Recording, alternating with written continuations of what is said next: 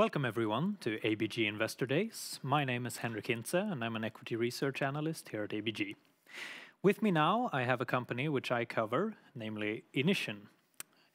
Here to present for us today is the CEO of the company, Fredrik Berghel.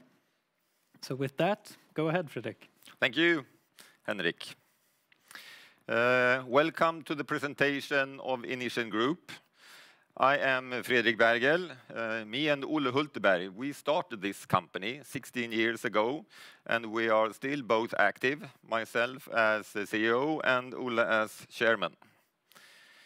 Inission Group today consists of two business areas. We have old Inission, which is contract manufacturing of industrial electronics, and then we have Enedo, which is a OEM company. They have their own IPR, and they are in power supply. I will revert to Enedo shortly. First, a little bit about Inission. We are a contract manufacturer of industrial electronics, and we are in the segment of high mix, low volume industrial electronics. We are very much a Nordic company. We have 9 factories here up in the north, and they group together as 6 business units or companies, producing companies, and then we have an engineering company called Innovate with an engineering consultant. We think, and our customer very much appreciate our proximity, so that's why we are spread out like this. We see upon ourselves as total supplier. We take care of everything from starting of the product to the end of the life cycle. Inission is very much an acquisition story. As I said, we started this 16 years ago. Our first full year was in Munkfors alone, 2008, with a turnover of 74 million. So now on 2.2 billion, on these 15 years, we have been growing 30 times. And we have acquired about a company per year. That has been our speed. Not extremely fast, but then anyhow, with a steady pace like that. Worth mentioning here, it's not on this timeline, but that is our part ownership of Inga. So 2013 and 2014, we took part of the turnaround of Inga, and our idea was actually to merge these companies, but we never managed to get the relative valuation, Inission, Inga, with the other main owners there. So we gave it up and divested it to our shareholders. As a curiosa, selling those shares because I got them privately. That was my worst stock sale ever, I can tell you that, because after that, Inga has, as you perhaps are aware of, done tremendously well. There are a lot of similarities with Inga and Enedo, that's why I'm mentioning this. So, we are not focusing on any special segment. Our focus is high mix, low volume industrial electronics. And as I said, we are a total supplier, meaning that we have development services. We are, of course, producing, and then we also take care of life cycle guarantee at the end of the product's life cycle. We early realized that doing as much as possible for the customer.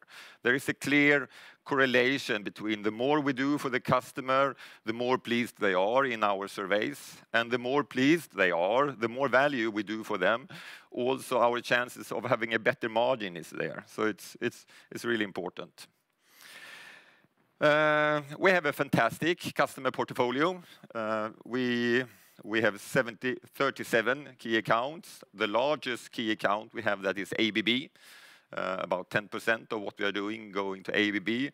But that is not one ABB company. We are selling from 4 of our factories to 7 different ABB companies. So we think there is a very good risk spread here.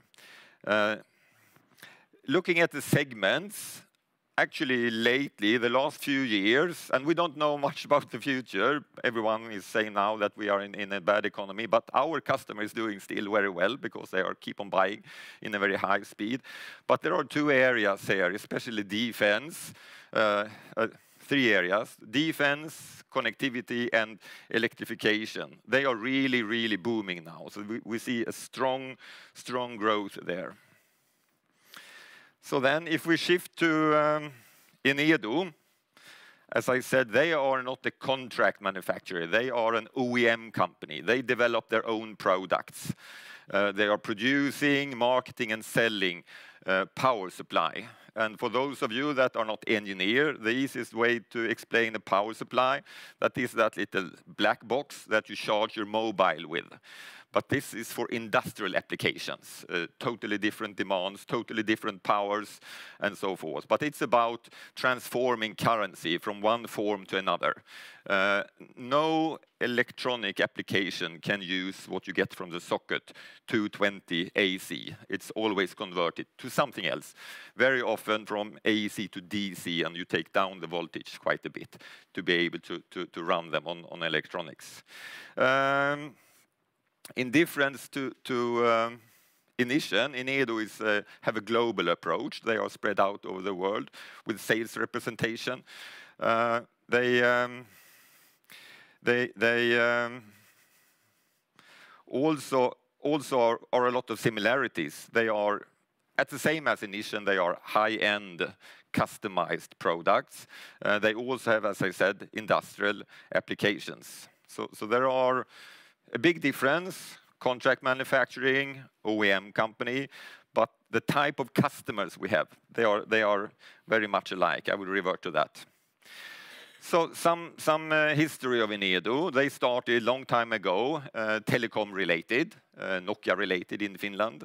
They realized that being here in this part of the world with telecom electronics was perhaps not really doable. So they divested the telecom portion of their business, and they invested then in an Italian company, Italian-Tunisian company, which was Roal. And then a few years later, they acquired a company called PowerNet, a Finnish company also in the same type of line. We took part of a rescue operation spring 21. So Inission acquired, they were a listed company at that time. So we acquired half. There was a directed share issue, so it was fresh money from new shareholders, but also old shareholders put money into this rescue operation. And then from the board, we have worked with a turnaround of this company. And our judgment is that 1 year ago, Q3 last year, then the turnaround was over, and now we are going into a new phase with Enedo, more developing phase. As I talked about Inission customer, also Enedo has a fantastic customer portfolio. They have bigger and fewer accounts, but they have very nice few American customers or US-based customers that is extremely interesting. There are also the fact that all Inission customers need power supply. And a lot of Enedo customers actually using using EMS services. So there is the bridge over there. And also Enedo themselves are buying EMS services. This year they will buy EMS services for about 13 million euro. So a little bit about the industry for you that is not super duper aware of that, but there is a strong underlying growing trend here. So the industry is growing. There are various opinions about that, but 7-ish. And there are, if you think about it, there are electronics in almost everything these days. We have these mega trends of electrification, automation, robotization. We have 5G coming. We have sensor technology, Internet of Things, machines talking to machines. So there are more and more electronic applications. And we really think and believe that Enedo is well positioned to capture from that growth. And also what have happened the last few years, actually, that the consolidation in the industry, together with these mega trends, forgot to mention also nearshoring. Actually, we see clearly production coming home from Far East now.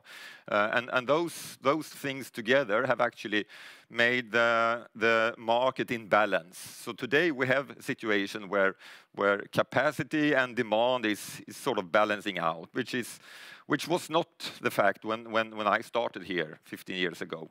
Then there was always someone needed to fill up their machines, and they were slashing the price to get at least the TB money there. So today it's a different story. We see a lot more of actually joining in with our customers as partners. Something about acquisition. I said Inission is really an acquisition story, and we will continue with that. We really think we are done in Sweden. We think, however, we could have something more in Norway, south part of Norway. We think also we could have something else in Finland to cover Finland a little bit better. Denmark is a white spot for us. But then we also now actually systematically scouting in northern Germany. So that's most likely where we're going to find our next acquisition. And we also see Enedo taking part of this acquisition journey. Quite maybe 1 or 2 years from now when they have stabilized a little bit further. So something about our last quarterly report, our Q3. This is our year-to-date numbers. So our turnover year-to-date Q3 was 1.6 billion, which is 23% more than last year. All of that organically, which resulted in an EBITDA of 131 million, 68 million better than last year. Corresponds to a margin of 8%. And here is really, the strong improvement here is really the beauty of organic growth. When the same factories, the same system, you shoot through more orders and more business.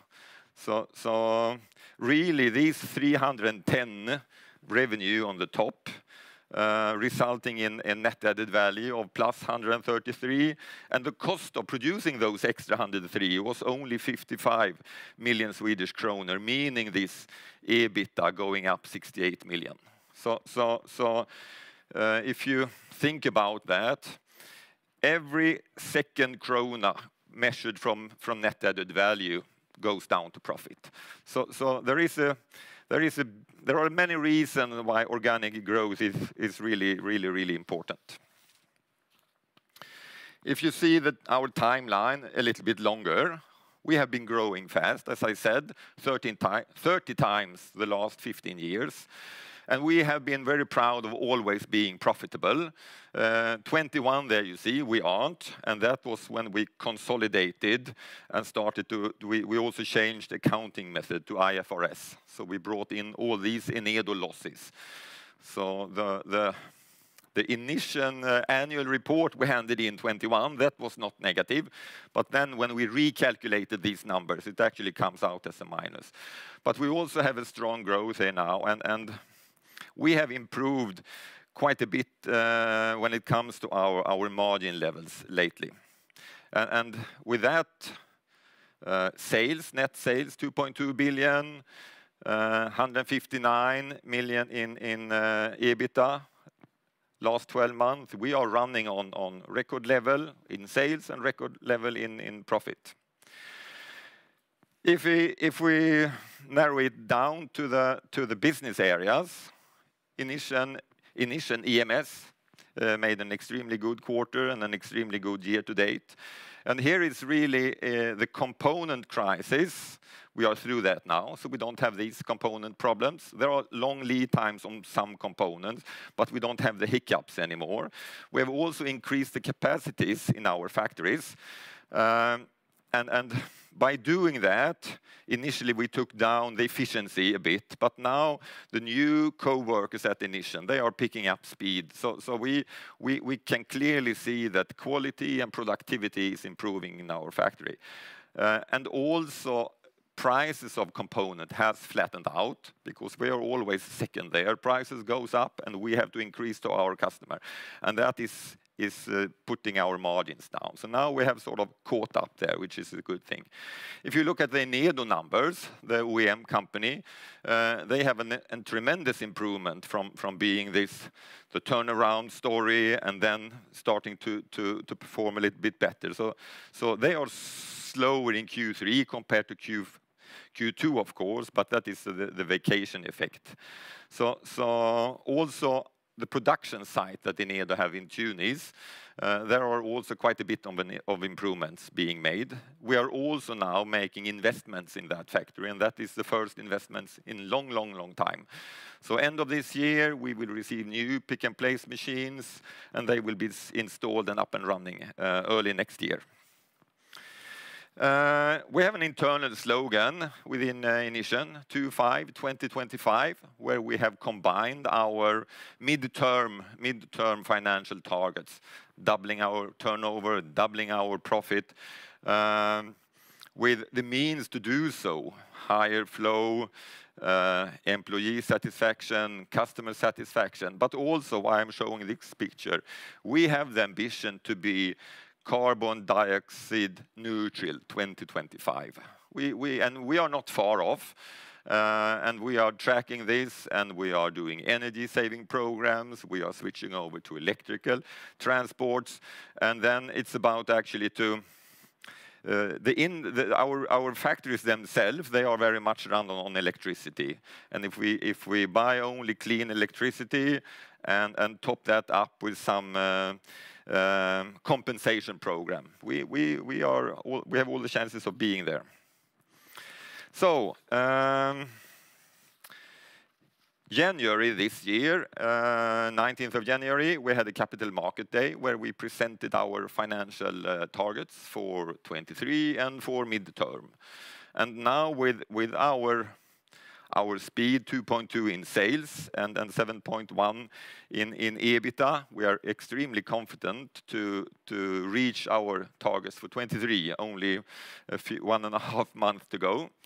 We have also been able to shrink the balance sheet in our Q3, coming down 70+ million, meaning that the equity ratio has come up.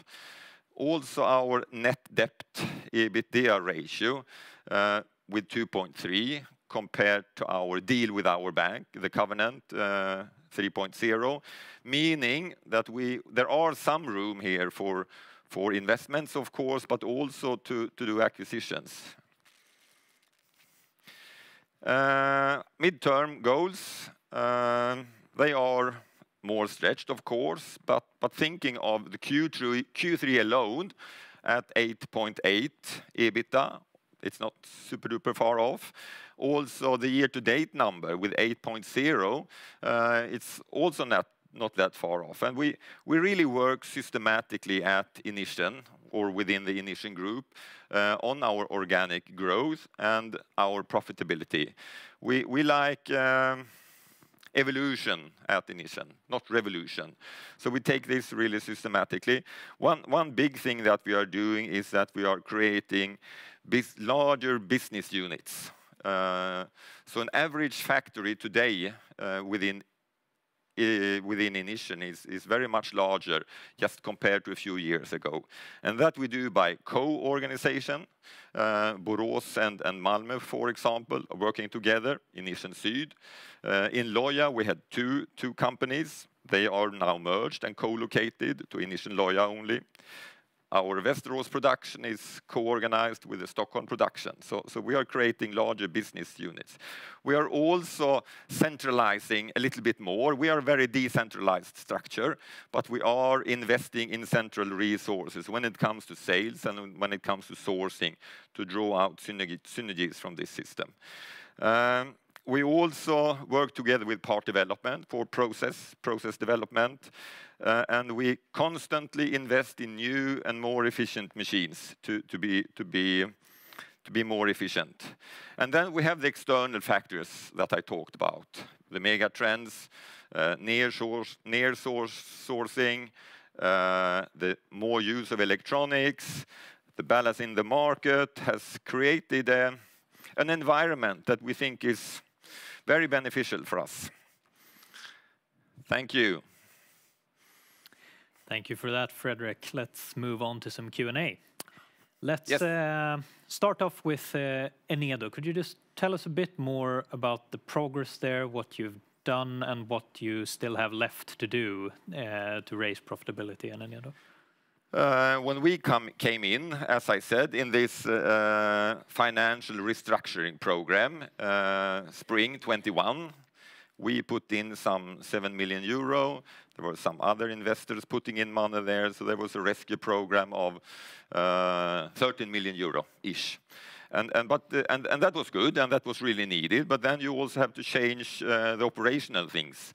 And the big chunks, what is done there, that is actually right-sizing of Italy operation. They were a bit over 100 people, 115, 120 people, and they could actually afford only to be 50 plus. So that we have done. We have right-sized the Italian operation.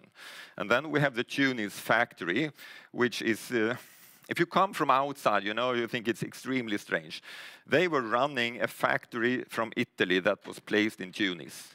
And when I am in a factory here, you know, in an Inission factory, I don't even like if people are on different floor levels. And they were sitting on two sides of the Mediterranean to run this factory. So we are now we are developing a project, Tunis standalone. So Tunis should be able to be an EMS factory, and that is our target at the end here, actually to transfer Tunis into the Inission program.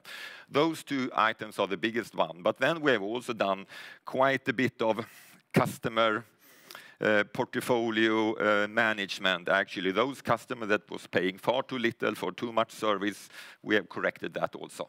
That are the main things. But now, and that was really the turnaround program, but now we are more in an initiation process, development. We have to manage our product portfolio in a new way. We have to get out there doing proper sales that haven't been done because the company has been in survival mode for quite some time. So now with the new manager, Kalle Huttinen from ABB, that is really the future for Enedo now, as we see it. Yes? Thank you. And since you acquired Enedo, you've taken it easy on the M&A front. Could you talk a bit about how you have been thinking about M&A since then, how you're thinking now, what you're seeing in the market regarding price levels and such? Yeah, we from Inission Group point of view, we regard acquiring Enedo, even though we did it in steps like this. We see upon that as an M&A. So thinking of that, we have been acquiring companies also. Yeah, we have been taking part in processes, but 1, 2, 2.5 years, prices have been very high. So we have actually been there bidding, but didn't win any bids because we're too cautious. Now we see actually there are more movements, and we also have the feeling we haven't done any deals yet, but we have the feeling that price expectations also from the seller have come down. So we think there will be, and the market both for power supply industry and the contract manufacturing industry is extremely fragmented there. So there are a lot of companies to be able to approach. Yes. All right. So, interesting. Yeah, we certainly think that we should continue our M&A or our acquisition story. What we have decided, though, and what we try to do is to invest heavier on the organic side. So our idea is to grow 15%. That is our target. Meaning every 5 years we will double. Lately we have been growing double that speed. So we have been doubling 2 times in 5 years. So we take down the growth speed here, and we weight it over towards organic and a little bit less acquisition. That is our But then you also, as a good golfer, you have to play the ball where it lies also. When there is an opportunity, you have to either hit it or not. Yeah. Yeah, very good. And finally, Could you talk a bit about this nearshoring trend that you mentioned? Since we've seen a bunch of supply chain issues globally in the past few years, some companies have nearshored operations. What makes you think or not think that this is a long-term trend that won't reverse now that supply chains have normalized? We saw this before COVID crisis. We saw it before, obviously, then also the Russian war in Ukraine. But those two things have reinforced that trend, regionalization, you know.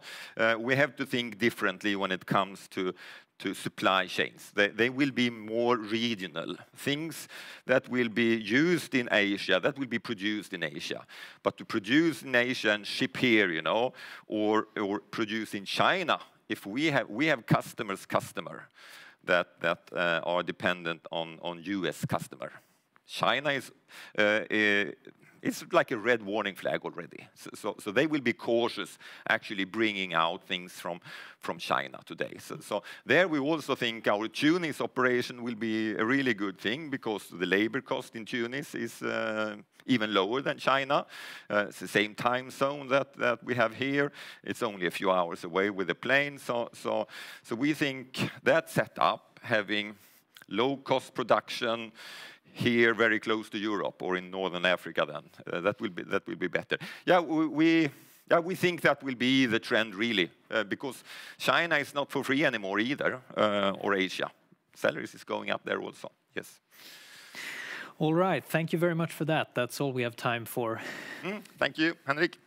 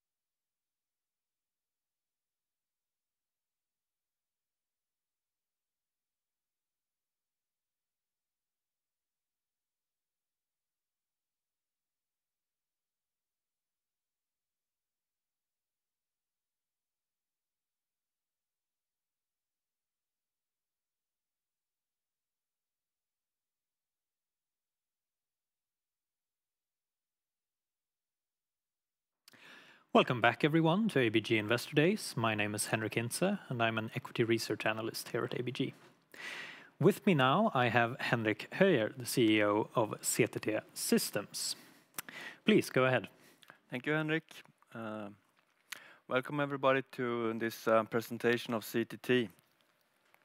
See if I can handle two computers here. No? Yes? So I'm Henrik Höjer, CEO of CTT. I was going to have Marcus Berg with me, our CFO, but there's budget times and we prioritized that he stayed home in Nyköping and worked with the budget. So I think I can handle it myself and try to briefly go through where we are on the market and the market drivers and also the opportunities that we have in front of us. I'm not going to go through our quarterly report. I think you've seen it. But I would like to calibrate where we are a little bit. So just looking at some rolling 12 months numbers, our sales was up to 295 million compared to 215 previous year. That's up 37%. Earnings per share was 6.85 Swedish crowns, up from 4.22. That's 62%. And our operating cash flow was 104 million, up from 64 million.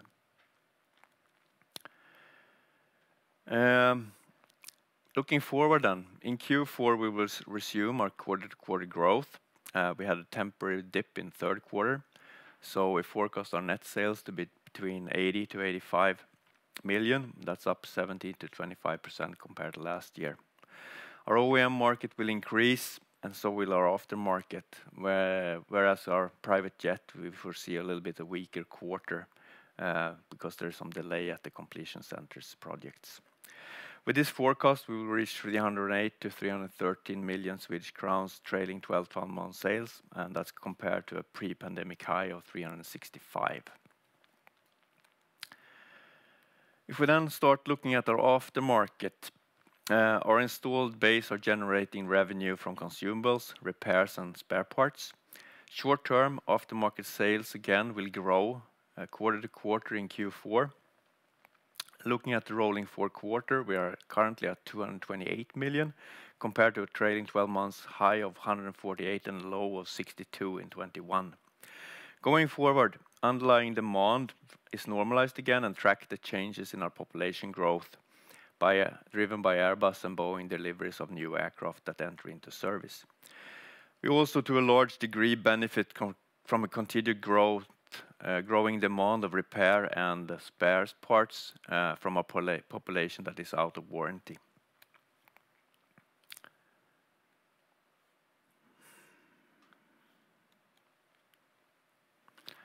Today I will not go into depth in the private jet market. I think I'll come back to that at a later stage. But in short, it's an untapped market and it has its own cyclical behaviors with low correlation to normal economical cycles. In this market, Airbus corporate jet is really leading for us, promoting our humidification system and also installing it as part of their green aircraft. The growth in private jet comes from us convincing the OEMs to actually put this on their aircraft, and that is needed to unlock the market. If looking at the numbers, trailing 12 months, sales range usually between 10 and 30 million. We are currently at 22, so somewhere in the middle. We forecast that the demand and the sales on the private jet market will be a little bit lower the next couple of quarters compared to we previously expected. And that is because there are some delays in the projects that we have seen coming in. Medium to long term, we're quite optimistic on this market. The industry is positive. Our part of the industry is driven by this ACJ and this endorsement of humidification. And as stated before in the beginning, it's important for us to get this OEM availability to get a high market penetration, and we're working really hard on that right now. As soon as we have something more to communicate, we will come back on this one. And then I realized that I showed the right slide. Good. But now we went too far. So can we go back?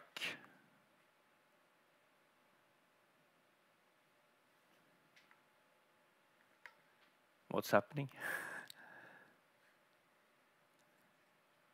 I have to be really careful here. Good. Anti-condensation. So this business remains very low and it continues to underperform. But our strategy is unchanged. We are aiming for OEM availability. We can only accomplish that with bringing major customers to Airbus and Boeing. Right now we have a trial ongoing with one of the low-cost carriers, one major one. We also work with the two big customers that we have, Jet2 and Transavia. They're both transitioning from 737 to A320 family fleet. And in this transition, both of them want to have our anti-condensation system on, but it's not available for line fit as it was on their Boeing 737 NG. So instead, we're trying to do this together with them at the first C check, which is usually roughly 2 years out from delivery. And then together, trying to convince Airbus that they should have this available when they deliver the new aircraft to our customers. We will remain confident that that Airbus and Boeing will allow this later on, but it's really hard to predict when we can do that, and it's also super important that we come with a big customer to convince them to do that. But as you know, Airbus and Boeing are super busy trying to reach their targets. I think Airbus is now roughly on 45 320s per month. They want to go up to 75, and they're not really seeing that adding one more system would help them with that target. But as they reach their targets, I think this is a system that will come back into play.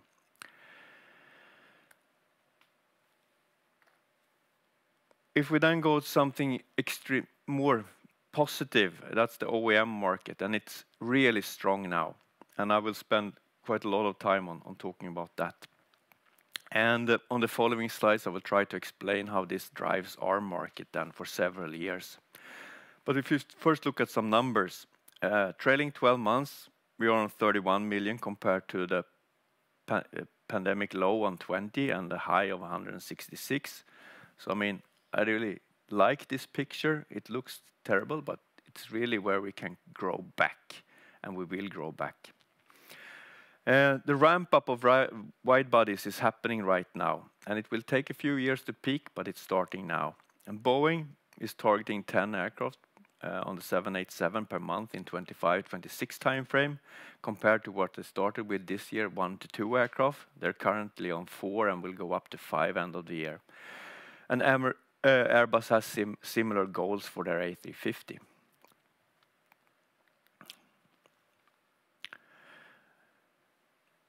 We have a super strong business environment, and it's stronger than we have had in several years, and there's several growth drivers in this market that we'll talk through. We're of course watching how this geopolitical instability is affecting us. And for instance, we see now that travel demand has gone down after the Gaza conflict started. You can see Middle East is of course the most affected. Bookings has fallen 26% compared to 3 weeks before and 3 weeks after. In that region, tickets to Saudi Arabia, Jordan, Lebanon, Egypt have dropped. Bookings outbound of US is also dropping 10%, from being above the 19 level to below actually a few percentages. And this is a trend that we can see it historically. As soon as something happens in the world, US travel goes down and they stay back in the US. And of course, other things can hit the bookings on the flight industry, like high interest rates and stuff like that. But when it comes to CTT, our position is quite strong, and the aircraft that we are on will remain in service even if the demand goes down, because we are on the most modern platforms, and they will keep flying even if the demand is a little bit lower. Airlines will put other older aircraft on the ground if needed. Right now they fly everything they have actually. We also see that the private jet market is not affected by things like that, like this. It goes on and it has its own cyclical behavior. So totally unaffected of this. And I think this shows that we are quite robust in an unsecure world around us. And if I then go back to the main driver of our business in the close future, it's the wide-body aircraft market. Today we have an 85% to 90% penetration on flight deck on Boeing 787, and the selection rates on A350 are actually more or less the same now on the new airlines that take A350s. In total, we have flight deck humidifiers installed on more than 1,000 aircraft at more than 50 airlines. We actually have a few more crew rest humidifiers installed, and the essential part of our growth strategy now is to convince them to not only have this comfort for their crew, but also move it into the cabin for the premium passengers.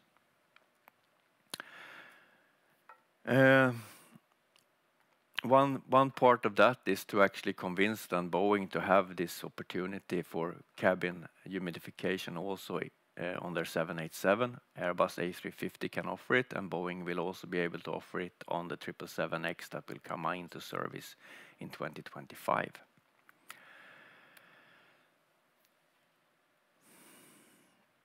Last week we were at the Dubai Air Show, and we witnessed the best wide-body order intake ever at that show. Emirates placed an order for 110 wide-body aircraft, adding 90 new 777X to their already ordered. So I think they have a backlog on 205 777X. Emirates is an A380 and 777X customer with humidifiers selected for first class on 777X. And that's part of their first order on 115. We are, of course, not yet sure how the next 90 will look, but usually they take the same selection over the whole fleet, so we're quite optimistic on that one. Emirates is expected also to take their first A350s in 24, and then they will start flying 787s in 2025. Ethiopian, that is also ordering more aircraft, are already operating A350s and Boeing 787s with flight deck and crew rest humidifiers, and ordered an additional 11 A350s and 11 Boeings. So we're quite happy with what happened that week. And that was actually on top of what has happened earlier this year, where it's extremely strong. And I think now with Dubai, so what happened in Q4 and the rest of the year, Airbus and Boeing has received more than 500 orders for wide-body aircraft so far. And they're actually talking about getting more even this year and also continuing next year. And we have an extremely strong position on all these new modern platforms. And what is the market dynamics then? I mean, first it is to understand the success we had on 787, where we have an average of 2.5 humidifiers per Dreamliner aircraft. And the global fleet has just passed 1,000 aircraft, and we have 85 to 90% penetration on flight deck. The data, reliability data and performance is excellent of the system, and we're super pleased to hear from pilots that they really don't want to fly an aircraft without our system. And as you know, pilots are a shortage, crew is a shortage, and we're quite sure that the airlines want to protect their people, making them happy and stay with their airlines. They're investing quite a lot of money right now in especially salaries for pilots and crew in the US, driving the market. The same actually true for Europe and Lufthansa as an example. We're now trying to get this behavior in, and that the airlines are mirroring this behavior on the A350, and we see that happens. And on this picture, there's some examples on the Chinese airlines, but also on Etihad, Ethiopian, Turkish, and Air France that are using our systems.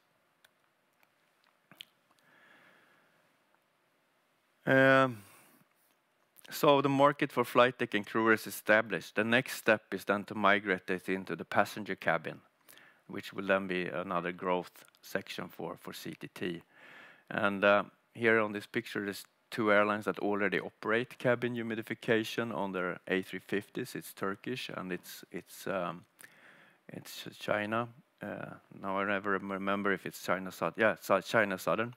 So they do this, China since 2019 and Turkish since 2022. And then we were super happy beginning of October when Airbus told us that there's one more undisclosed airlines that has selected cabin humidification for the premium cabin on their A350-1000. These aircraft will come out in service in 2025. So we will hopefully we will get the orders from Airbus in 2024 and deliver our systems. And they have this in the 3 cabin zones. So if you then have a full selection on an A350, you can have 2 crew rests, 1 flight deck, and actually 3 humidifiers for the cabin. So fully equipped would be 6 humidifiers for us. And this is a trend that we have now started, and we've worked very hard on this for a long time, but now we see that cabin humidification is coming into play. And for us now, the job is to convince more airlines to join this trend and not miss out on it, and try to compete and see how it really enhances the value of their brand. Then we're also finally getting closer to in-service date of the 777X. It's now in 2025. You see the airlines on the picture here, that several of them are ordered, and as I said, Emirates, more than 200 aircraft. And in the case of Emirates, as I said, they have selected this on their 777X for their first class cabin, but they're still flying roughly 100 old 777s that they will retrofit to get the same cabin. And of course, this is an opportunity where we try to get them to retrofit our system so that they have the same offering to their passengers. Rather, if doesn't matter if they fly the new 777 or the old one, it should be the same. And this is a market that we're really trying to get into as well.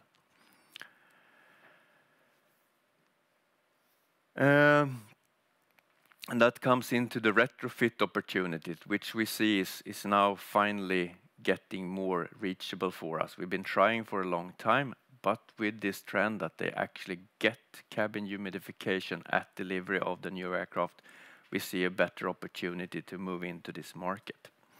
See how we're doing on time here, pretty good. And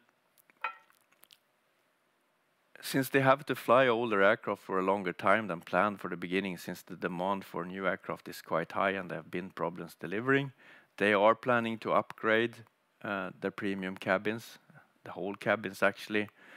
And as a consequence of this, we will try to get them to retrofit our system at the same time to have this fleet commonality, to say have the same customer offering to their customers. So the conditions are quite strong, and I expect that we will start seeing aircraft awards on this finally, after really trying to get there for a very, very long time. And as I said, I mean, these aircraft will come into service in 25, and if you want to have common fleet, you have to start these projects during next year and then continue to do them over time so that you reach this commonality.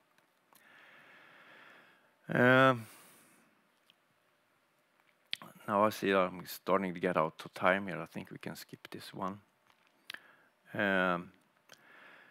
This one is really important, and I talked a little bit about it before. Boeing 787 cannot offer cabin humidification at delivery right now. We are of course in discussions with Boeing to try to get them to match the 777X and of course the A350, which has an advantage here. Boeing is interested, so again, I think we will get there. The question is how long it will take. And we really need to get one of the big operators to join on us on this journey. So then I'd use the last minute to summarize. Our OEM business will continue to grow for years. We will follow the ramp up at Airbus and Boeing. airlines are planning to use their older aircraft for a longer time. They have the plans to upgrade them, and I'm sure that we can join them and retrofit our humidification system, both on flight deck, crew rest, and in the cabin. Private jet market is untapped. We're really working on getting OEM availability at all the airlines, not only Airbus corporate jet, and there are several of them, and we're in those discussions.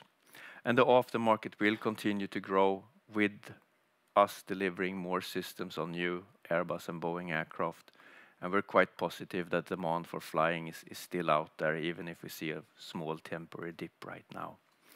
So we're on a solid track to build momentum to continue to deliver growth in 2024 and beyond that. And with that, I hand it over for questions. Thank you very much for that. So looking at Q4, you're forecasting a bit of a step up in sales compared to Q3, and you've said that's driven by aftermarket and OEM mainly. Would you say that the OEM growth is mainly driven by a step up in production, or is there some sort of backlog catch-up effect here? And when do you think new Airbus and Boeing production will contribute to OEM deliveries? I mean, we saw a temporary dip in Q3. The ones that follow us saw that we talked about it already in Q2. We also saw that dip, which was because they had ordered more things for us and they had problems in production. That dip went away quicker than we thought, so it's already gone. And now we're really tracking the growth rates of Boeing and Airbus, and we see that they're pushing us harder than they were in the past, but they're also more confident when you listen to them on their Q3 report, and also so the ramp up is happening. On Boeing, they will be on 5 end of this year, and then I'm pretty sure that somewhere already in 25 they will be on 10, even if they talk about 25 to 26 timeframes.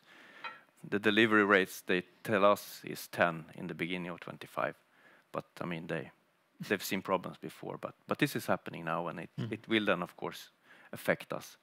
And if we can then reach then in 25 a delivery rate on 10 Boeing 787s per month, 9 Airbus per month, A350s, and then adding 777X, which is today they make 5 to 6 777s per month, which I know is their target for the new one as well, and then ramping up, then we have a 25 per month rate with a 85 to 90% hit rate on flight deck and crew rest. Mm. And on the aftermarket side of things, one reason you see growth here is because a reduced headwind from inventory adjustments and things like that. Do you think that effect is completely gone now, or is it just less noticeable? I mean, long term, the aftermarket is growing at the speed that we deliver new systems. We are on all the modern wide bodies, which means that these aircraft will fly plus 4,000 hours per year, meaning that they need consumables, they will need spares, and they will need repair on this. And all those 3 segments of our aftermarket is actually growing. And in this, I mean, we have now a dip and they've delivered low volumes. Our warranties are running out, so our repair business is really picking up as well. Mm. Now, you have a not insignificant portion of your installed base in Asian countries. Do you think that the lifting of COVID restrictions in China will start driving aftermarket sales, and when do you think you could start seeing this? No, I mean, that's, if you look at the numbers beginning of this year, I mean, you saw that the rest of the world except Asia was on, or actually some places above 2019 numbers, but Asia, including China, I think they were on 60% running up to Q1. We were actually in China 2 weeks ago, visiting all the 4 major airlines and some of the MROs. They're quite concerned still. They're way behind, and they say they're struggling because, I mean, long haul is what they make money on. They're flying like before internally in China, but long haul is restricted due to several things, political, most of them actually. But they still have a lot to pick up actually. All right, thank you very much for that, Henrik. I think that's all we have time for today. Thank you.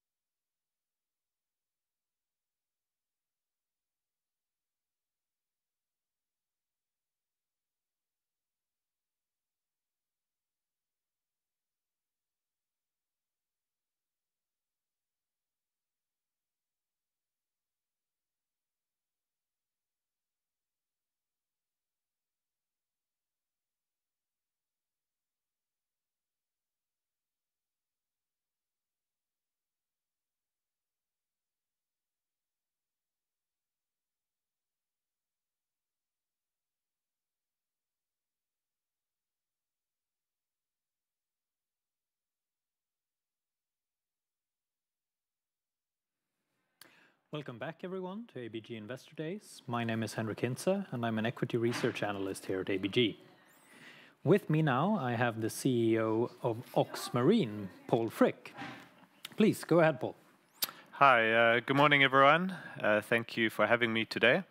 My name's Paul Frick. I'm the CEO of Ox Marine. I've been with the company for around 4 years. Prior to I've just recently taken over the CEO position. And prior to that, I was the CFO for the business. So let's start from the beginning. Who are we? So we are the world's first high-powered diesel outboard manufacturer. So, and I will break that down for you. So for those of you who know the marine industry, we do diesel outboards, very, very easy. For those of you who don't know the marine industry, I will take a step back and say that in general, in the marine market, boats are powered by either inboards, so Volvo Penta, Scania, brands like that, or outboards, Mercury, Honda, Suzuki, Yamaha. Those are the common brands in the market. So you have a bit of a paradox where the majority by far of inboard engines are diesel powered, and the majority by far, talking 95% plus of outboards, are gasoline. So there is a gap in the market to have a diesel outboard for several reasons. So the main reasons, and what we really focus on as a business, is that for starters, a diesel outboard has a significantly lower fuel consumption and also CO2 significantly lower CO2 emissions compared to a gasoline outboard. So like for like, we're talking about 34–35% reduction in CO2 levels.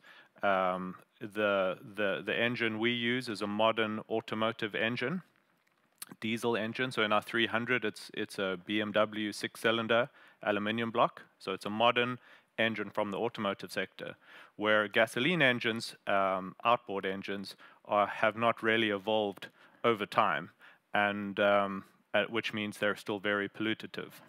From an efficiency point of view, we all know with diesel that it's a far more efficient engine for providing fuel efficiency and range to users, and this is important for the user group that we target. We also know that it's a growing trend these days. Energy efficiency is very topical, and even in the marine sector, which is generally a couple of years, if not decades, behind the automotive industry, it's starting to become more and more topical, where the boat users are not wanting to burn as much fuel as they have been doing. And then lastly, there's some regulation and some directives. So from a NATO point of view, there's something called the NATO Single Fuel Directive. And pretty much what that means is that for fleet users, where there is a possibility to switch from gasoline, which is more flammable, meaning more dangerous, and also less available, to switch to diesel engines where possible. So before, for many boat users and applications, there hasn't been a diesel outboard on the market, meaning that there's been no opportunity to switch, and now that has changed. So to talk you a little bit through our technology, so you get an understanding or an insight into our world, this is what a regular outboard looks like today. So it's a gasoline engine which is vertically mounted, meaning that the pistons are over here, moving up and down to the side, with the crankshaft over here, going down to what's called a bevel gear or dog clutch, meaning that power turns in a 90-degree angle towards the propeller shaft. So if you add, we all know that a diesel engine produces significantly more torque, and torque moves boats through the water. So if you add more power up here, you put way more pressure here, meaning that this becomes the Achilles heel of the design. And quite simply, that means that if you want to put a high horsepower engine on your outboard, it means that this could break and become a very unreliable part of of the engine design. So what did we do differently? Well, we took the concept of an inboard where it's horizontally mounted, meaning that the pistons sit up here like they do in a car, moving up and down with your crank shaft going out the back. Then we have a primary transmission over here, which moves the power in a straight line down to a gearbox, which is a hydraulic gearbox, significantly more robust than the bevel gears you saw in the previous picture, and with a belt transferring the power from the gearbox down to the propeller shaft. So this means everything's turning in the same direction, and it also means that power doesn't have to move down to the propeller. So it's a more efficient setup from an engineering point of view. In general, there's been very little innovation in the segment. So the first outboard was invented by Ollie Evinrude in the early years of the 20th century. And it is one of the most pollutive engines on the market in general, if we generalize. And it's not regulated, as there is an exception for it when it comes to emissions. So this is when we talk about things like EPA emission standards and IMO in a European context. So there is an exception for it. We follow the diesel inboard kind of emission standards, meaning that we are far ahead in terms of thinking about the environment and thinking about the impact that our engines have on the market. You can also see from the design that we build our engines in a modular format. So this, for example, is what's called the transom unit, is a common component across our product range. This lower leg is built so that no matter what happens in the future, no matter what technology changes with introduction of hydrogen combustion engines, for example, and other alternative fuels, we can keep the same layout of the engine and change the power head and really keep this, which is our patent over here and our IP, the lower leg, as we call it. And we can use whatever changes in the automotive industry and adapt so that we always stay up to date with technology changes. It also means from a scalability point of view that as we have different product ranges, it's built in a modular way. So not every new product will be designed from scratch. And this is not really the case with traditional design, where everything has to change as you change your horsepower.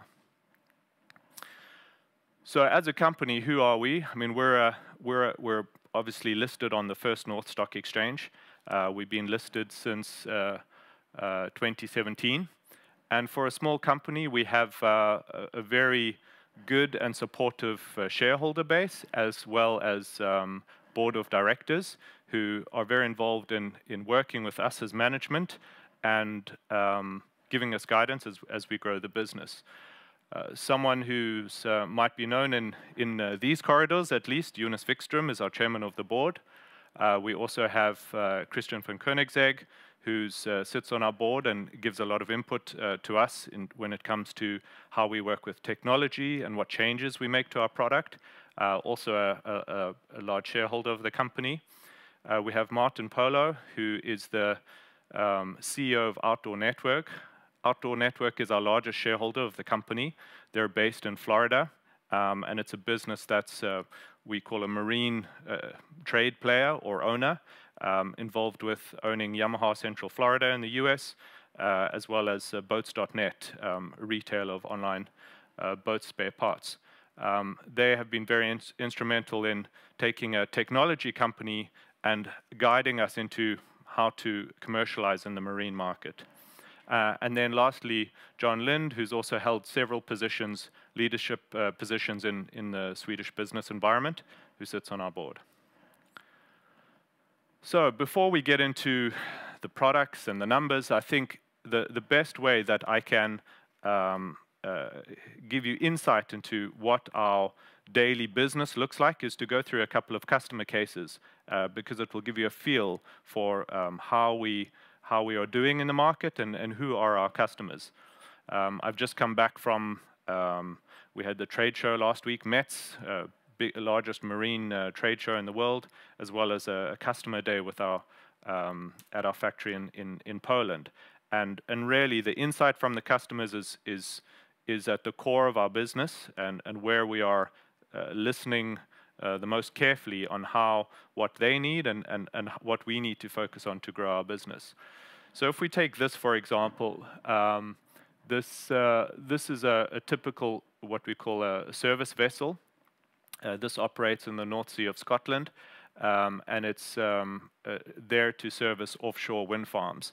So this customer has 6 boats, a fleet of which would be 12 engines, and they're using it in their daily operations to go out to sea and do the offshore wind farm servicing. Another key segment for us, which would be a typical similar type of vessel, would be the oil and gas industry, where you're not allowed to have gasoline in many parts of the world around oil rigs offshore, and that's really because of a safety factor. Gasoline has a much lower flash point, which simply means it's much more flammable than diesel. So diesel is a much safer fuel to have on board. Here's another example of a landing craft. This is operating in the United Kingdom. So here, this user needs torque, power to carry heavy loads across the channel or from island to island on this boat. You can see it has a ramp over here. It can load a vehicle, and really plus they need the space on board to carry more cargo. So for them, it's the fuel efficiency, it's the torque and the power to move the vessel. So this kind of boat, when we talk about fuel efficiency, from a gasoline to a diesel, they could be saving anywhere between 30 to 50% of their fuel that they usually use to operate the vessel. It's a significant difference for them. So other than the operating aspect of their boat, it really comes about saving money for their business and running a better business. So that's the main way these sort of customers think when they make their purchase decision. Here we have a charter boat in the British Virgin Islands. Here the user was interested in obviously having a more environmentally friendly product with lower CO2 emissions, but also very importantly, access to fuel in remote locations, availability to get diesel, as well as fuel efficiency and power to move a catamaran around the water with 2 diesel outboards. These engines have over 2,000 hours on them and have been in operation for around 2 years or so. A dive boat over here, also in the US, typical application, carrying heavy dive equipment, safety on board, carrying many passengers to dive sites and back, and obviously wanting the range to travel further to reach dive sites, and as well as fuel savings when running their business. So all around, a lot of factors that are appealing to this customer. Here in Sweden, in Gothenburg, here's a workboat. One of the appealing factors here is that they actually use the heat exchanger from the engine to take in heat into the cabin and heat the cabin in the cold Nordic climate. Very popular with aluminium workboats, as they're called. A towboat in Asia, same thing, torque and fuel efficiency to go out and operate in those environments and tow boats back to shore when they're needed. Probably our largest growing sector, the governmental sector.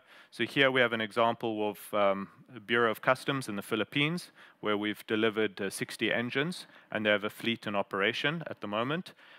Recently, we also, via our customer in Philippines, received an order to supply 80 engines to the Philippines Coast Guard. So in these sort of environments, what's encouraging to see is that we have a market with over 140 engines in operation, will soon to be in operation on the second order, and where we have a customer working with a fleet mentality. So we work very closely with them, training them. They come to Sweden, get trained here. We have a very good uptake in knowledge of the product, and that helps them make sure that the fleet is in operation and runs smoothly with the central location of spare parts and service that fleet. Hurtigruten has been one of our first customers. They have a fleet of 45 rib tenders that are in operation and across all their tours. For them, it really was the environmental aspect that they were interested in, as well as the range to go on these excursions. Charter boats in Hawaii, similar aspect, safety, range, and operation. And then lastly, a growing segment in the recreational sector, which we'll get to soon. So for yacht tenders, as they're called, which are boats that accompany larger yachts, what's very appealing is to have a common fuel source, because the yacht operates on diesel. So for this recreational segment, which normally would favor gasoline outboards from a price point of view, it's appealing for them to run diesel because of the commonality of fuel with the mothership. And then the last example I'll go through here, this is in the Nordics. We've signed an OEM agreement with Nimbus, and here in this test application, we ran this boat on HVO 100 because it brings the recreational user a possibility to lower their CO2 consumption or CO2 emissions by up to 92% when running on HVO versus having a gasoline outboard. So it means that even though there is a emergence of other types of electric outboards and things like that, range still becomes an extremely limiting factor, especially out on the sea where you have a big boat that's getting pushed through the water, consuming a lot of energy. We refer to ourselves as transition technology, as we have a solution on the market today which is significantly better than the alternative products. So users can choose already today to have a better option for the environment. So if I group up these USPs and to summarize, you can see that for the commercial sector and the governmental sector, our product brings a lot of unique selling points to this segment, and which makes these two segments our core segments that we focus on right now as a business. Recreational, there are some aspects that become appealing. For those users who don't use their boat often, price becomes an issue of the engines, and diesel engines are always more expensive than gasoline. But our product is similarly priced to if a boat user would choose an inboard engine of the same price. So for them, they can compare it against a gasoline, which could be one option. But if they compare it against an inboard, it's very similarly priced. So we're trying to give them the best of both worlds, diesel and outboard, to give them more space on their boat and give them the range. I'm going to move into the innovation part. So other than being a diesel outboard company, we have more innovation elements of our business that we're bringing, and that's a hybrid that we're working on at the moment, and that will be a diesel-electric hybrid, as well as a jet option instead of a propeller shaft. And I'll go through that technology soon. Before I do that, to mention sort of where the recent successes that we've had, for those of you who follow the business, in Q3 we had 2 large orders, an order to the Philippines Coast Guard. These are the first 3 boats that have been commissioned, and then secondly to United States governmental agency, where we had an order of $5.8 million. These are really important orders in the governmental sector because it gives confidence to the market that there are users who are already taking the decision to try diesel outboards and have confidence to put it in use in their fleet. And this, obviously, in a small global marine industry, news travels, and it's really good for us to have these reference cases. How much more time do we have? Not much. Okay, let me speed up. From a product range, our first generation is the 150 to 200. Now we have the 300, And the products that we're coming out with in testing is this jet variant, which is used for shallow waters, and the hybrid, which is in concept phase and soon to go into on-water testing. I'll skip through these slides and just focus on the hybrid very quickly.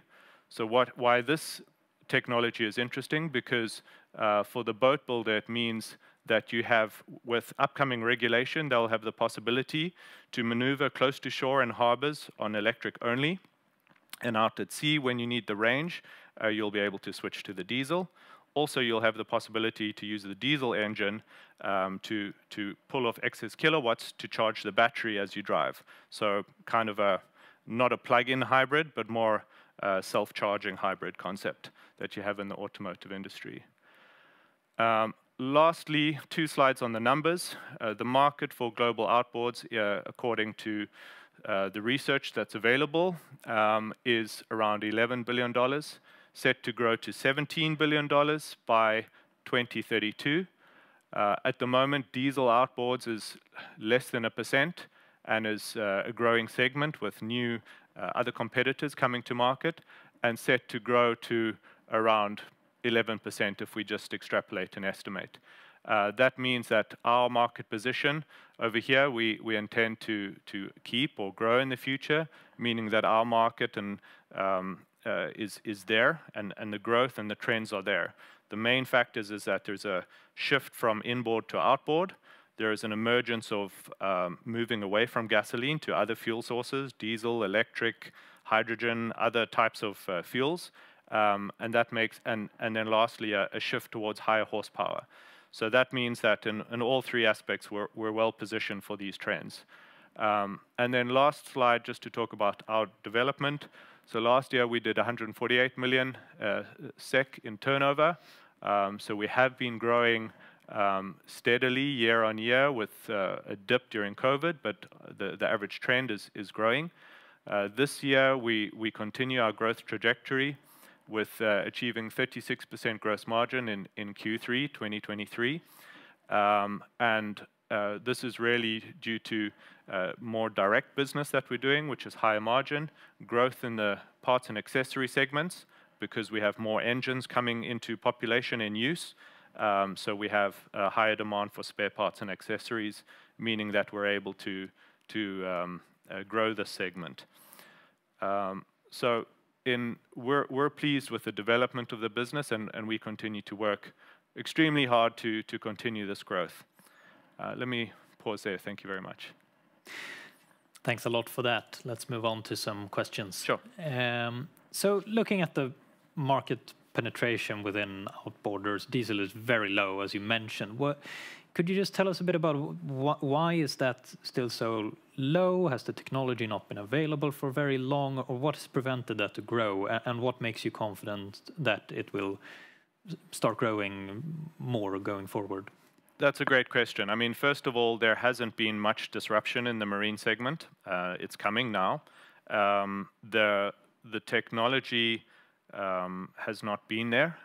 It has always been a challenge to have higher horsepower in a compact format that you use on water. If you go back just 4 or 5 years, the highest horsepower outboard on the market would have been a 250 globally, and now the Mercury has a 600 horsepower outboard that's available. If you go to places like Florida, where there is extremely high interest in outboards in the boating market, you will see what I mean, where it's quite common to see 5 or 6 600 horsepower outboards on the back of a recreational vessel. So the leisure boating industry has really picked up, meaning that the demand for outboards has picked up, and horsepower, higher horsepower demand has picked up. And on the commercial segment, there is a decline in inboards. A lot of the inboards are essentially engines that come from truck or automotive industry, and these industries are pulling back a lot on diesel. So it's not easy also to have an inboard on your boat. It's difficult to service. You have to climb inside your hull of your boat and get there. So if there is an option that can be hanging on the back of your boat that you can reach, it is a more attractive option.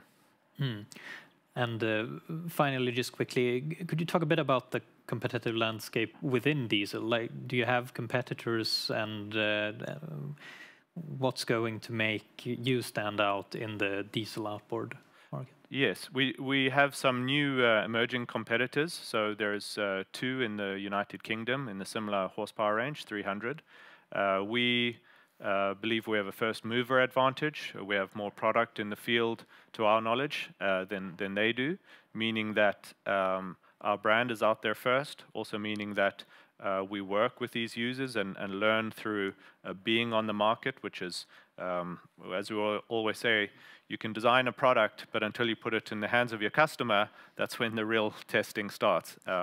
So we're a little bit further on that journey, and that's our focus, where we're for now not focusing on large R&D projects, but really focusing on industrializing what we already have, and refining it further and further for the users, and making sure that their experience is what they require for the product. All right, thank you very much for that. That's all we have time for. Thank you all for listening. Thank you.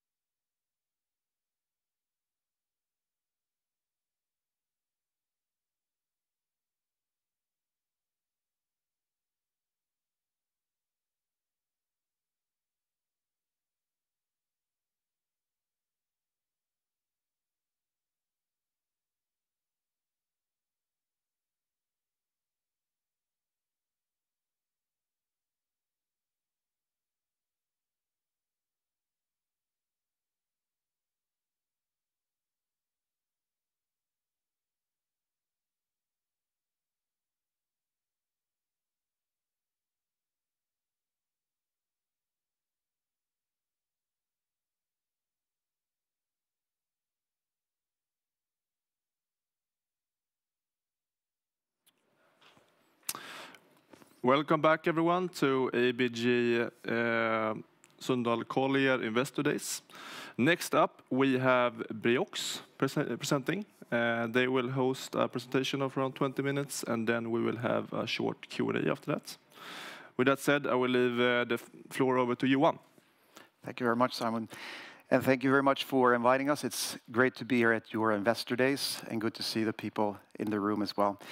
I'm here today, as said, together with our chairman, Eric, and together we will present what's happening in Briox.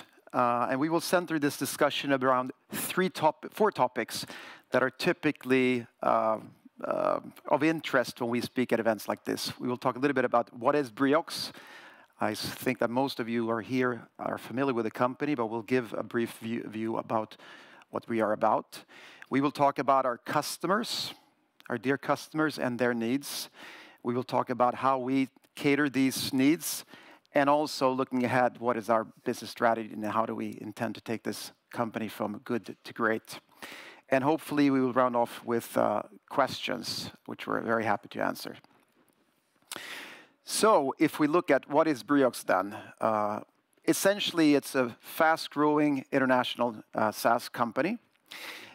We have a product offering which is a AI-powered accounting platform, and coupled with a mobile app for the solo and micro entrepreneurs, which we'll talk much more about in a second. This enables a real-time collaboration between these two parties, which we run with a subscription-based pricing model. We have our headquarters in Växjö in Sweden, and we have operations spanning across and where we have sales in Finland and the Baltics. We have a bit shy of 30 employees, and we have a hybrid sales model, both working through partners and digital sales. And when it comes to what we think we are actually quite good about, is that we are very centered about catering the needs in the micro business segment, which we'll talk much more about in a second. We have a long experience of working with partners in the accounting industry, and we have a very international focus and growth. And when we look at the numbers, when I say fast growing, we have now growing at a pace of more than 55% when it comes to revenue growth.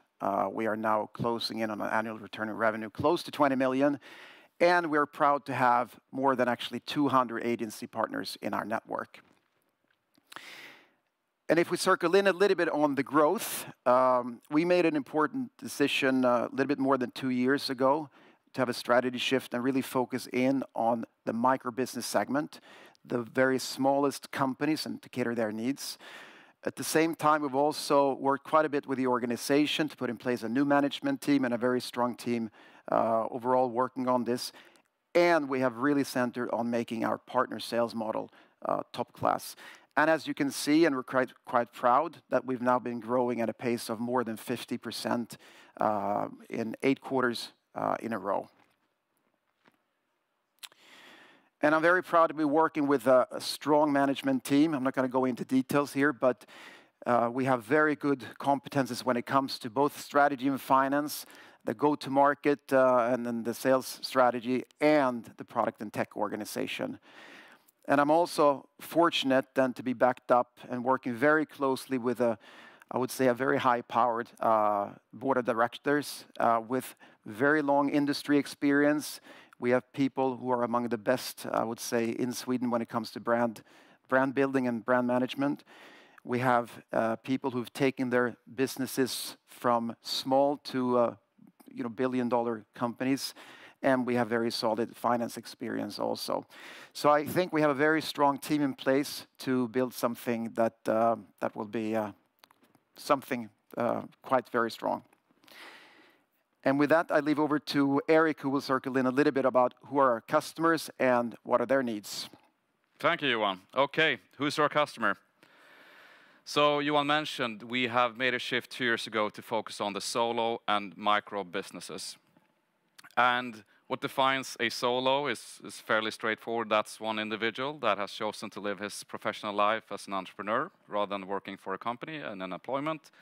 And the micro business is just slightly bigger. That's a small team of, let's say, 3 individuals that have chosen to work together on the business. And their needs are very simple, but for many companies tricky to solve, and that is that they want to focus on their business. They're super passionate about what they do, whether that's consultants, experts on different topics and so on. They focus on what they do as a business. What they are less passionate about is managing things that they are not experts in. And that these are things that are necessary in order to run a business. You need to have your administrative processes in place, you need to file your tax returns, and all of these things that are legally necessary to run a business. These are things that these people are not experts on and don't want to spend their time on. So we can focus on Jarmo here, since we're in Finland. We can focus on Jarmo. Jarmo is running a professional services business. He provides expertise for advertising and PR to his clients in Finland. And as I said, he's very passionate about that. But in order to get his everyday life in running the company working, he has chosen to work with an accounting firm, so an accounting agency that he turns to get their advice and feel secure that he, all of the filings come in as they should, and he does what he should do from a legal standpoint.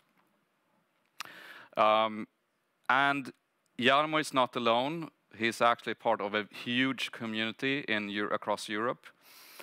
If you think about solo and micro businesses, it's the vast majority of all businesses in Europe. And the proportions here, if you look at the pyramid, it actually looks very similar if you look across all the different countries in Europe. About 80 to 90%, depending on the region, is businesses of this sort. So it's almost like a consumer market in terms of the numbers. While this is the case, and it's a little bit strange, but this community, this vast community of micro and solo entrepreneurs are actually underserved in terms of their needs. Because the needs in running their company, they're not dissimilar to a bigger company, an enterprise. They have to do the same things. They have to drive sales. They have to get customers. They need to manage their cost base, of course. If they do have employees in the business, they of course need to keep them happy and make sure that they have cash in the bank. So the needs are essentially the same for this group of companies, but they don't really have, a sufficiently good system support to work with. There is no giant or player that has taken this market across Europe, but the kind of solutions that you see are typically built for accountants.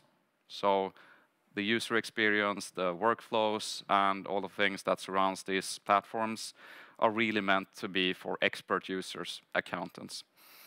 And that means for these kind of customers, the solutions are often too big. The features they have are very feature-rich, but the features are not typically used as they should. And the user experience is not fit for purpose for these type of non-expert users.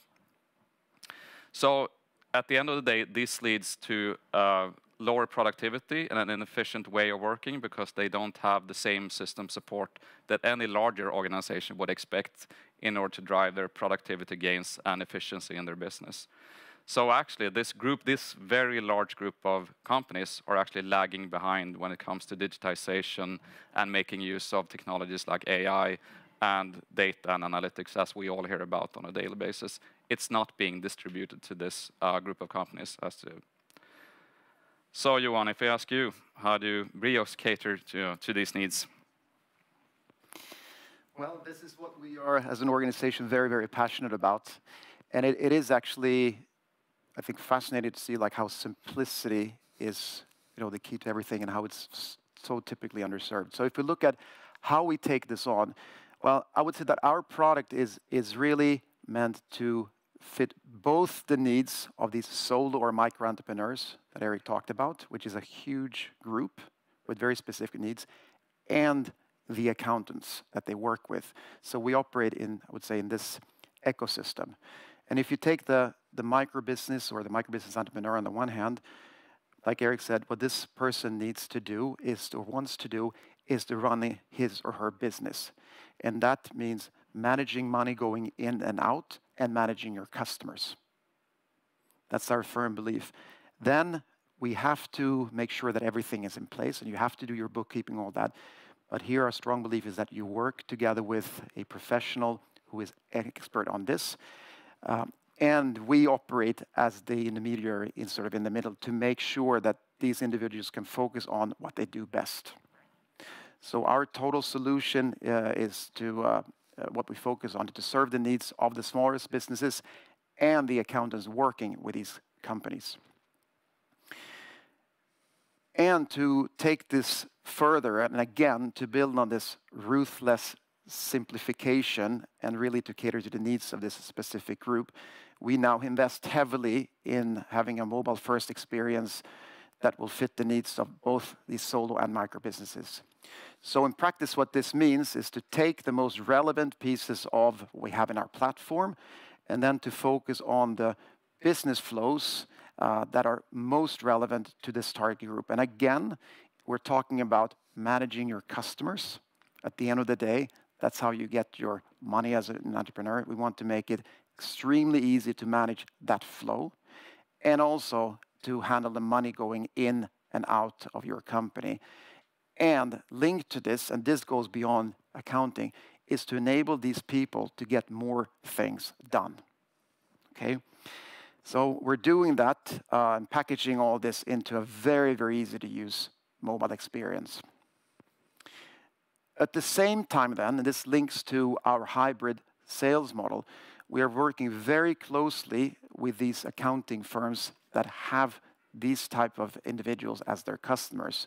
So we really want to be and aim to be the leading partner for accounting agencies working with micro businesses. So examples of what we're doing to cater these accounting firms' needs is that we are now in process of launching something that we call Briox Connect, which is a totally new, very easy to use platform where we enable micro businesses to find, compare, and connect with individual accounting consultants. That is, believe it or not an easy thing to do if you try to go online and search for somebody that you need. So it's an example of how we're helping accounting firms actually find new micro-business clients. We also work all the time to ensure that our accounting platform can really work as a time saver for these individuals, because at these accounting agencies, time is what they play with. And at their disposal, we have, I would say, one of the industry's best partner teams that can help these agencies take their business to the next level. And we do this with a very firm, actually, promise to our agencies that we say that if you work with us, we can absolutely double your profitability in this very important segment. So with that, and to round off, hand it over to Eric to give a glimpse of what we're doing in the short and mid-term to take this to the next level. Yeah, happy to. So I think the story about Briox strategy is all about focus. There has never been a single business in the history of businesses that have been too focused. That just simply does not exist. So this is the story, and as Johan mentioned, we now have 8 consecutive quarters of ARR growth on an average of 55% from more modest levels before that. And it's of course not a coincidence. We have to be hyper-relevant for the focus groups, the target audience that we are targeting, and we made the conscious decisions to focus on the micro businesses 2 years ago. So this is what we're seeing. And of course, working with a professionalized partner sales organization, taking this offering out to our accounting firm partners. That is, the simple components of our growth for the last 8 quarters. And looking ahead, of course, this is what we want to build on. Nothing new, extraordinary, revolutionary. We're doubling down on the things that we now see working. So it's a continued focus on the micro and solo entrepreneurs in terms of the product, how it's built. It's, as Johan said, we are investing heavily in the mobile experience. This is our belief. This is the way that these kind of customers want to work on the run, and with radical simplification should be so easy to use. So we're building in terms of AR growth. That's the important lever for us, of course. We have to grow, and we're continuing to build on the strong momentum that we're coming into for 24 and beyond. And of course, with the clear path of becoming cash flow positive. And the way that we do that is, of course, to make purposeful investments into our growth strategy, but we're growing into a position where we actually can carry our own cash flow and become cash flow positive. So that is our strategy looking ahead, and just to hammer it down on another slide here, just a few things that you should bring with you in terms of Briox. Again, we're focused on the solo and micro customers, a huge market. Almost all of the companies in Europe are solo and micro in terms of number of companies. They want to solve their business needs through a mobile-first experience, much simpler than the current existing solutions that are out there today.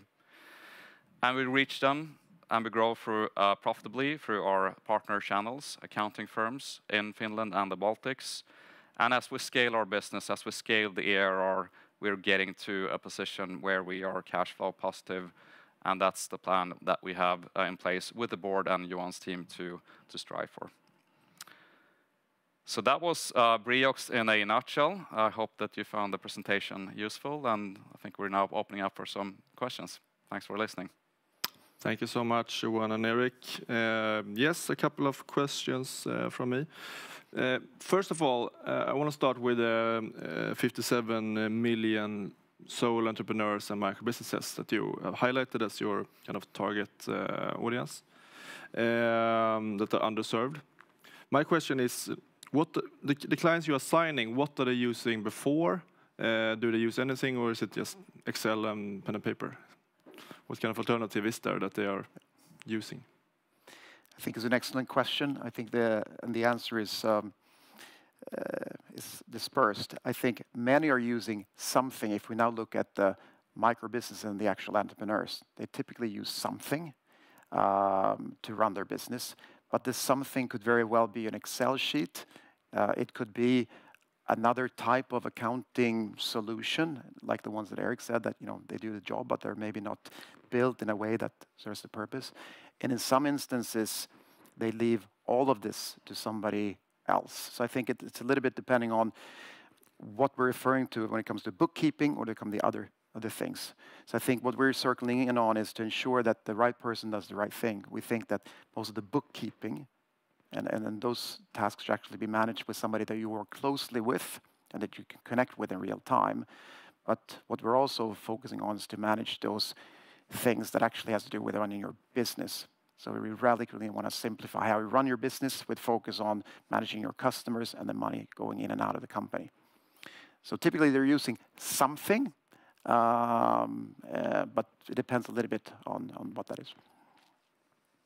Great answer, thank you. And on your strategy of, or strategic shift rather, from trying to go after more and more bureaus to focus down on the existing bureaus and try to work closer to the actual license users. Are you happy with that change so far, and what kind of results have you seen from that strategic shift in recent quarters or years? Yeah. I think, generally bookkeeping systems as a category is a pretty dense category. So there are a lot of course, incumbent players and existing players if you focus on the bookkeeping part. So I think in order to stay relevant, you really need to break the market down and be very focused on one segment, as we've done with the micro and the small businesses. There is a very particular challenge with those customers as you relate them to their accounting firm, and that is that unless you work very efficiently with your micro or solo customer as an accounting firm, then it's not the most profitable business, to be honest. They're taking in these kind of customers because they have to, but it's, the larger clients are typically more profitable. So it's a challenge that you have to solve with the process and having very purposeful tools on both sides, as Johan just mentioned, in order to get that equation running. And as we have, partner promises in relation to the accounting firms, is to double their profit in this segment. That is something that truly resonates, and that's what we're basically executing on in terms of getting partners and enable them on our different tools for both the solo client, solo entrepreneur and the accounting firm. Good answer. The market has been, or the economic environment rather, has been weaker recently. Bankruptcies are up. Could you elaborate a bit about like the underlying market for you? Because looking at your numbers, you're still maintaining a rather strong growth trend. Well, I mean, we're operating in the same reality as everybody else. So, of course, there are businesses out there that are, some of them are struggling quite a bit. But at the end of the day, I think the product that we offer is, of course, something that it's actually quite essential for your business. So I would say if you have to cut down on your cost, it's probably one of the last things that you maybe give up, because it has to do actually with, you know, making sure that you stay relevant, I mean, legally, and to actually run your business. At the end of the day, it's also not a huge investment. So far, we have actually not seen much of an effect on that on us. But of course, we're seeing what's happening in the industry. And I would actually argue at some degree that maybe when things are, you know, turning a bit tough, you know, the need for the type of solution that we offer is actually greater than before. So up until now, it hasn't affected us negatively, but of course, we're working with accounting agencies and businesses that, you know, at the end of the day, they must thrive and grow. So we're of course looking at that, but we are trying to just focus on really serving their needs, and hopefully that will take us where we want. Then a question on the cash flow, or maybe two questions actually. First, on the cost side, what can you say about your targets for next year in terms of the cost level? Is your base case that you expect to maintain like a rather similar cost level, or do you expect to increase investments or decrease investments? And then a follow-up on that, you mentioned that you have a clear path to cash flow, so maybe you can elaborate on the time frame as well on that. Sure, no, I can address that. So we are not detailedly articulated about our forecasts, but I think I can give a commentary nonetheless. So, you know, the SaaS economics is, of course, that you do have a certain fixed cost base. That's the people that are developing your solution and you know, making sure that it's competitive and innovative and all those things. So engineers, basically. That is fixed to semi-fixed in a business, and it needs to be on a certain level in order to, you know, execute on that innovation and really stay ahead of competition. And then you're looking at what does it cost to distribute the product. So do you have an efficient way to reach your end customer? And different companies have chosen different strategies here. We have chosen a partner strategy as our main primary way of reaching customers, which is a very profitable way if you execute it well. So then you have your partners to basically resell it, and then that's the way that you expand. So the cost for every new dollar or krona or euro, in our case, that we bring in, that we do that cost efficiently. And the third component is gross margin. And for most SaaS businesses, and this goes also for Briox, we have a very high gross margin, which means that we are, for every client that we serve over time, it's done very cost efficiently. So we score very well on our sales and marketing efficiencies, so it's cost efficient for us to distribute our product. We have a high gross margin. Our ARR has historically been on levels where, you know, our R&D and technology investment has been heavy for us to carry. We think that we have the right resources in place for us to deliver on our plan without making significant investment further in that end. So that brings us on a path. Of course, we're conscious about the climate and, you know, as ever, thinking about the investments that we should make. So we see it on the near horizon that, you know, that we will be in a position where we have the optionality to bring in more capital for targeted investment opportunities, but not as a working capital, you know, funding. So that's where we are. It's on the horizon. All right, thank you. I think that's all we have time for. But thank you so much, Eric and Johan, for attending. Thank you very much. Thank you. Thank you very much. Thanks for listening.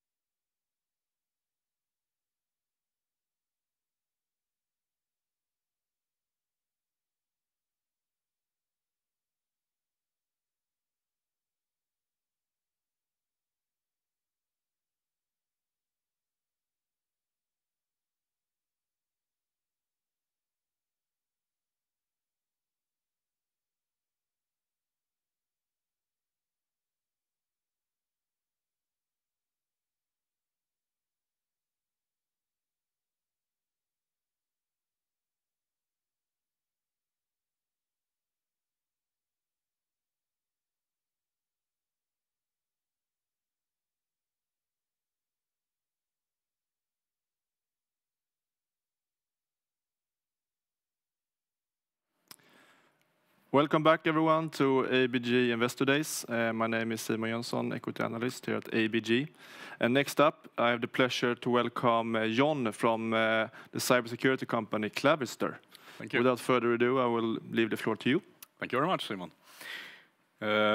Welcome, everyone. Clavister. So, for those of you who are not familiar with Clavister, Swedish cybersecurity company. We are delivering cybersecurity solutions to what we refer to as mission-critical applications. So in essence, customers who are important for the functioning of the society. And I'll get back to what that means. We are primarily focused on Europe. We have roughly 50% of our sales in Sweden, and the rest being distributed in Europe and a few selected countries as well outside of Europe. Our headquarters is in Örnsköldsvik. We have offices here in Stockholm and in Gothenburg as well, and a distributed workforce with salespeople also outside of Sweden. If we look at the Clavister history for a while, taking a little bit of a retrospective. Clavister's been around for quite some time. We were founded back in 1997. So basically that means that Clavister is one of the earliest cybersecurity companies, not only in Sweden, but I would say in Europe and in the world.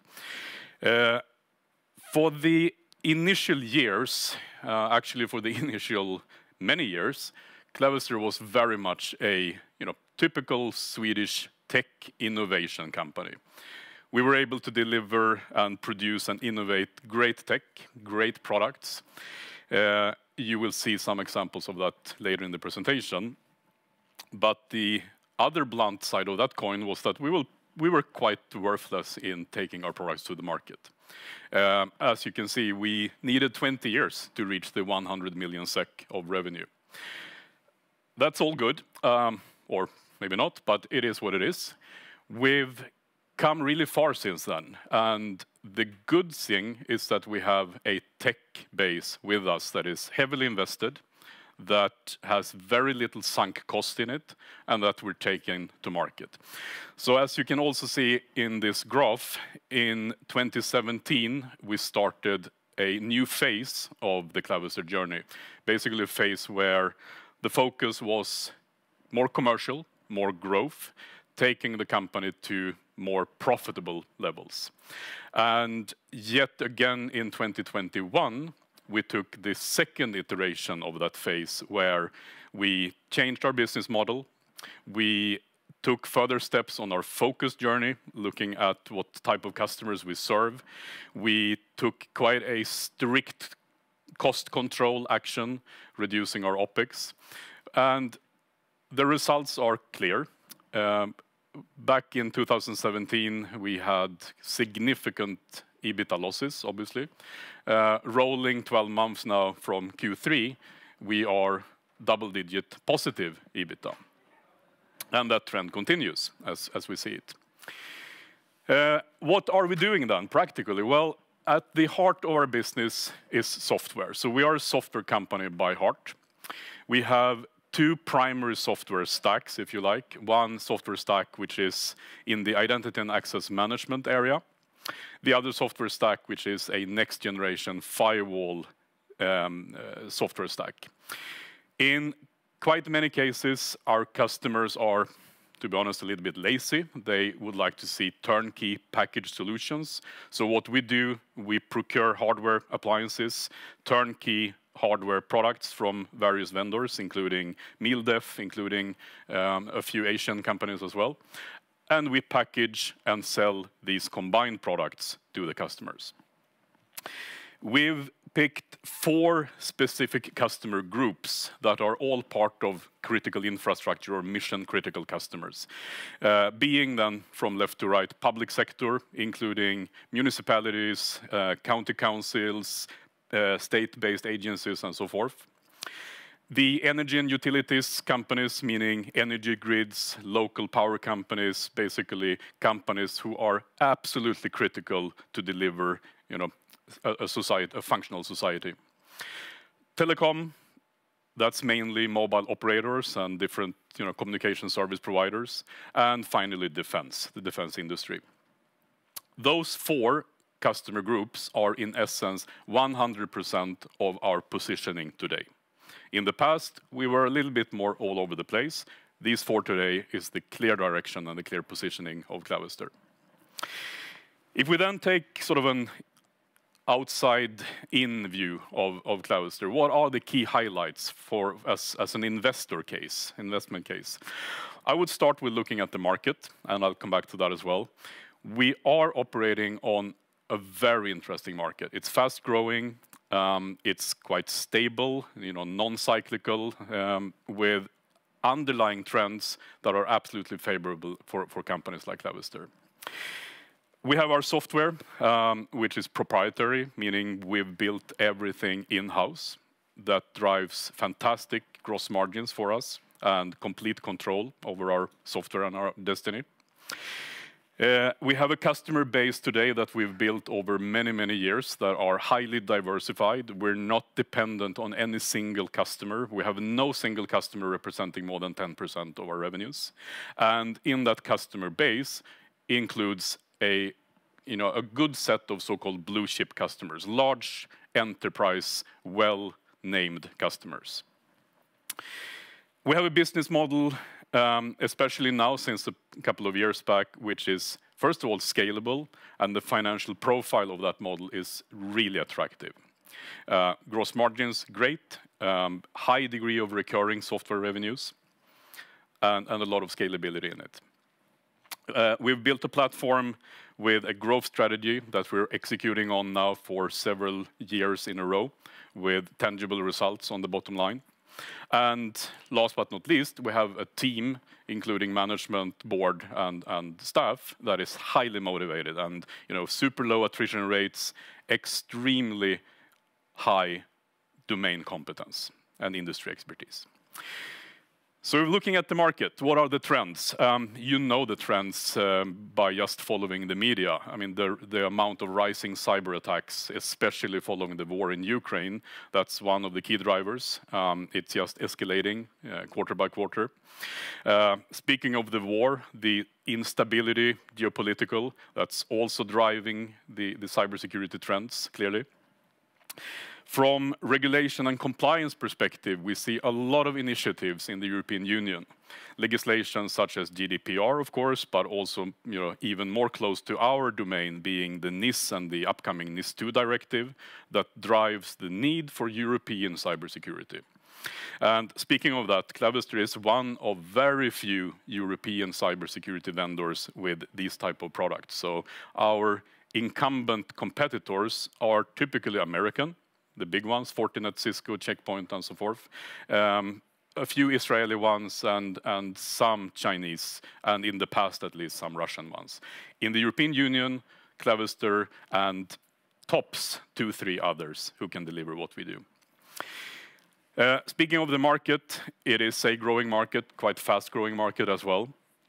If we look at the regions we operate in, the addressable market for Clavister just this year is double-digit billion SEK of addressable market. So we're barely scratching the surface with our 150 million SEK of rolling 12 months revenues, meaning there is absolutely room for growth. Taking a look at the software offering we have, we'd like to start off by emphasizing the fact that this is security by Sweden. Our software is designed in-house, in Sweden, for over 25 years. And as I mentioned, over these many years, we have really nominal sunk cost. So all the investments we made over these years are stacking up in more and more IPR that we're taking to the market. Typically, not uncommonly, software companies need to deal with a lot of technical debt. We need to do changes in software platforms. We need to cancel offerings. We have some degree of that, but super, super small. The code we wrote 20 years back is still part of our offering. That's significant. Around 25% of our net sales is R&D. That's slightly higher than the huge American ones, but they come from another scale, of course. I would say this is a good match with the size of Clavister is today. We are following what we call a very strict intellectual property strategy. The first bullet here might sound obvious, that we maintain control and ownership of all the development results we're doing. That's clear, but in reality, that's quite a tough one. I mean, we are trying to get our customers to sponsor our development to the greatest extent possible. And if you get someone to sponsor your development, they would like to own the ownership or have the ownership of the IPR.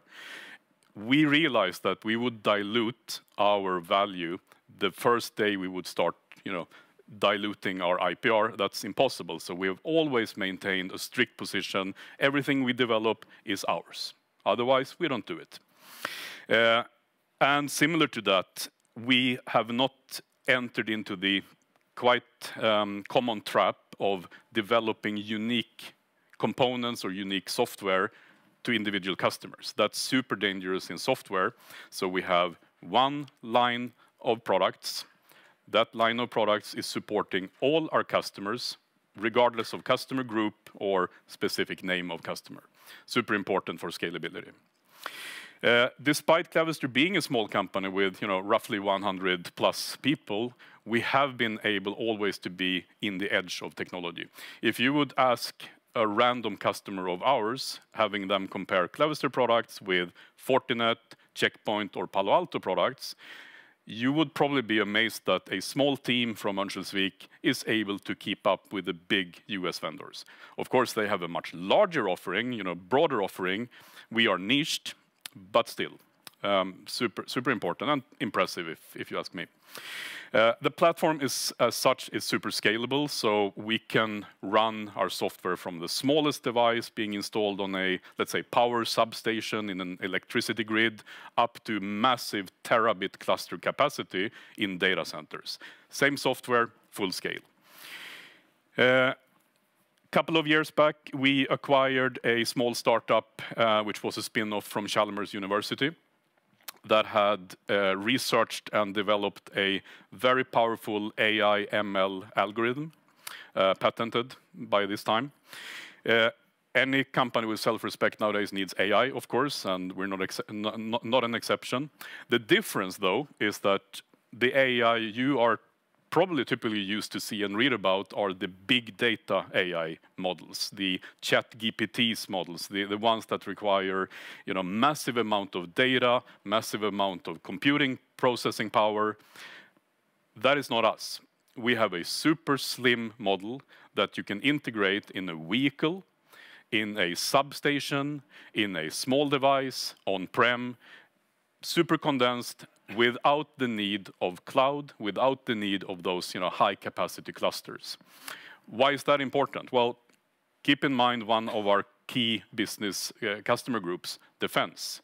In defense, when you have a combat vehicle out in the field in Ukraine, they are not cloud connected. They don't have the time to process data in Amazon or Google Cloud. They need instant reaction immediately in the field. That's what our AI model can do. And finally, again, connected to defense, just the pure fact that we're working with customers who are driving mission-critical operations, our software has to be as close to flawless as possible. So NATO-graded, being developed in close collaboration with our defense customers. When our software stops working, our customers' operations stop working. And if you're the local optician, well, that's not much of a big deal, maybe, apart from a few persons needing to reschedule their eyesight test. But if you're operating Försäkringskassan or a combat vehicle, our software is the matter of, well, life and death, especially in defense, and the matter of millions of Swedish people who can't, subscribe to vård av barn or föräldrapenning in the case of Försäkringskassan. So super mission critical. Speaking of customers, just picking a few examples, we have today over 20,000 recurring software contracts, so spread over a lot of customers, which is good on the one hand. It comes with, you know, de-risking the business for us. A lot of that is recurring, obviously. We have very small, very low churn rate, just north of 3%. Can be improved, but it's not a problem for us. In the public sector, 21 out of 22 Swedish regions or county councils, regioner, are our customers. We work with Försäkringskassan, we work with Stockholms stad, many municipalities. We work typically through partners like Tietoevry, Certessa, Arrow, CGI, you know, well-known established partners in the partner landscape.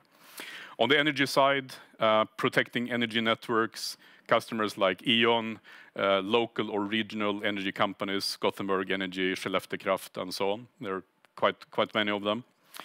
In the telecom field, Nokia is our primary partner.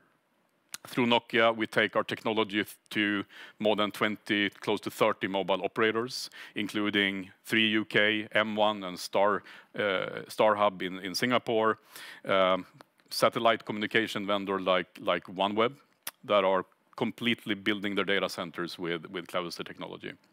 And in defense, one of the fastest growing areas for Clavister at the moment, with BAE Systems, General Dynamics being key partners, and customers being the various Ministry of Defenses, including the Dutch Ministry of Defense, the Norwegian Ministry of Defense, local in Sweden, the Swedish Defense Material Administration, or FMV. Recent announcements include partnerships with Milrem Robotics as well, that produces these autonomous combat vehicles for, you know, for future battles. Quite a diverse, strong customer base. Some words on financial performance, going back a few years. So again, quite a solid, not super high growth yet, but solid growth. And since 2 years back, introducing annual recurring revenue as one key metric as we change our business model. So out of our north of 150 million of revenue, over 110, 115 is recurring from our software sales. At the same time, we've been working hard on our cost base, essentially cutting 25% of our rolling 12-month OpEx down to much more, you know, pleasant levels, if you like, today. And that has, of course, yielded a strong impact on our EBITDA and EBIT line. So again, moving from strong negative EBITDA margins to plus 10% and continuing on that trend. Rounding off with some future. So what's the growth strategy? Essentially, there is a super interesting market. We have a strategy that we're following. We will continue to capitalize on the market. That goes without saying. The positioning we have right now, being, you know, European vendor, security by Sweden, the offering we have, continue to capitalize on that, meaning that we don't see any need for developing fancy, massive new products in order to grow. We have a good product portfolio, we'll grow with that, first and foremost. There is still room for operational improvements. I'm not saying massive cost cuts, but I'm saying more efficiency. The change to our recurring business model means that we're freeing up resources in sales to look at hunting new customers rather than farming old customers. That's a super important efficiency gainer.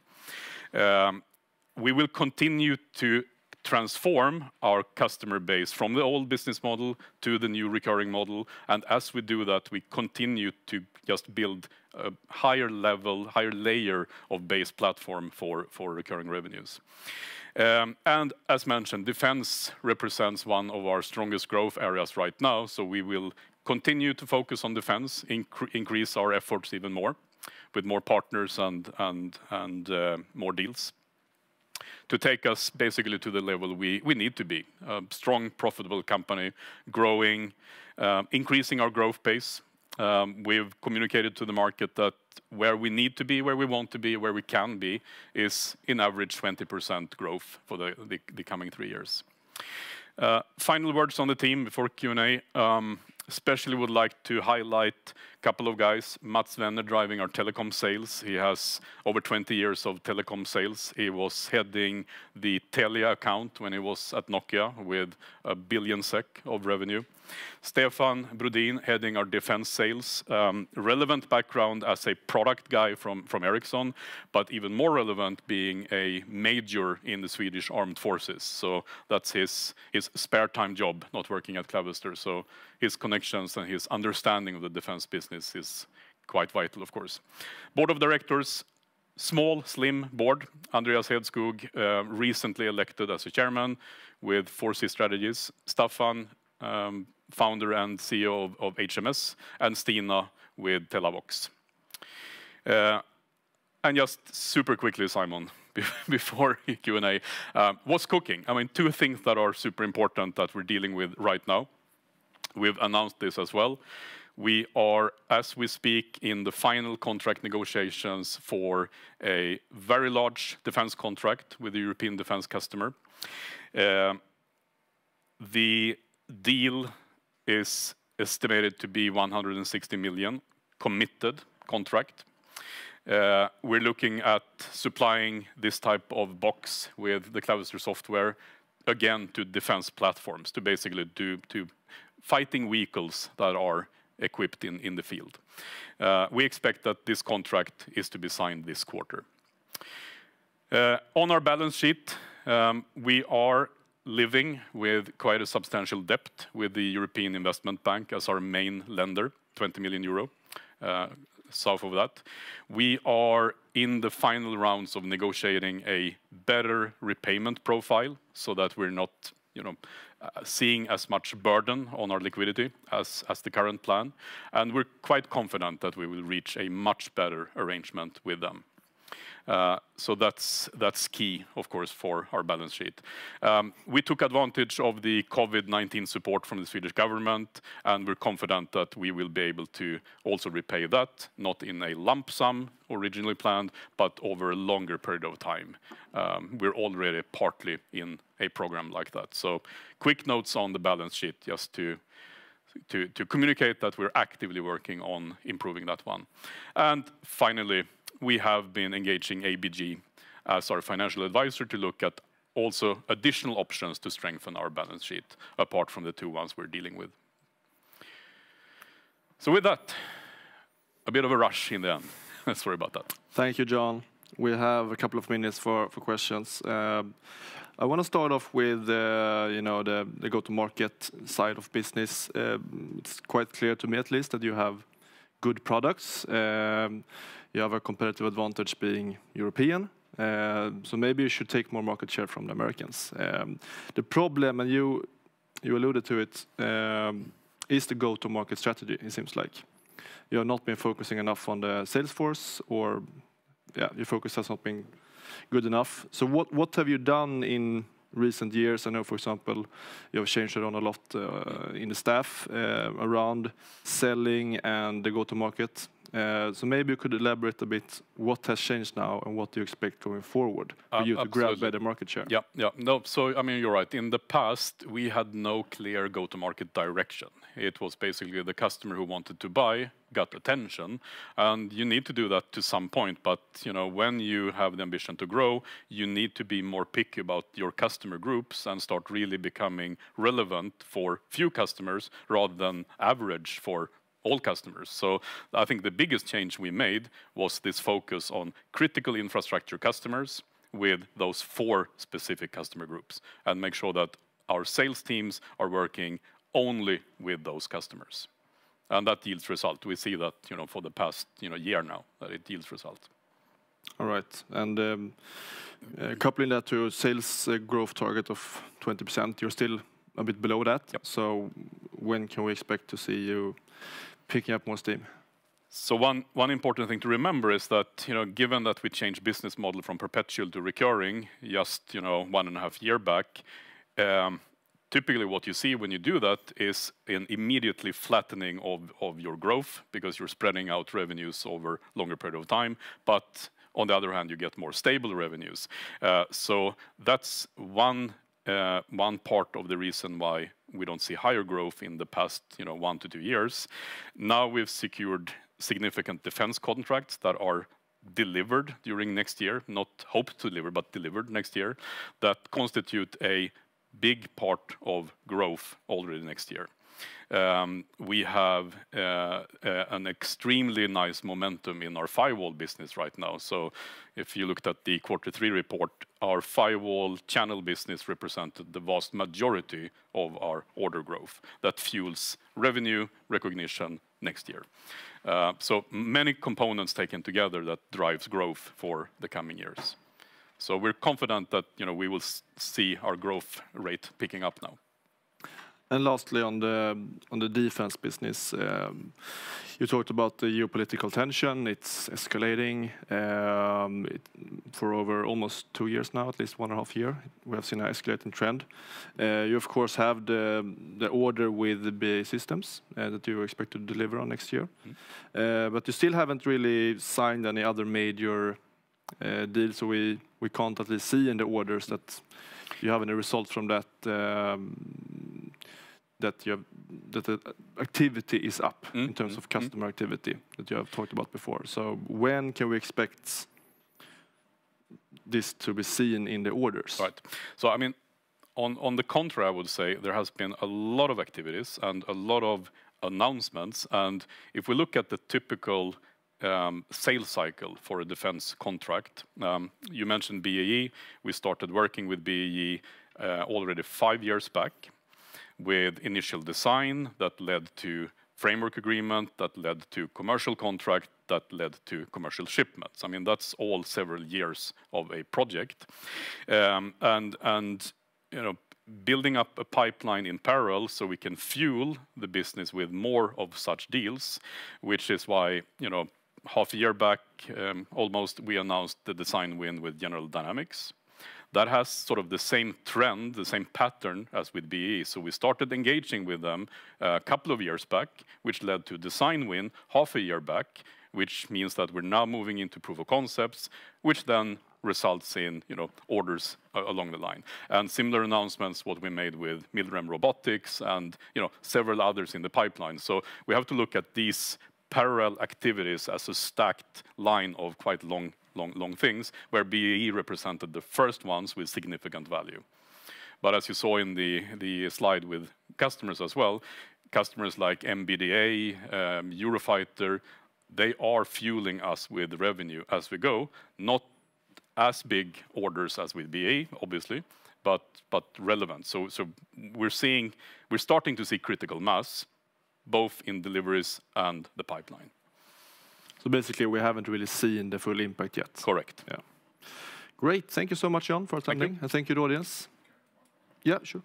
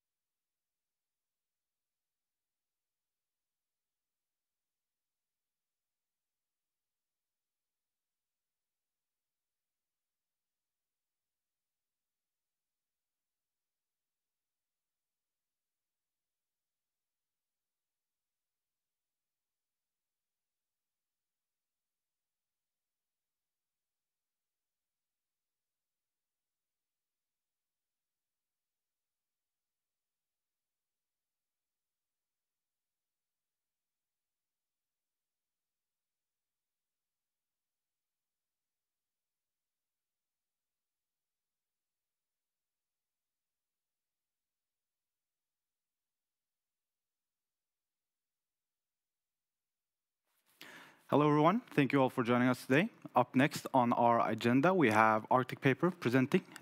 So first, we'll do a quick introduction, and then they will present for roughly 20 minutes, and after that, we will set off a few minutes for a Q&A session. So Arctic Paper is a prominent fine paper producer with history dating back all the way to 1740. They focus mainly on 4 areas, where they have paper, packaging, pulp, and then power. And then with their pulp exposure being through a 51% stake in Rottneros. So they operate 3 major paper mills, and then through Rottneros they operate 2 pulp mills. They have a production capacity annually of roughly 700,000 tons, and as of 2022, they delivered roughly 600,000 tons of paper, graphic paper. So I will leave the word over to you, and then we will do a pick. Thank you. My name is Martin Arczyński. I'm the Chief Executive Officer of Arctic Paper, and together with Fabian Langescholt, we would like to present our business concept and to present a story about Arctic Paper Group. Arctic Paper is a part of this interesting part of the economy, bio-based economy, and it seems that there is a lot of opportunities in front of us. We are based in 4 segments. The main segment for us today is still paper. Then we develop since 10 years pulp. And then the new one segment for us are the packaging business and as well power generation for our internal purposes, and as well to sell the pulp, power to the third parties. We have the oldest mill has been built in 18th century. The Rottneros and is also 17th century. We have close to 1,600 people. The turnover of the last year was close to over 1 billion euros, and the EBITDA was close to 22%, means 220 million euros. 5 mills, 4 in Sweden, 1 in Poland. We are also listed in 2 markets, on Nasdaq in Stockholm and as well in Warsaw. What is quite important to emphasize that we are the middle cap in Sweden and also middle cap in Poland. Our market cap is around 300 million euros. And what is quite important to emphasize during this turbulent time, that this is a debt-free company, that we are able to predict and we are able to execute our investment plan regarding the pulp, paper, packaging, and power. This year is a little bit different. We see some kind of downturn of the economies in Europe. The net sales for the 9 months was close to 615 million euros, and EBITDA was 85 million euros. During this year, we produced around 330,000 tons of paper and 270,000 tons of pulp. It's quite important to emphasize that we are quite stable regarding the results. This combination of the pulp and paper business gives us opportunity to minimize volatility of the 2 segments. During the last 10 years, we have a range of EBITDA of close to 70 million euros. Depending on the business cycle, sometimes paper segment was performing better, sometimes pulp. Last year was definitely the best in our history. As I mentioned, the EBITDA for the last year was over 220 million euros. 2 years ago, we discovered that there will be some changes regarding economy in Europe, and it would be good to prepare for the high inflation, high interest rate period. And we decided that despite of paying dividend, last year our dividend yield was 13%, which is quite impressive. And also we decided to prepare our company for this turbulent time and decided to minimize our debt. As I mentioned today, over this year and even the beginning of last year, we have a debt-free company and we have enough funds to execute our investment plans. This year, the net profit so far is close to 3.9 zlotys per share. And I would like to give the speech to Fabian to present our business model for the pulp, paper, and packaging. Okay, so good morning. So a few comments regarding our segments. So in paper, so our flagship brand is the Munken brand. We are one of the world's leaders in premium book paper and so-called design paper. We are also, our other segments, the matte-coated fine paper with the G brand is also among the leading ones in the market. And then on the so-called uncoated side, our amber product, which is mainly produced in Poland, is also a very well-known and well-established brand in the uncoated premium fine paper sector. But in book paper and in design paper, we are basically number one in Europe. Our sales is very much focused in Europe. We have a 98% share of our sales, or our turnover, in Europe, and a very small part outside Europe. So we have the big European markets, Germany and Poland, which are our two biggest ones, and then Scandinavia and Baltics, which is one entity, and then UK and Austria, France, and so forth. But the main point is that we are very much focused on Europe, which is kind of a good thing in this volatile world of ours. Our client structure is fairly straightforward. Our paying customers are basically in three segments. We have printers, merchants, and publishers. And then, because we are not in a commodity business, we are in this type of niche segments and high margin segments where we do a lot of so-called business development or backselling. So we try to influence non-buying customers who are influencing the choice of paper and very often prescribing the paper, for example, to the printer. We try through marketing and backselling, we are trying to influence the advertising industry and different type of designers, book and fashion designers and what have you. There are a few names mentioned as an example. Then regarding pulp, in pulp we have, as said, so Rottneros, which actually consists of two mills. Mr. Lennart Eberle will be here this afternoon, so those of you who are interested will hear more from him. But basically we do in the Vallvik mill, we do very, very high quality long fiber chemical pulp, mainly for kind of more sophisticated applications like insulation solutions and different type of filters, air and liquid filters and what have you. And in Rottneros we are doing more so-called CTMP, chemi-thermomechanical pulp, which goes into the growing packaging sector. So again, not so commoditized at all. Then from a packaging perspective, you can say that we have basically, we have two lines. There is a joint venture with Rottneros Packaging for so-called molded pulp trays, which will where there will be an investment of approximately 20 million euros starting sometime during first half of next year. And on the other hand, we have on our own paper machines, we are doing some packaging papers that are usually destined for the flexible packaging industry in terms of everything from bags to pouches and things like this. And then perhaps over to you, Michael. Yes. Power, it's quite interesting from the business perspective segment since 3 years. We already prepared our 4P strategy 2021, beginning of 2021. And then we discovered that it would be quite interesting from the business opportunities and as well quite important from keeping a competitive position to develop business regarding the power. The power for our internal consumption, because our pulp and paper mills are a huge consumer of the steam and electric energy.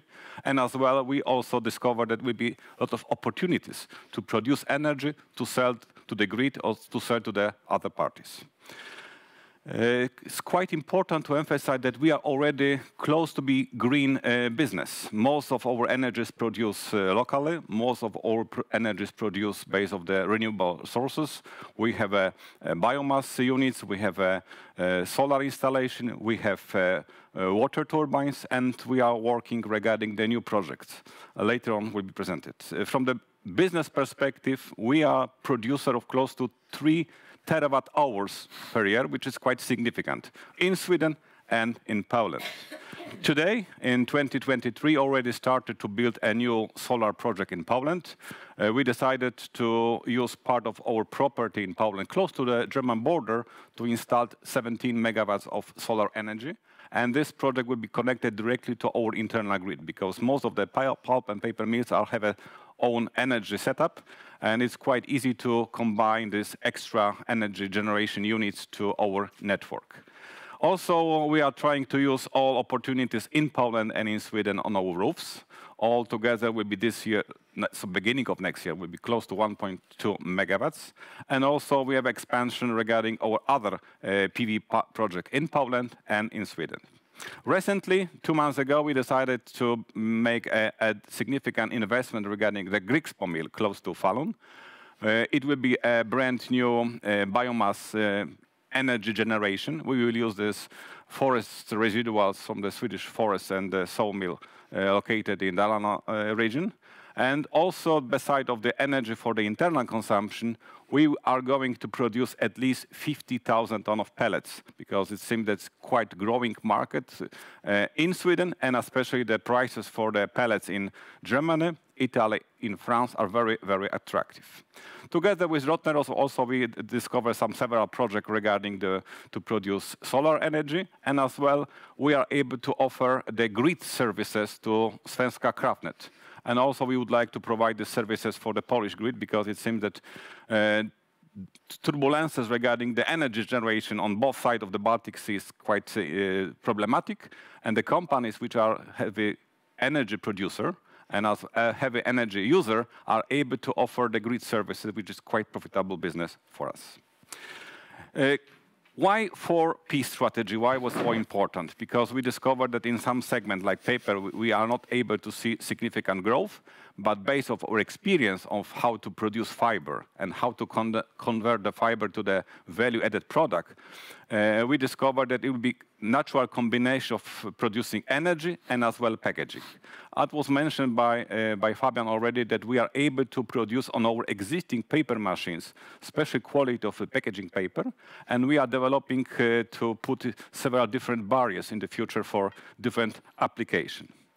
We have already investment plan for the next 6 years. The total capex will be roughly 300 million euros. And based on our very strong balance sheet, we would like to, first of all, to continue our dividend policy and to offer to our shareholders between 20 to 40% of the net profit. Last year was 27%, but as I mentioned, the yield was quite interesting. It was 13%. And we would like to keep strong balance sheet for the future. Even with significant investment plan in front of us, we would like to keep the debt below 3.5 compared to the EBITDA. The main aspect, the main areas for our investments in coming years will be energy and partly packaging, because we discovered that even from the long-term perspective, profitably to produce energy on site and as well to produce energy for the third parties will be quite interesting from the profitable perspective. Our aim is to make a quite stable structure of EBITDA by 2030, that 40% of EBITDA will be contributed by paper, 70% by energy, 33% by pulp, and 10% by paper. I think that it's quite a stable structure of the EBITDA, which gives us a strong power to avoid any turbulences regarding the European economy. And as I mentioned, that our aim is to continue with our dividend policy between 20 to 40%. And I think that this combination of these 4 segments, which are quite close each other, power, pulp, packaging, and paper, give us a quite strong fundament for the future growth. Thank you very much. Thank you so much. Thank you. Very good presentation. So now we will open up for a Q&A session. So I will kick it off, and if there are any questions from the audience, please feel free to ask. So what would you say, looking at the market today and looking at all the products out there now, what would you say are your key competitive advantages in the products you deliver, and how do you see yourself maintaining those going forward?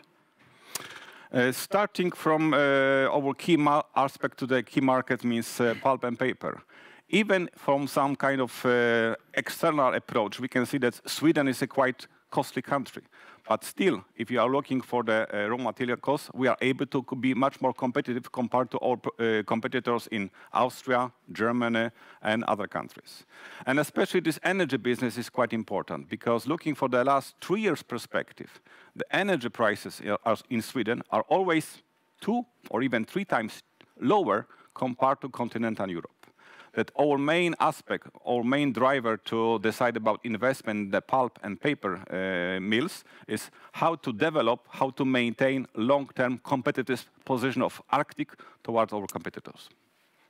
Thank you. And you mentioned raw costs and raw materials. So just a follow-up question on that. You know, everything's been going all different kind of directions lately. So how do you see, or how do you personally manage the your raw materials, and how does that affect your operations going forward? The smart concept from Arctic is that we would like to buy locally and we would like to sell locally, close to chimney, because in this case we are able to mitigate all problems regarding the transport globally, and as well we are able to build a long-term relation between us as a buyer and local producer, local suppliers. In many cases, we have a contact with local producers, local suppliers, even maintenance activities for 10, 15, even 20 years. Based on this long-term commitment, long-term partnership, we are able to mitigate this fluctuation regarding inflation, because from the local partners is even more important to have a strong partner locally for long future versus to be so eager to earn more in on one quarter and have a problem in the next quarter. So you're more forward-looking. Absolutely. Yeah. And then I noticed you talked about where your revenue split comes from in terms of geography. Can you also provide a little bit of flavor regarding the customer base and how much of your revenues come from a certain amount of customers? Maybe about. Yeah, perhaps if we first think about, let's say, our own output. So we talk about paper and packaging. So in approximative figures, we have 40% going into the merchant segment, which of course is a typical sales channel for fine paper. Then the rest, 60%, is kind of divided into direct customer relationships with publishers and printers, mainly for paper, and converters for our packaging papers. Then of course from a diversification perspective, then power will of course in the future change this kind of allocation long term. But at the moment, that's roughly the situation. It's quite important to emphasize that one of our key elements is to have a risk management and try to identify the risks and as well try to mitigate or minimize the risk. And regarding this business structure, what was already mentioned by Fabian, we have a quite unique sales model because we have our own sales organization across Europe. Means that our people, not just some kind of merchants, are able to meet our final clients, publishers, even authors, and they are able to present the story that our paper is a high premium paper. It was a case regarding the several writers were approached by our team, and we were able to convince that it's important not only regarding what you print, what kind of is the content, and as well the quality. Because even there we have some kind of trend regarding more electronic media. Still, the paper book is one of the most common gift for the Christmas. Exactly. Yeah. Very. Yeah. That's very true. And then just a follow-up question on that in terms of the split, because you said 40% goes to merchant and then you have another split. Do you expect this to continue going forward, or are you focusing on specific areas to expand, or do you just see the split continuing? Let's say from our main P perspectives of paper, so if we can and if we have the choice, we of course prefer direct customer relationships as having something in between. But it also depends on the kind of product. That there is also a very strong need of the merchant channel in terms of stock keeping and small lot deliveries and what have you. So it's a balance, that we have to find right. Exactly, makes sense. And then just a final question from my side before we can open up for some questions from the audience. So in 2021, when you set your goal for 2030, initially you were looking at a renewable installed renewable capacity, energy capacity of 40 megawatts by 2060, and then 2026, and then 160 by 2030. And now, just in your recent reports, this has been a little bit adjusted down. Can you provide a little bit of flavor of why what you've seen in the market now and how things have been escalating in order for you to make this decision? The biggest problem regarding energy project are not the lack of funds or lack of ideas, but the biggest problem is the problems regarding legislation. It's a very long process to obtain all building permits to build a wind farm in Poland, in Germany, or in Sweden. And we discover that instead of spending 5-6 years for the preparation for the wind farm, is faster to prepare a project for the solar farm, because normally it takes us maximum 18 months. This is the reason. Of course, our aim is to produce as much as possible. Our aim is to search for the new project, even to buy the project, because from our perspective, it seems that energy business will be one of the most profitable in the future as well. Exactly. Okay. Thank you very much. If there are no questions, yeah? No? If there are no questions from the audience, then I think we are good. We have a tight schedule, so I think we have to end there. Thank you so much for your presentation. Thank you very much. Thank you.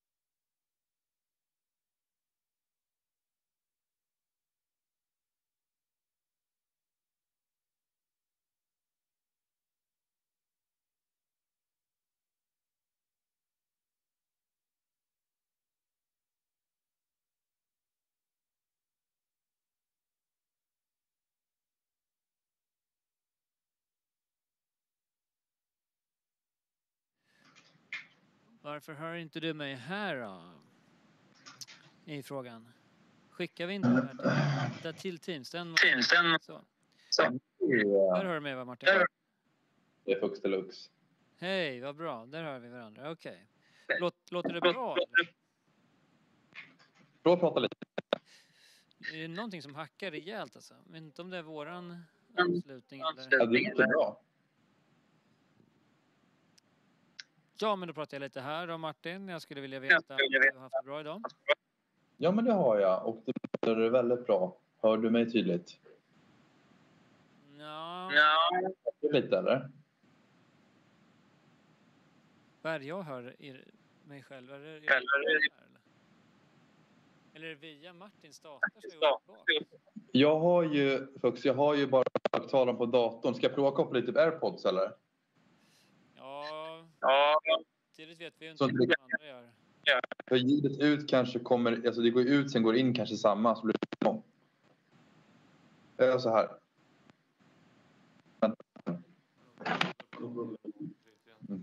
Nej, precis.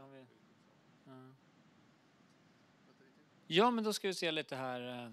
Jag tror att alltså under teamsamtalen kanske man skiter i att ta in mickarna upp i högtalarna. Det kommer nog bli knasigt, eller? Eller ut till hands. Ja, hallå där. Jag pratar lite här. Det går ju ut till... Du hör mig bra, Martin? Ja, hör du mig? Ja, det är ett jävligt hackigt alltså. Men vi hör dig, vi ser dig. Men det... Har du brandsläpp? Hur hackigt är hackigt? Att det är jobbigt att lyssna på. Ska se. Ingen bra feedback. Nätverksinställningar.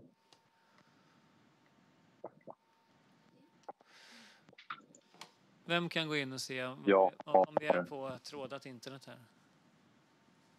Vem kan PC? Ingen. Ingen kan PC. Jag vill se om vi är på kablerat internet.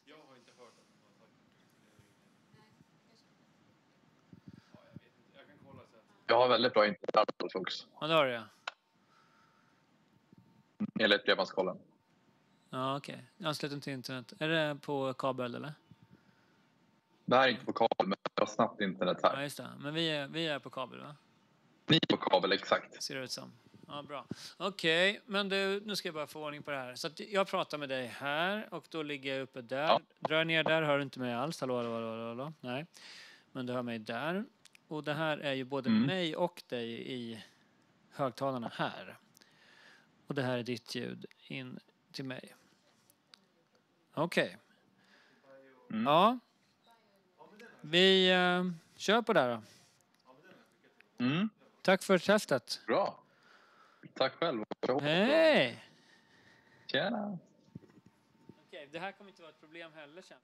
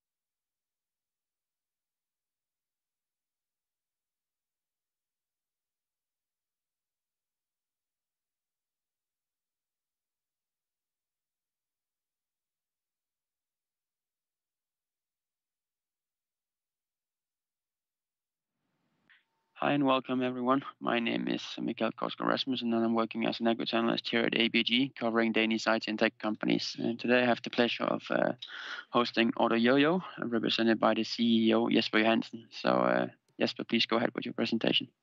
Yes, thank you, Mikael, and thank you for the invitation. As Mikael said, I'm Jesper. I'm the CEO of AutoYoyo. We'll do a short presentation of AutoYoyo, what we do, how our market position is, and how we perform.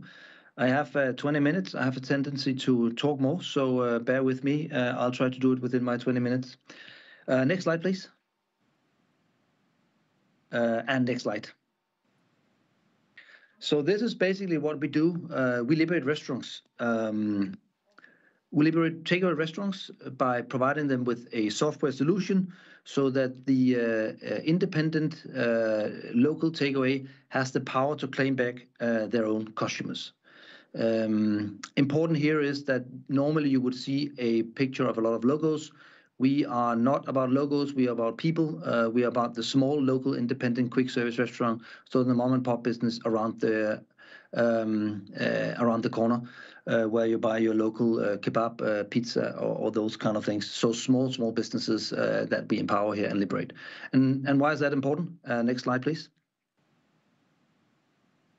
So a takeaway restaurant and the customers and the revenue of a takeaway restaurant is a little different than what you see in an in-dine restaurant, and especially if you go outside the more urban areas of the large cities.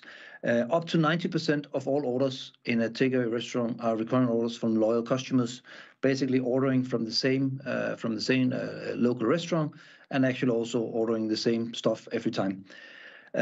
So the way these orders are handled digitally right now is that a big part of that is handled through portals, which of course then owns the end user, and where the restaurant is charged by everywhere from 14 to 35%. Now, obviously, the restaurant, as in every other e-commerce operation, should have their own system and engage with these customers themselves. We provide that.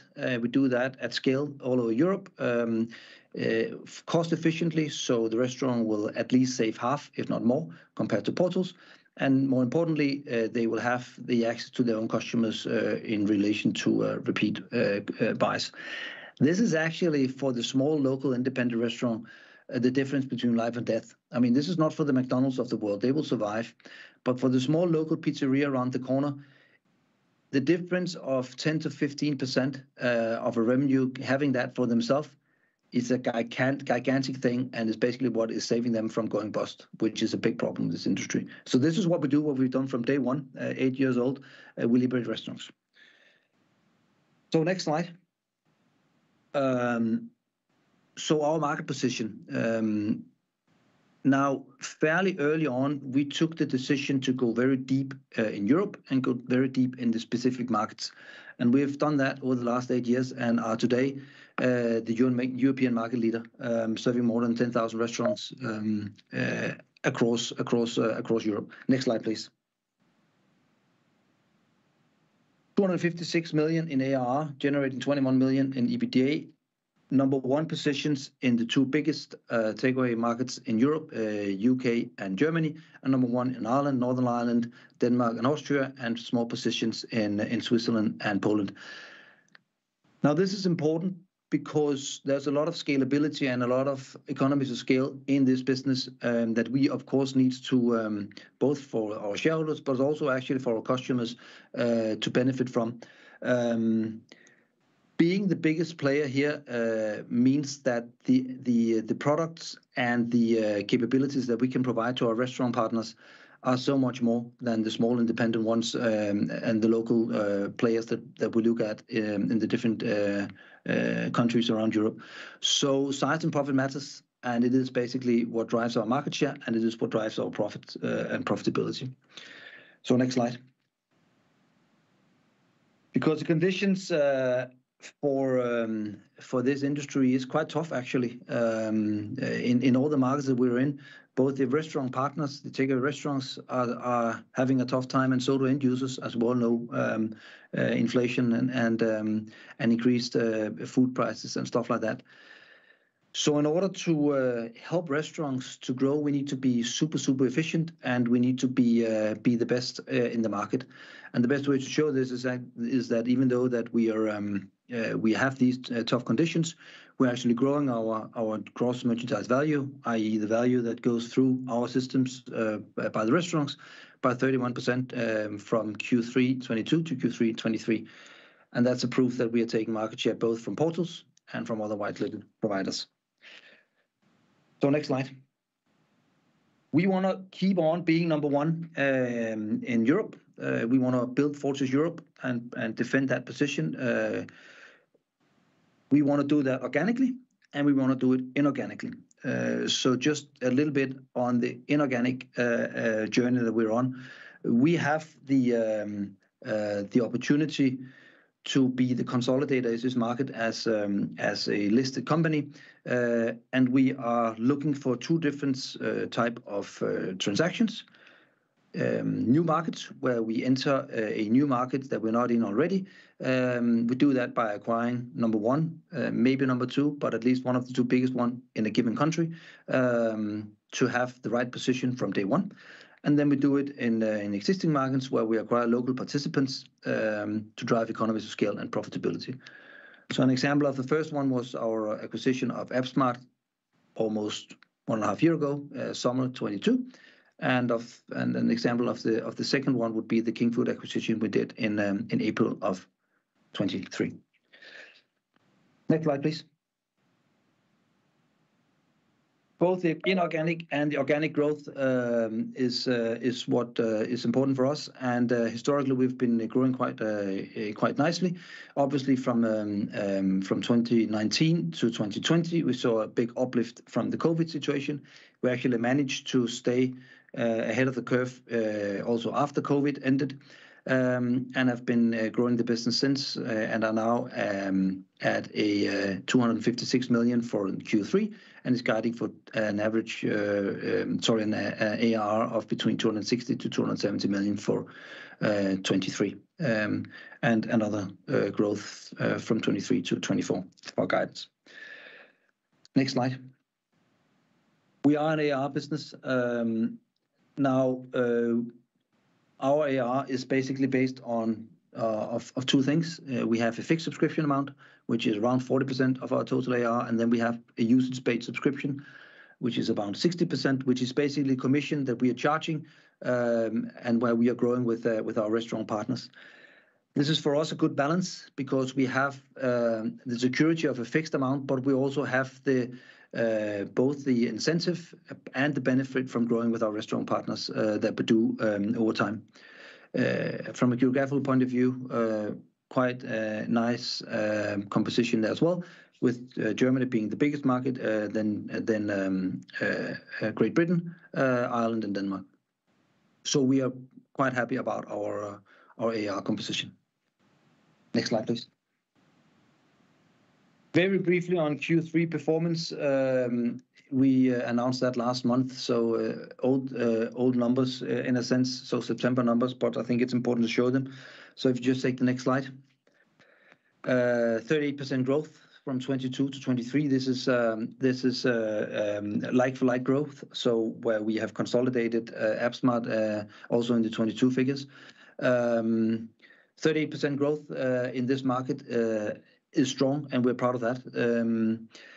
Portals are growing at between 0 and 10%, and the market trends that we see among a lot of our competitors is around the same, 0 to 10%. So we are growing the market here, which we are happy about. Next slide. And more importantly, we're doing it at a profit. So quite an increase in EBITDA from year to date 22 to year to date 23. So last year, after the first 9 months, we had a loss of 4 million, and now we had a plus of almost 17. So quite a big leap, indicating two things. First of all, is economy of scale, that as we grow and as we acquire companies, we do have a lot of savings potential, number one. And number two, we are focused on being cost conscious, and it is increasingly important for us to show profitability. Next slide, please. And that we've done over the last quarters. So here, the last 8 quarters, so 2022 to 23, quite a big increase quarter over quarter, driven by local market leadership, economies of scales, and our M&A strategy. So strong profits that we intend to increase and continue showing. Next slide. Now, this one is obviously important, as all other or most other European software companies. We capitalize on R&D spendings, which means that the EBITDA is before R&D expenditures, which are capitalized. So cash EBITDA, which basically is the EBITDA minus the R&D expenditures that are capitalized, has turned positive for the first time in June 23, and throughout all months in Q3 2023. Super important for us. This means that we now are cash positive, and that we basically is independent of external funding. That is very important in this market, but also very strong for us as an organization to be cash positive. Next slide, please. That brings me to guidance and outlook. So for 23 and 24, so if you take the next slide, we have the 23 guidance that we have raised 4 times over the last year. So now we are guiding at an ARR of between 260 and 270, compared to our original guidance of between 215 and 230. Net revenue is expected to be between 230 and 240 million Danish kroner, compared to our original guidance of 190 to 205. And GMV, so the gross merchandise value, is expected to be between 2.5 and 2.7 billion, compared to original guidance of 2.2 to 2.4 billion. And EBITDA significantly up during the year. So now we are guiding for an EBITDA between 20 and 23 million for the full year of 23. Compared to original guidance of 5 to 15. So the span has actually also narrowed quite a bit there. 4 times guidance increase. Next slide, please. And we just gave the 24 full year outlook as we presented our Q3 numbers. So ARR is expected to grow around 15% to between 300 and 310 million. Net revenue will grow to 260 to 270 million. GMV to 2.8 to 3 billion, and EBITDA will be between 23 and 28 million. All this is based on pure organic growth, and that we don't see any uplift in the market, so still challenge the markets for our RPs. And profits increase because we keep on and expanding our cost focus. Next slide. I guess that was it. I tried to do it within the 20 minutes. So Mikkel, I hope I did okay. So I'm yeah, I mean, you did it in 13 minutes. So, okay. So we have plenty of time for questions. So I'd like to start where you ended your presentation off with the guidance that you've raised 4 times so far during the year. 2 of which I understand are obviously from acquisitions. But could you talk a bit about the visibility you have, and also relate that to your full year 24 targets? Are they mostly guidance, or would they be more like ambitious targets? Say the last thing again. Didn't hear that. The 24 targets, should we consider them mostly as guidance, or more like targets, ambitious targets? Well, it's guidance, and then you tell me if it's ambitious or not. What you can say here is that no, obviously we are in an environment. So the story for us is that we got listed in 21, just after COVID on the First North, and in November 21, just before I stepped in as CEO. We had to come out with a downward revision of our guidance, a small one, but nevertheless, we had to adjust our guidance down with a severe impact on the price in the shares, and with a relatively big job for us to gain back investors' trust. That means that the way that we are guiding is, it's not like we are overly conservative, but because obviously we need to give the market something that makes sense, but we are cautious. And so going back to the word ambitious. Of course, we're ambitious. We want to grow the business, but we don't wanna come out with a super ambitious target that we can see we don't have any chance to reach. So I think that we have this conservative approach to guiding, and that also goes for 24. Obviously, we do think that we will grow, and we do think that we'll grow our margin. We do think that we will keep on winning market shares, but the uncertainty in the market, combined with our history and the fact that we need to make sure that we have the trust of our investors, means that we when we guide, is probably more on the conservative side than on the ambitious side. That I could have been a politician. I'm sorry if this turned out wrong, but obviously, yeah. Does it make sense? Yeah, definitely makes sense. Then moving to try to understand the scalability of your business model. Yeah. So could you try to elaborate a bit on the sales cycles, the onboarding of your customers, and you know, what are the different stages? How long do they take, etc.? Yeah, no, good question, and obviously, I mean, let me start somewhere else, because there's a lot of scalability in this business, but a lot of that actually goes in terms of R&D, which basically we have one platform approach.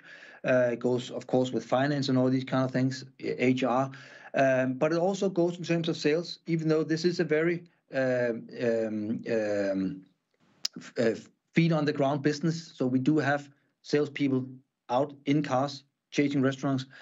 But the processes that we do are aligned and are optimized in a way that only we can do as a big company, number one. Number two, because we are as big as we are in the biggest countries in Europe, in UK and Germany, we do have the ability to reach a lot of clients, probably easier than smaller competitors would. Now, the interesting thing in our industry is it's actually not that difficult to sell the system.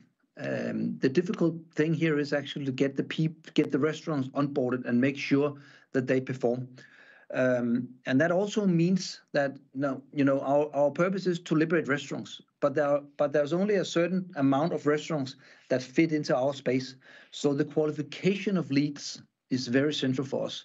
So we do not hunt all restaurants. We hunt the restaurants where we can see that there's the biggest opportunity that they will succeed in our system and with our system, to the benefit of them and obviously to the benefit of us.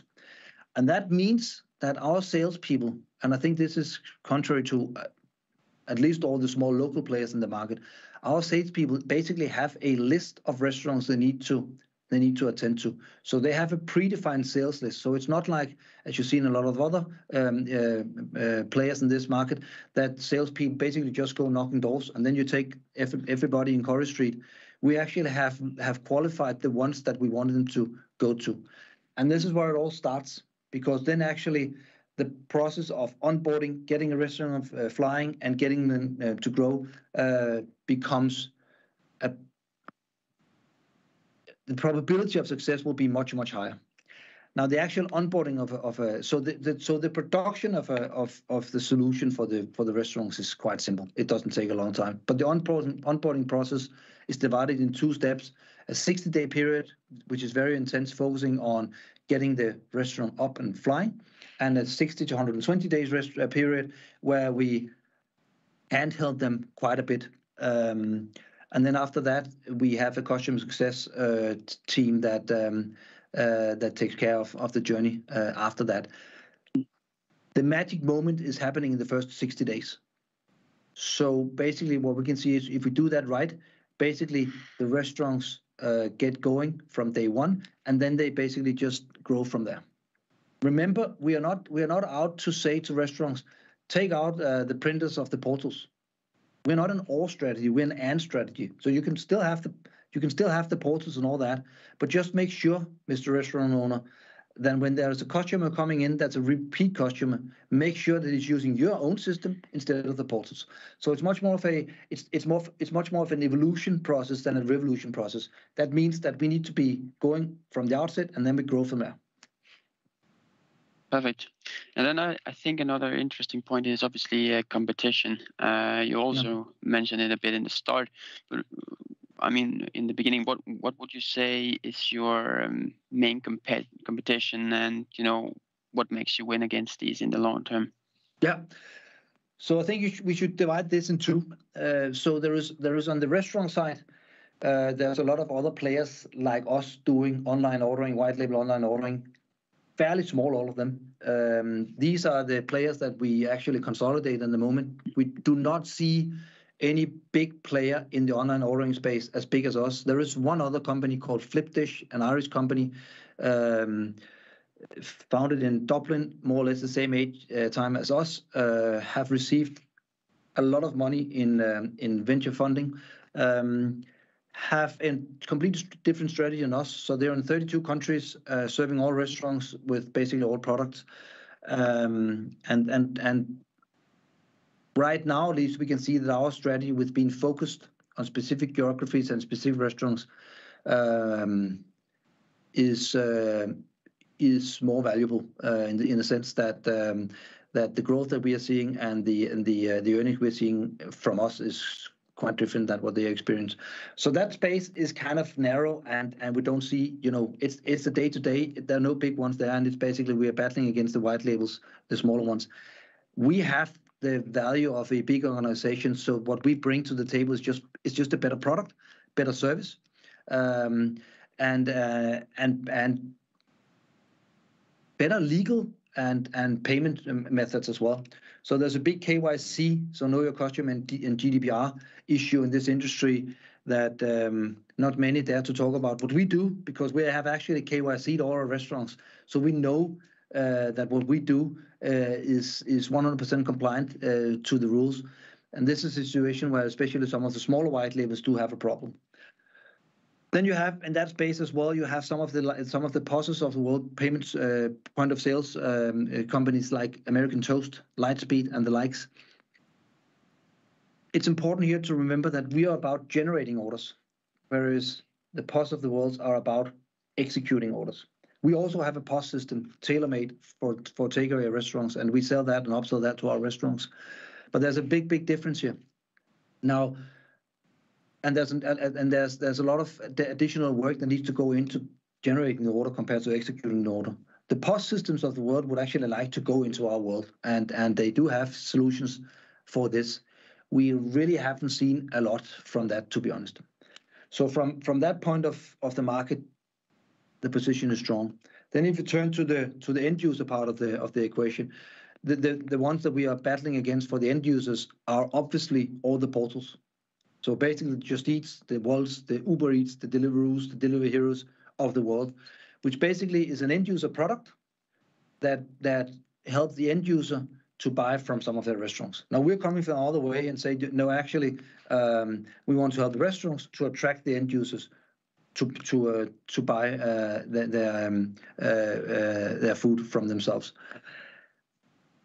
Obviously, they are different beasts. And here there's a couple of things. First of all, they're big marketing machines. They do not market the specific restaurant. They market the portal, even though that a lot of people is actually using the same restaurant over and over again. It's all about delivery. So they do have their own delivery. All our restaurants have their own delivery. That's kind of a precondition for our restaurants, that they have to have their own delivery. Which basically means that they don't need that part of the equation from portals. So you could say from another point of view, from the end user point of view, and from the restaurant point of view, if somebody is searching for a specific restaurant, it's kind of weird if they end up buying the food from that restaurant through a portal. That should of course be by the restaurants themselves. So that's more of a end user focus, that we need to make sure that when we market and help the restaurants to brand themselves, that they are the right places. They are the right places, especially on Google, Facebook, and all these kind of things. Yeah, perfect. I think that's all we had time for today. Okay. So I'd like to thank you for your participation, and then to all of you, have a great rest of your day. Thank you. Bye-bye.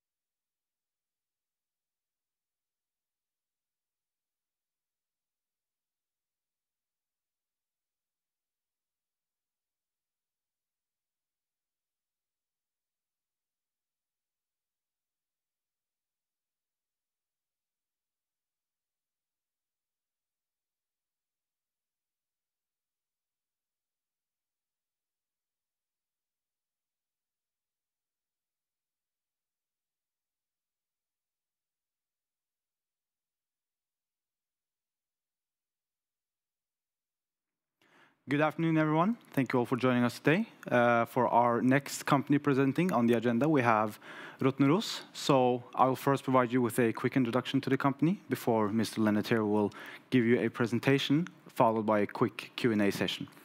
So Rottneros is a producer of high-quality market pulp. Their story dates back all the way to the 1630s with their initiation of pulp production in 1908. They operate two main mills, which is the Vallvik mill and the Rottneros mill, with a total production capacity of roughly 400,000 tons a year. They're also active in the packaging space and are currently undergoing an investment for a joint venture investment together with Arctic Paper, which I'm sure Mr. Lennart will talk a little bit about. So the floor is yours. Thank you. Thank you very much, Ali, and hello everybody to this afternoon. Difficult to say what I should elaborate on here any further, or if you go straight to the Q&A session. That was a very good summary. Thank you very much. As Ali has said, we are a company that has been around for a long time, and those of you who do not know us, it's actually dating back to the 1600s. Over time, we have adopted our business model, we have changed the products we produce, but we've always worked with our governance model, making sure that we earn money to invest money, and also make sure that we can recruit the people we need to in order to drive the company forward. Nowadays, you summarize that as ESG or sustainability, but for a company that has been around for 400 years, that is something that is at the heart of us. And the latest focus is going into the next step in the value chain, how we can make packaging as a sustainable alternative for fossil-based products based on our pulps within Rottneros packaging, and also minimizing a little bit our exposure to the energy market by investing in a solar farm, as well as an energy storage, a big battery that will participate in the regulation of the grid when it goes up and down on its frequency. And there is some money to earn that. But that's just a little bit of a side business. Our main business is pulp. Pulp from the Swedish forests, a sustainable raw material. There is more forest than there's ever been before, so we do not have to be afraid that there will not be enough forest to feed the Scandinavian pulp and paper industry. We've got two mills. One is 2 hours north of Stockholm on the east coast with its own deep sea harbor. And the other one is Rottneros mill on the western part of Sweden in Värmland. We've moved the packaging operations into a new location back in 2019 in order to be able to apply with food safety regulation, which is very difficult to comply with in a pulp mill. So we needed new facilities to make sure that whatever is packed in our packaging is not contaminated. And we also have a forestry arm. We do not own any forest ourselves, but we are operating on behalf of private forest owners. In Sweden, half of the forest is owned by private forest owners.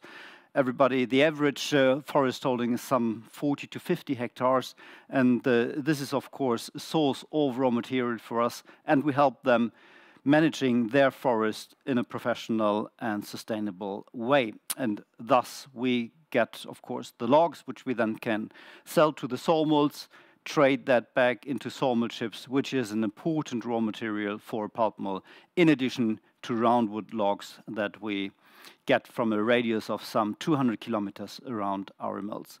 We also have a Baltic operations where we can import some 10 to 20% of the sawmill logs, sawmill chips, as well as logs to Vallvik directly into the harbor in order to level out the local supply chains when such need is in place. So all these four operations together produce some 400,000 tons of pulp. These are the 2022 figures. We are now down to some 286 employees. We have been above 300. We closed down the groundwood line in Rottneros mill last year, and we also had an organizational review early on this year in Vallvik, and the total effect of all these reductions is some 20% of our workforce in order to be able to contemplate and work with the inflation that we see on other fixed costs. So this is for us one way of being away and ahead of what we saw was coming from a cost perspective. All in all, we generated some turnover of 3 billion. So why should you be investing in Rottneros? Well, the forest industry as such is a part of the green transition. I've already mentioned it. We have a sustainable, renewable resource, the forest. And of course, our products help and can replace fossil-based products. Over the last period of time, we have demonstrated that we have a long-term profitability, which enables us to adapt to current conditions, but also have the necessary means to invest in order to develop the company going forward. And part of the profitability is, of course, a robust balance sheet where we work responsibly with the way how we allocate capital in order to have a balance sheet that is resilient against changes in the macro environment. Coming back on that on a little while. We've created stable shareholder returns. In 2022, that was a total shareholder return of 23%. And of course, over time, we have developed certain niche markets where our products generate some unique properties for our customers in order to be able to compete with these very big mega mills that you see around the world. With 400,000 tons, we are a small player, so we have to be very close to our customers, understanding their needs, making sure that we can tailor-made the product that we can produce in order to be suited for their products. But we're still playing on the market for pulp, and we will be looking into how that market has developed recently. We have seen some signs of stabilization after some strong headwinds during the course of 2023. But it seems that going forward there is more stabilization ahead.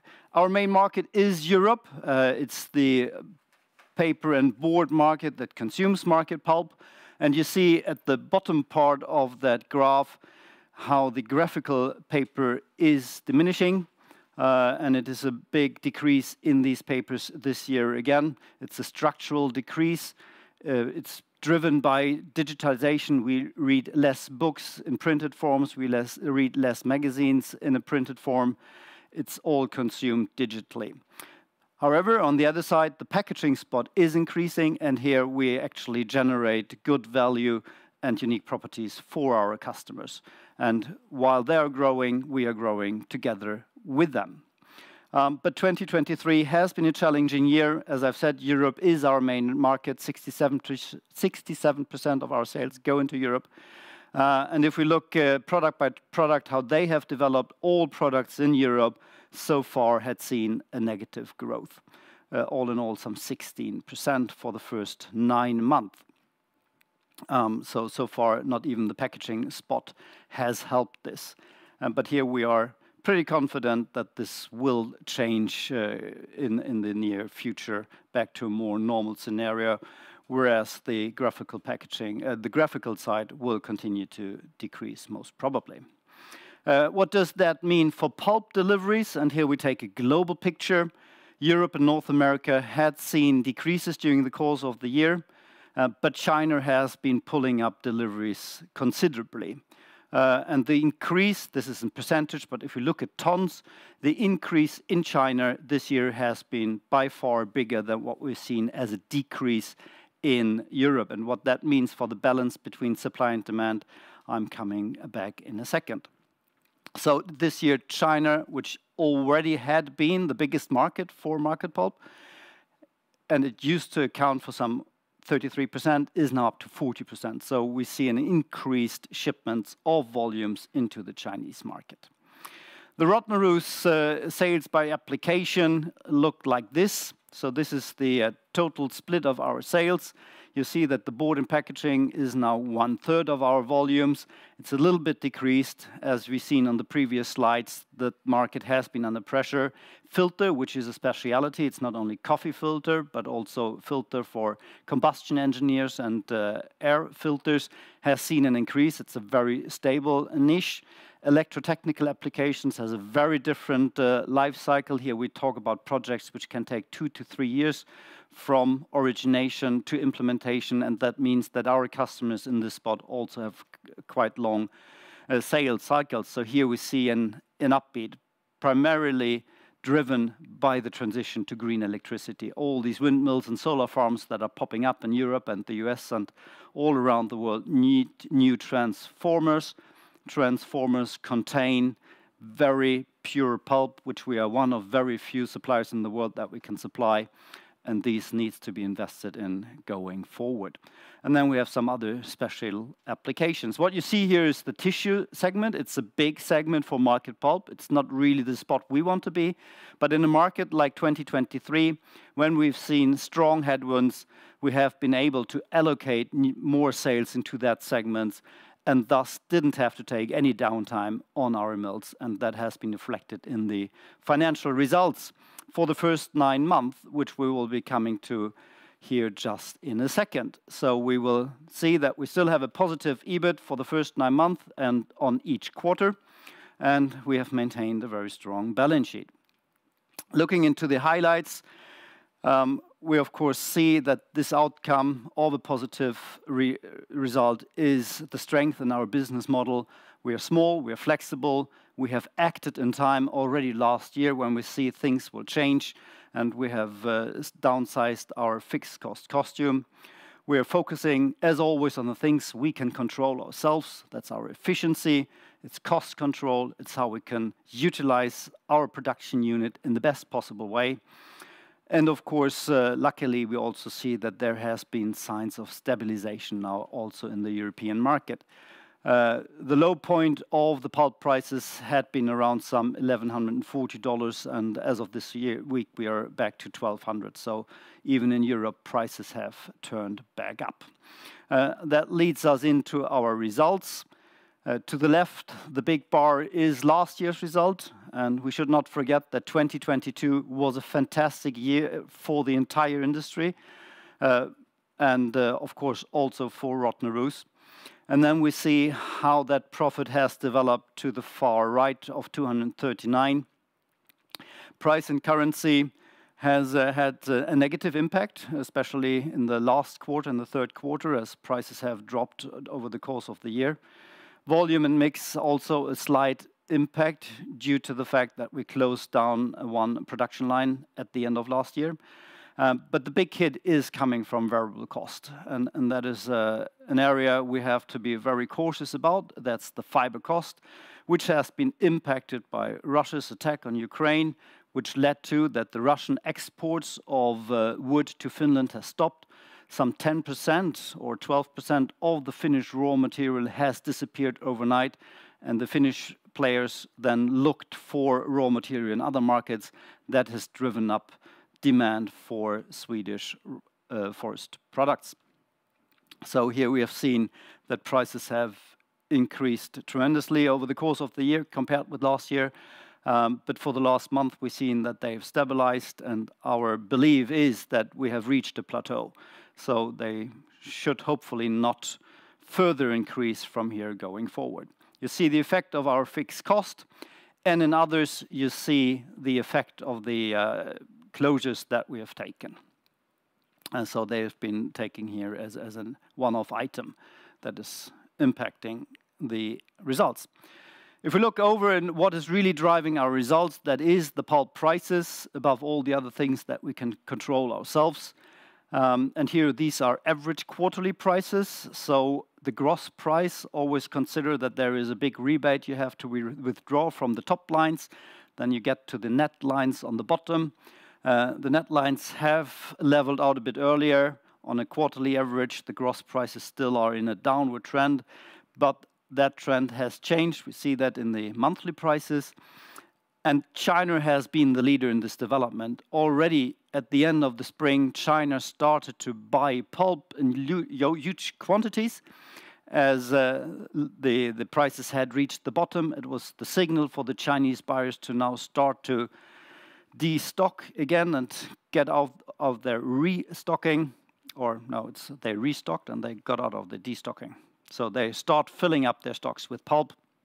And that has led to the global market coming much better into balance. And the balance we always see as the stock levels. And the stock levels are the bars. And you see there a big peak at the beginning of 2023, almost close to 55 days of consumption that were in stock. And that has now come down to some 40 days. 37 days for long fiber, which is our main grade, and 39 days for short fiber. And there you see on the monthly prices that the net prices already have turned up, and also the gross price here in the recent weeks. So it seems to be that we have got steady ground under our feet, and once supply chains have been emptied from all these surplus of deliveries that have taken place during the corona pandemic, we believe that with business activity coming back, we are coming back into a much better and positive mode. Looking at the profit development over time, once again, we see that 2022 has been an exception, but also with these strongly declining prices in 2023, we can see that we still have an average EBIT margin over rolling 12 months of 8%, which is historically a little bit above the average here. So that feels safely. I talked a lot about our balance sheet. Our equity to assets ratio still at a safe 66%, positive cash flow from our operations, and a very comfortable available liquidity of some close to 700 million Swedish. That is reflecting, of course, the dividend that has been paid early on this year in order to increase our shareholder values. Looking ahead and what's driving pulp sales in the future are a couple of mega trends. One of them is the growing population in the world with a larger disposable income at hand that is driving demand for tissue that will consume a lot of the pulp which is around and available, and leaves the space for us in our niches and will reduce competition. E-commerce is here to stay. We see that more packaging is needed. With a decline in graphical packaging, that means also that there is less recycled pulp available. That is one of the key sources for packaging. And these producers of packaging materials then have to rely on other sources, and part of these sources can be virgin pulp. We talked about renewable energy already. That is all around the world happening. Investments in the grid, investments in renewable energy that needs cables, that needs transformators. And of course, societies wish to get away from fossil-based products in our daily lives. And here we also are strongly represented with our molded fiber packaging. And some words about that. We have invested over a long period of time in molded pulp. We are, I think we can still say that, the first producer of a modified atmosphere packaging which is in the market, which is fiber-based. That means that our customer produces and packs food in a package which then goes into cold chain and not a frozen chain. You all know Dafgårds and the Köttbullar you can get through the frozen chain, but in a cold chain, historically, that has been plastic-based packaging in order to have an oxygen barrier. And here we have a fiber-based material in the market, and we are now building our plant in Poland in order to scale this up. And we're coming back on that next year when we have more things to show about that. So to briefly summarize of where we are standing, we have been coming through troubled waters with our balance sheet in good shape. So far, for the first 9 months of this year, we see a positive result, which we are very proud of. And just a note of caution for the fourth quarter, our main mill, the Vallvik mill, has had its annual maintenance stop. We guide some 60 to 70 million in costs for that. That's both lost production and additional fixed costs that has been taking place in October. That will impact the quarter four results. Keep that in mind when you make your expectations and prognosis. But the mill is up and running again, so no, both mills are running very well. And with that, I leave the word back to Ali for some Q&A. Thank you so much, Leonard, for the great presentation. So Just a few questions from our side. In your Q3 report, you discussed and you said that you're quite agile in acquisition of new customers.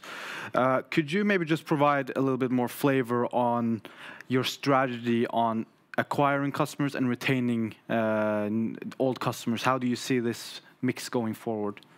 Our main priority is to retain our customers, as we have a dedicated set of customers which we have very long-standing relations. In some cases, it's also quite a long validation for them to get in their pulp. I think that is reflected also in the way how we can actually sell the volume that we produce. But when they don't have enough production, of course, they cannot consume more pulp than what they need. And then we have been flexible in finding new markets through the agent network we have, as well as I've said, also allocating products to tissue. I think it's a demonstration of the reputation we have in the market. Although we're small, we're very customer-centric. We supply them with an additional service. It's just a question of taking up the phone, making a call, and you will get a truck of delivery next day. So I think it's something that is sort of centering around our way of working with customers. But the main focus is, of course, on the long-standing relations, because here we see over time that this will benefit Rottneros. Okay, makes sense. Thank you so much. And as we all know, the market is very cyclical. We're coming from a trough, and now hopefully the market is moving up. How do you position yourself competitively, and what are your strategies in maintaining your position going forward now?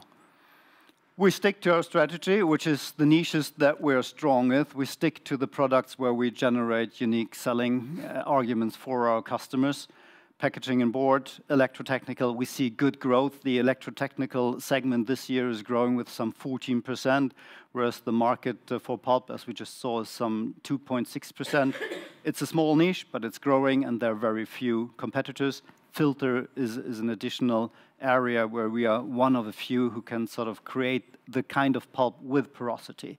So we maintain that strategy and follow it and follow our customers into new markets. And by that, making sure that we have a good capacity utilization of our mills. Okay, thank you. And in terms of raw materials, I mean, we saw with the chart you showed that, you know, it's difficult. The raw materials have been pushing the earnings down. In terms of the value chain, how do you see yourself positioning in terms of maintaining a good position in terms of the raw materials you source in going forward now? Well, again, it's about relations, as most businesses are. There are many smaller players, not just the big ones that you might hear of on a daily basis. Many family-owned sawmills that like to do business with a business partner that is not huge. It's always difficult to dance with an elephant. And if you dance as a small player with Rottneros, you meet each other on eyes height. And I think that is a strength for us to source the needed raw materials. Of course, we have to follow the price, but we have the volume available. Exactly, makes sense. Thank you. And also, you are currently working on a new tall oil production line or a new mill in Vallvik. How do you see tall oil representing your company going forward, and how will that change some of the dynamics in your company?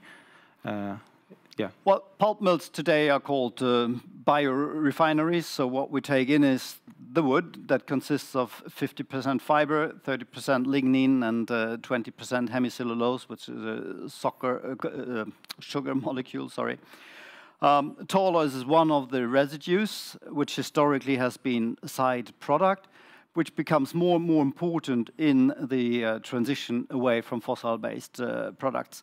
We cannot make more than what the raw material brings in, but we can refine it to a better quality, and we can make sure that we maximize whatever comes in with the wood. We have a long-term target for 2023. 10% of our turnover should be coming from other sales than pulp. And as we could see in the 9-month report, we are there. So this will be part of the next step in that, which we have not communicated yet, but which we will communicate it in due course, what will be our long-term targets. And here we will see a step up in our ambition. Okay, thank you so much. I think that's what we have time for. Time goes quickly when you have fun. Thank you everyone for joining, and we will see you for the next presentation. Thank you so much. Thank you.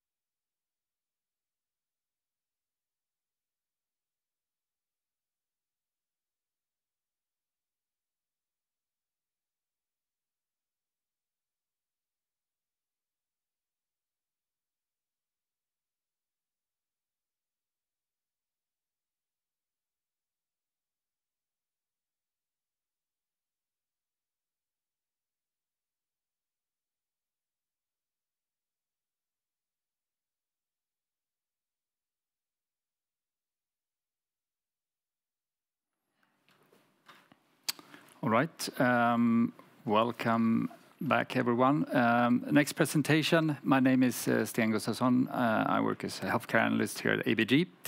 And I'm happy to introduce the next speaker, Morten Henneveld, CEO of OssDsign, who will present the company. And then we'll have a short Q&A afterwards. So please go ahead, Morten. Thank you very much, and thank you very much for having me. As always, when we do these presentations, the normal disclaimer and forward-looking statement.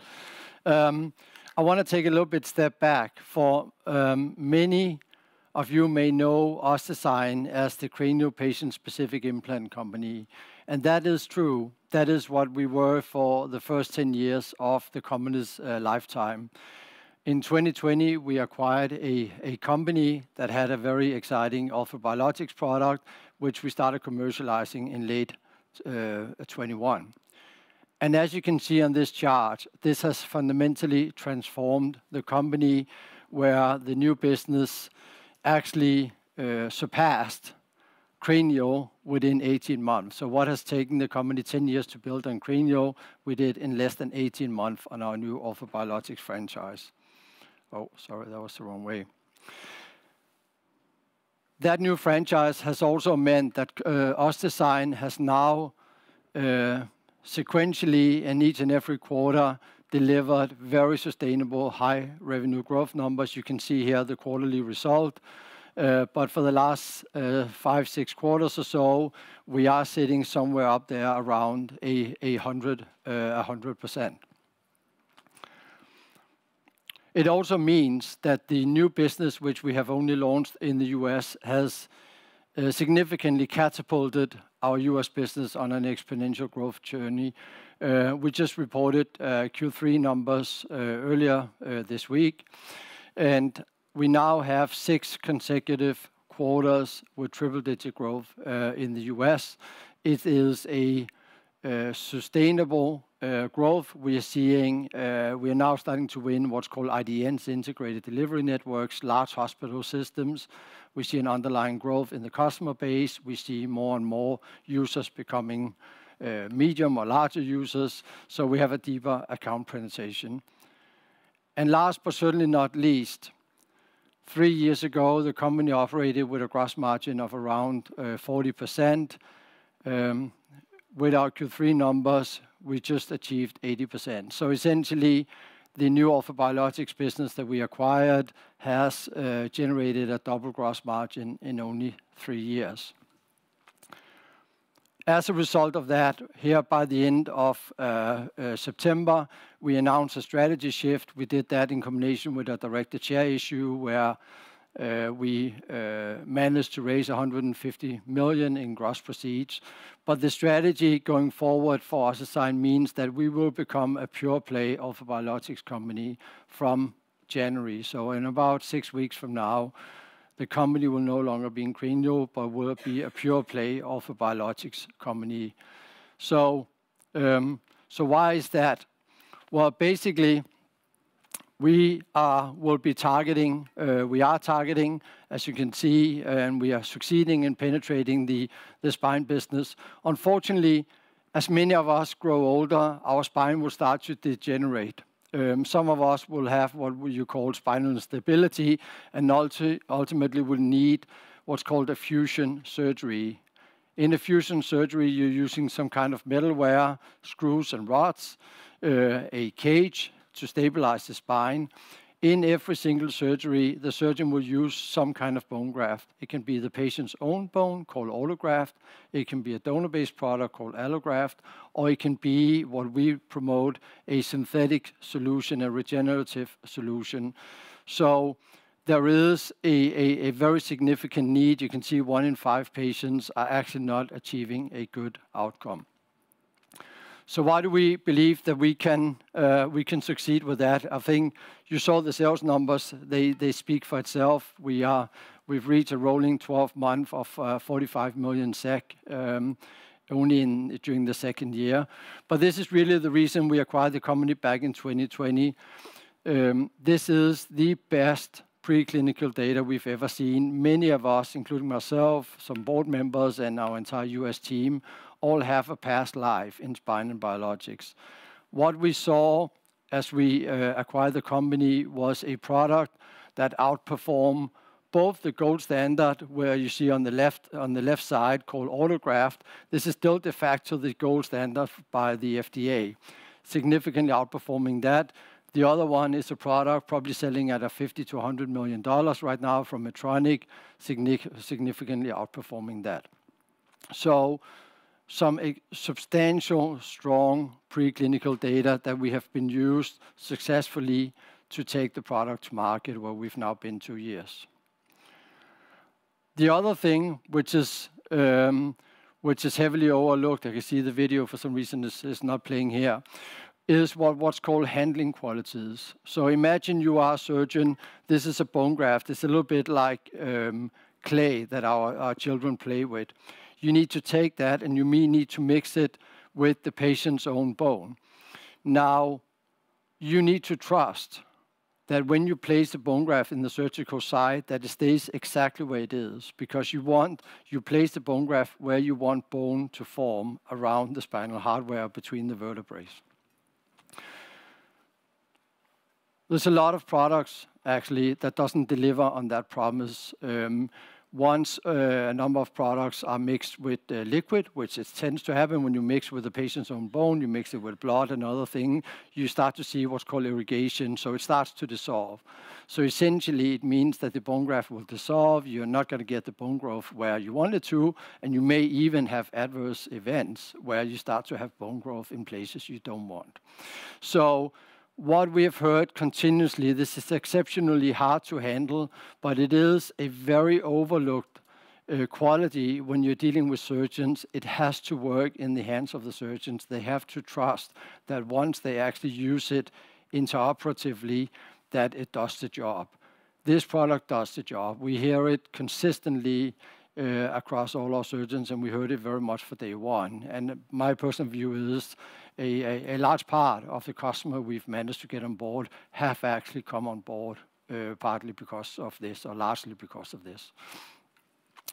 So we have a big medical need. We have an exceptional strong offering, which you can see on the sales numbers so far.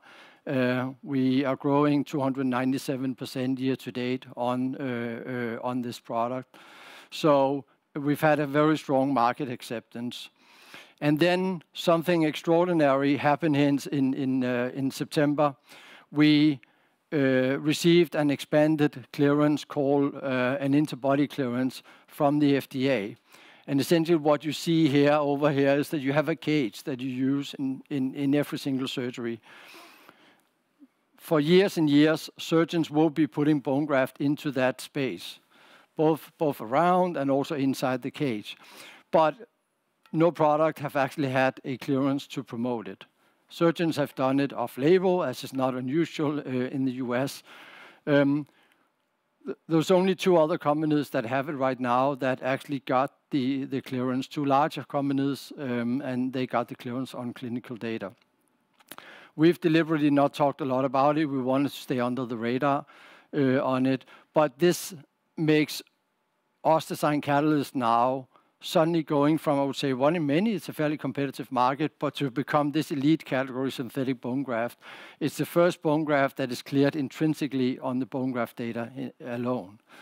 So not mixed with cages or anything. It's also of the only 3 products on the entire market that has this clearance. It's the only one of the latest generation. The other 2 products are older generation.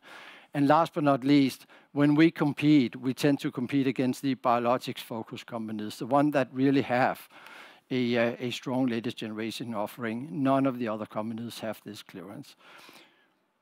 And the interbody space is expected to be about half of the market. So what it means now is that the surgeons will actually be able to use this product on label for all major spine procedures. So it puts us in an exceptional class already 2 years into the launch. But this is not only about sales in the short term. We are also building for the medium term. A week after we launched in the US, we started our first in-man clinical study called Tom Fusion. That patient is fully enrolled. Everyone is up to 1 year, which is the gold standard to assess fusion. And then You will see these results coming out early in the year, early in the next year, apologies. And we also started Prepare, which is a clinical registry where we now have more than 200 patients in there. We own that registry, which means that we have real-time access to that.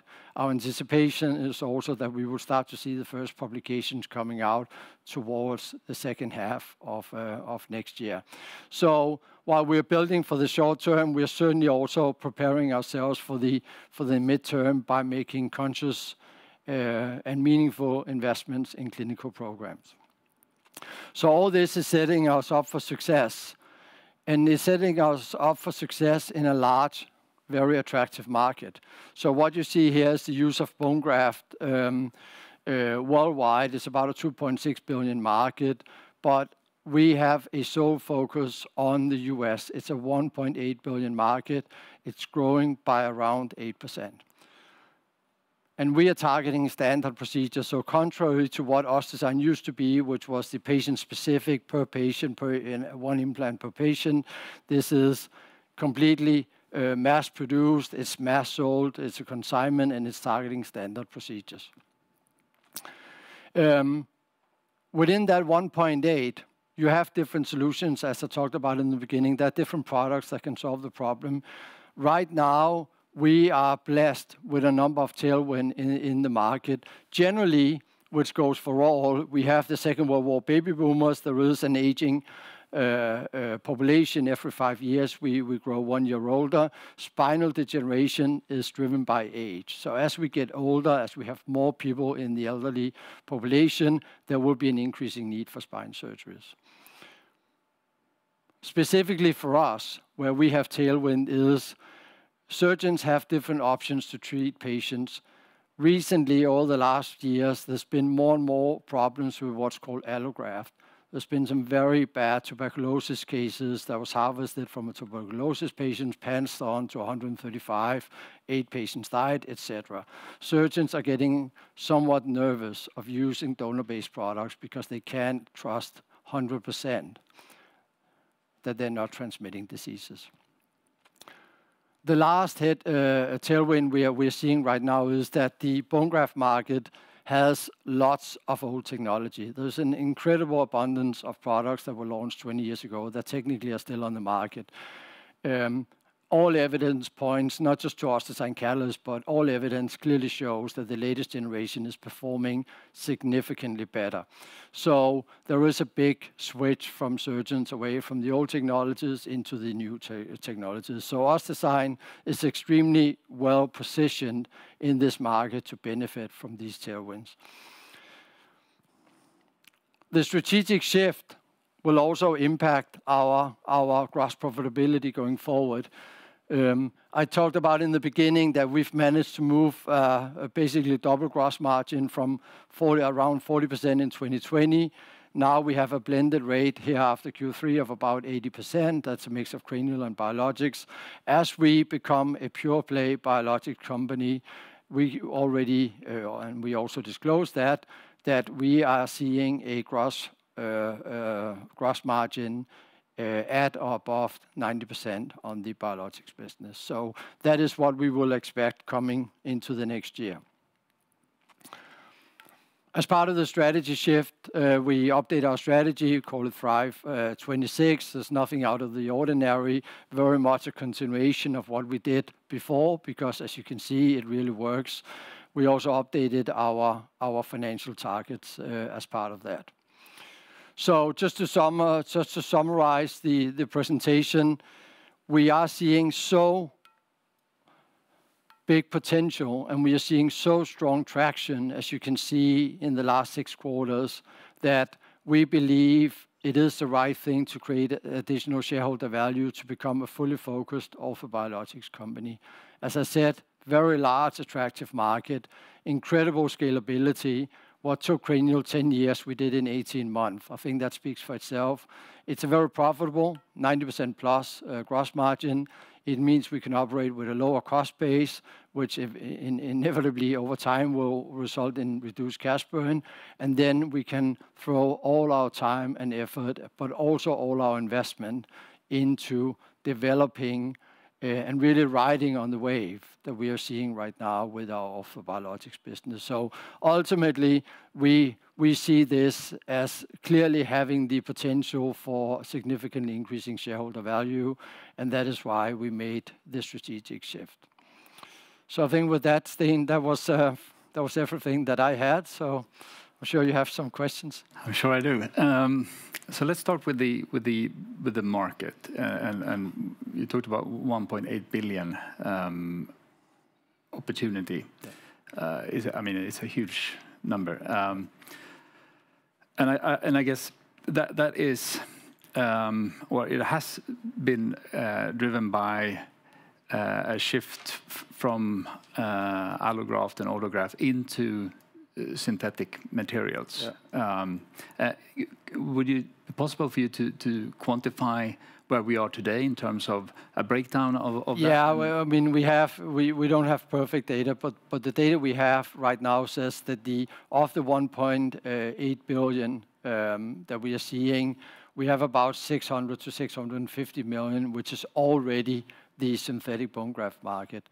But what's happening is we can address all of it. We can go to a user of allograft today and saying, can you use this? Our strategic, our commercial, tactical focus is we are targeting the ones that have already made the decision to use a synthetic solution, because for us, it's a much easier shift. It's just stealing market share. You put in the pink box and you remove the yellow box. But right now, from what we can see in some of the latest reports, about 600 to 650 million. But we are seeing a big part of the other one moving into that. So it's growing a lot more than the rest of the 1.8 billion market as such, simply because people are moving into more synthetic solutions. And I suppose it will continue to migrate into synthetic for the reasons you mentioned, and also when it comes to autograft, it's a very painful procedure for the patient. So yeah, in particular, if you use it from, the gold standard is still the iliac crest, where the harvest from the hips, it's increased hospitalization. De facto, it is still the gold standard. It's still where you teach people at med school that's what you should be doing. Very few surgeons will say that today. Very few will do it. So. But do you know the split between, I mean, in terms of the total number of spinal cases using autograft or allograft or synthetic? No, because I think what we're seeing is most surgeons, almost all the time, will mix with the patient's own bone. Okay. The surgical shift has been that you've started to use some bone from the patient's, from the surgical side, what's called native bone. Yeah. Because you're already opening up. It's not an extra procedure. No. Less painful also. And then you take bone from there and you mix it with our bone graft and you put it back in. Yeah. So that's what we typically see right now. But yes, it's not what the FDA says, but this is what all surgeons are doing. And yeah. Okay, so now you have, well, let's call it one product in one market. Yeah. If we're looking at a 3 to 5 year perspective, where do you think you are then? What do you want to become, and what do you aspire to? And would you be open to out-license your technology to someone else in another market, for example? I mean, you have a relatively small team and you can't conquer the world on your own. So I mean, are you open for those? Yeah, I mean, I think it's still early days. Those are some very fundamental, big strategic questions. Listen, right now we are very happy with the US focus. It's a very attractive market. It's high priced. We know the market. We all have past lives selling spinal biologics in that market. So, and it's huge. I mean, you saw our financial targets. To get to those targets, we only need a fraction of the market, right? Then you can say I'm unambitious. I don't think I am, but it's not like we need a double-digit market share or something like that to achieve those goals. It can be achieved with a lot less. I think there are interesting markets in the world to go into. As I said repeatedly, I see some very big problems with the new MDR rules in Europe. It's very hard to see as a manufacturer what it takes to get a product approved. The cost of doing business there have gone up. We know bone graft prices are significantly below in Europe compared to US. So I struggle at this point in time. You may call me out 3 years from now, but at this point in time, I can't see the motivation for why we should spend time and money going into Europe. Then I would say there are other markets, kind of if you move more east, that are probably easier to get into and more attractive, both from a market perspective and a pricing perspective. But I would say for the time being and for the foreseeable future, all our focus is on the US. Yeah. That is where we have strong traction. We have really good names. We've just signed on Yale as an account, some very noteworthy accounts. So we've had a very strong market receptance, and it's an attractive market. So I can't see why we would defocus from that. I think, as you say, we are a small company. We have the hands we have the money we have, and I think getting a focus into the company is profound to success. And I actually think the turnaround that we've done in the last 3 years is a testimony to that. We've been driving more and more focus all the time, and I think we're now starting to see the outcome of that hard work. Yeah.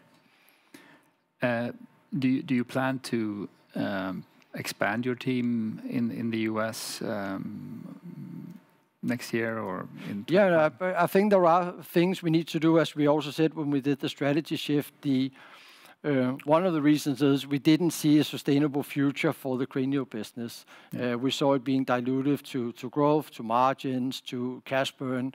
So it's hard to see that as a standalone. But the other important reason is because of the structural nature of the cranial business that requires production, it's tying up lots of structural costs. It's taking up lots of time in the organization. That has actually meant that there are things that we should have done on the orthobiologics business. We should have accelerated more on R&D. We should have produced more in automating our OssDsign Catalyst production lines. Maybe we also need to contemplate the next clinical study when the tough fusion is done. But none of these things we've been able to do in a very sensitive market where you can't just spend money anymore because cranial has been tying up all the resources. Yeah. So, as we also said when we announced, we think 30 to 40 million of OPEX will be reduced as cranial goes away. But of course, we need to take that money and then we need to decide what do we invest in and what do we take as saving as a result of that. Yeah. So yes is the short answer. There are many things, as you would imagine, as a small company that we could or should be doing, and we just need to prioritize. Yeah. But we should not be surprised if you grow your team in the US. No, I wouldn't be surprised. Right now, of course, the strategic shift also means that we'll be leaving the facilities in Uppsala, and as a natural part of that, we are moving a number of functions into the US instead. Yeah. When it comes to training doctors, how complicated is it for them to learn how to use your product? Does it take a long time or is it a relatively quick learning curve for them? It takes about the same time as it would take for me to take a sip of the glass of water here. Okay. It is straight. There is no change to procedures. Yes, they need to familiarize with the handling, as I talked about. Now, luckily, our handling seems to be better than what most people have worked with before.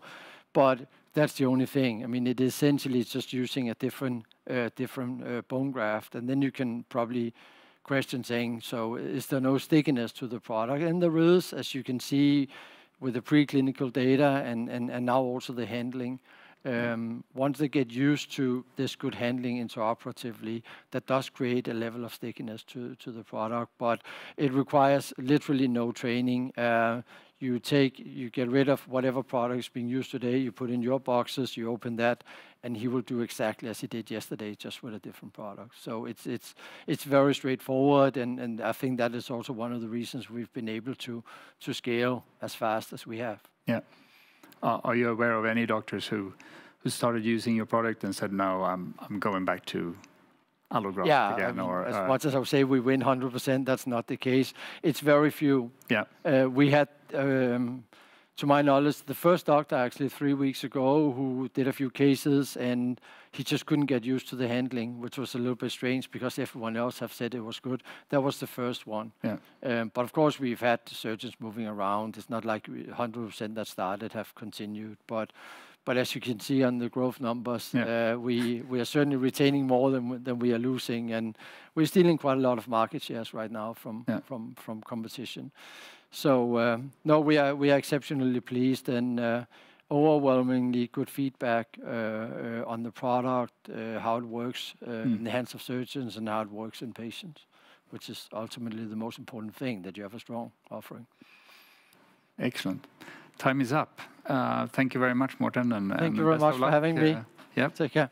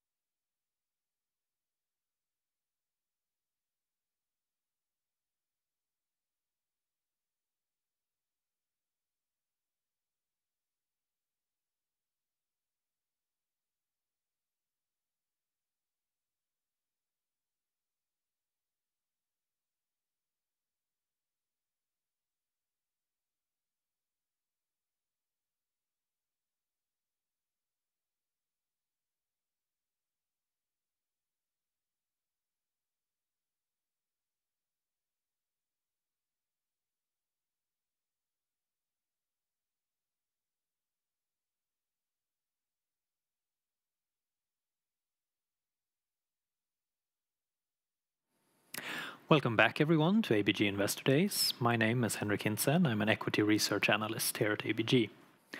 With me now, I have the CEO of Freemelt, Daniel Gidlund, here to present the company. Please, Daniel, go ahead. Thanks, Henrik.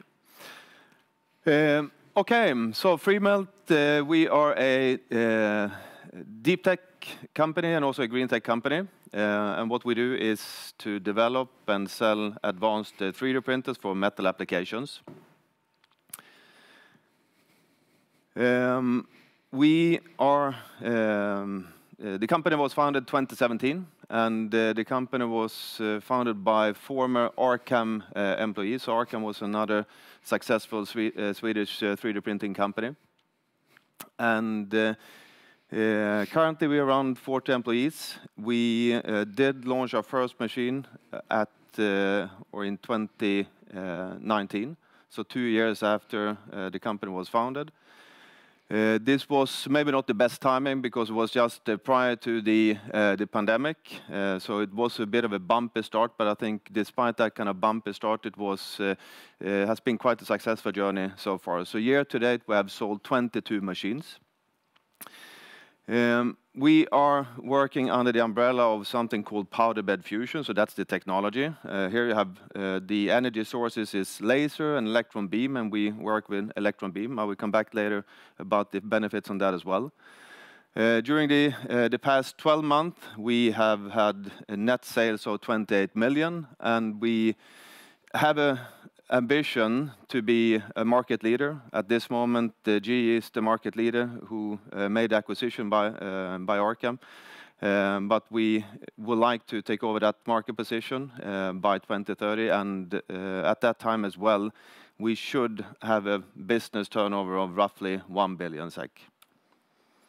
So what is 3D printing? So 3D printing in a nutshell, I mean, it's the opposite to metal cutting or machining of metals. Instead of having a big piece of metal that you machine down to the end application, like in this case, orthopedic implant, you actually put powder into the printer, and then layer by layer you build the application in one kind of process.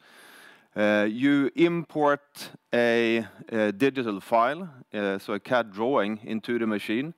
And then it's by automatic then start to print. So it's really a true digital manufacturing as well.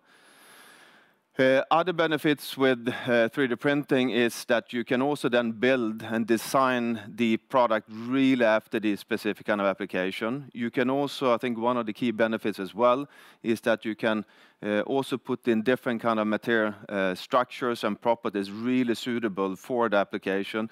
Same kind of thing if I take this hip cup from an implant point of view. Here it's titanium, and you can really build it both, I mean, from a structure point of view, that is good to really get the bone ingrowth into the implant, but also to make it lighter, of course, if you put it into the body, and then strong. So that's, of course, also a key benefit.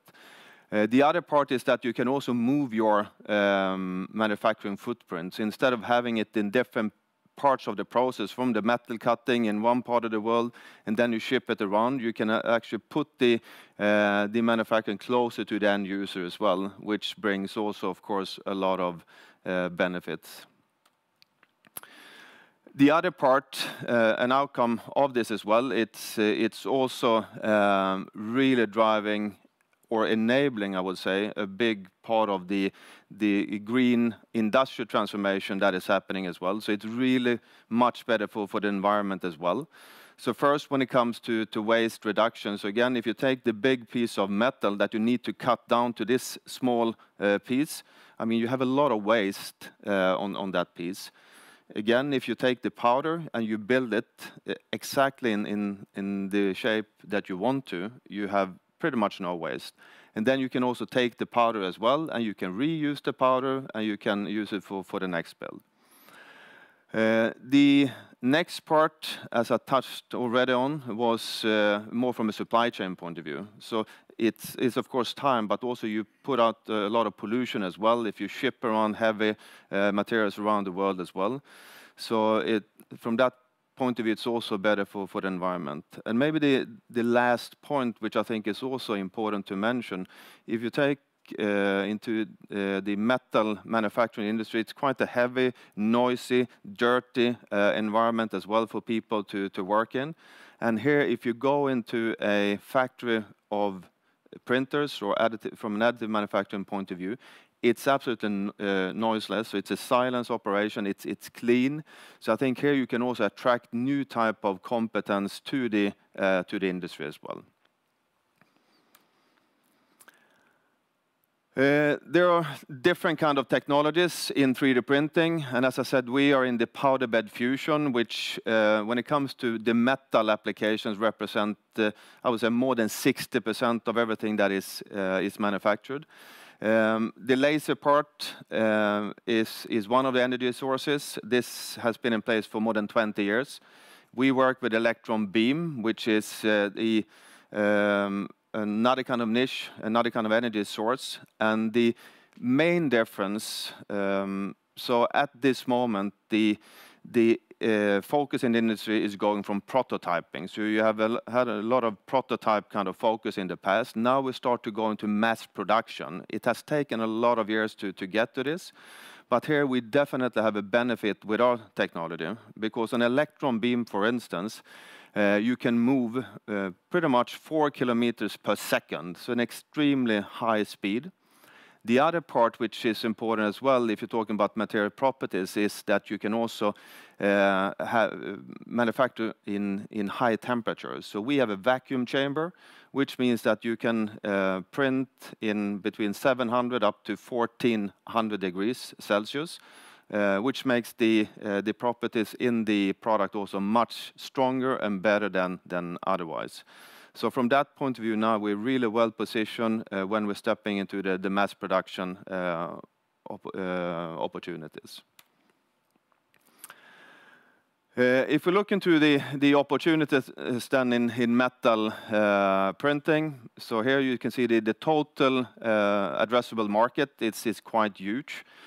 Additive has been in place for 30 years, and if we zoom down on the adoption rate here, if we start from 2021, it was pretty much 2%, so 3 billion euro opportunity. This has been a double-digit growing business or industry for quite many years. It will continue, so it's a CAGR of 26% until 2026, and I think even beyond that as well. So there you see the opportunity at this moment of 8 billion euro. And this is, I think it's important to say as well, these are applications that are printed today. So then, of course, you have a huge untapped opportunity as well. If I take, again, the hip cup or the implants, only 4% of all the implants at this moment are printed. So it's just a huge organic, let's say, growth opportunity for these products as well. The 4 biggest, let's say, applications so far is in healthcare, which includes implants. You have also X-ray equipment as well, which is also a lot of components printed for. Then you have industrial, so here it's still a lot of prototyping and special kind of components. Automotive, very price sensitive market, high volumes. And then the last one is space, which is continue to grow as well. Freemelt, we focus on 3 materials. We have 4 focus areas. The first one is research. I think that was also one of the reasons why this company was founded, because it's a competence gap in the industry. More people need to be aware of the opportunities with additive manufacturing. Personally, I think I'm quite disappointed on the development during the 30 years so far, but it's mainly a competence gap. And this is why we try to target also the universities and the research institutes, really to get in the knowledge about additive. And of course, we would like to steer them towards electron beam powder bed fusion that we work with. So a design engineer really starts to think how to design the products from an additive point of view, and also how you structure the factory as well from an additive manufacturing point of view. So that's a key focus for us, and you can see here as well that AM Power estimate it will be roughly 700 machines sold by 2026 as well here. And we have a very good position at this stage. Then tungsten. So tungsten is, first of all, it's the material that would have with the highest melting point in the periodic system. So really to melt this product, you need to go up to more than 3,400 degrees, which means it's really difficult to machine and work with this kind of material. Why it has not really been focused on this before, but now what we have proved that you can pretty much get full density in the material, and suddenly it starts to open up on really a lot of new potential applications for this. Just to mention, I mean a few, I mentioned X-ray equipment. So this material is really good for radiation perspective. So here we have really, we have seen already start of 3D printed products for X-ray. The other one is semiconductor. This is new, same kind of thing, very harsh kind of manufacturing environment where once again tungsten is very good. You have in defense, you have also then for fusion and also nuclear. So energy, I would say, is one of the key driving forces or demands for us when it comes to tungsten. Fusion might sound and be seen like very futuristic as well, but actually now there is more than 35 private initiatives around the world, and it's a huge focus. Also, I mean, if you go to US, to UK, France, etc., regarding fusion, and it's not that actually far away. So Commonwealth, to take one example, they have an ambition that by 2050, 20% of the world's energy should be produced by fusion energy. Really to get to that situation, of course, they need to still solve the technical challenges, but even a bigger challenge then is to produce those reactors.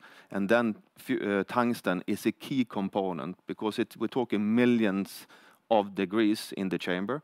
And tungsten is, if you can also then print in cooling channels on the backside on the tungsten tiles, then that will also be crucial. So here, just to take the Commonwealth, it would require tens of thousands of printers just to solve Commonwealth need. If I move to titanium, I've showed this a couple of times now. This is the hip cup, same kind of thing. I think 3D printing it's really suitable that you can design products really to fit into your body in a good way.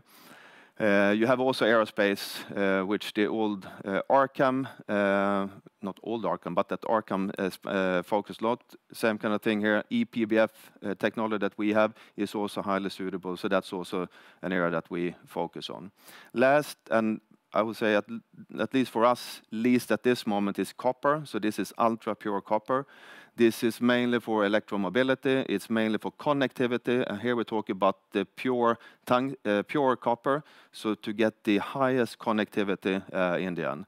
And to have here, it's must to have a vacuum chamber like we have as well.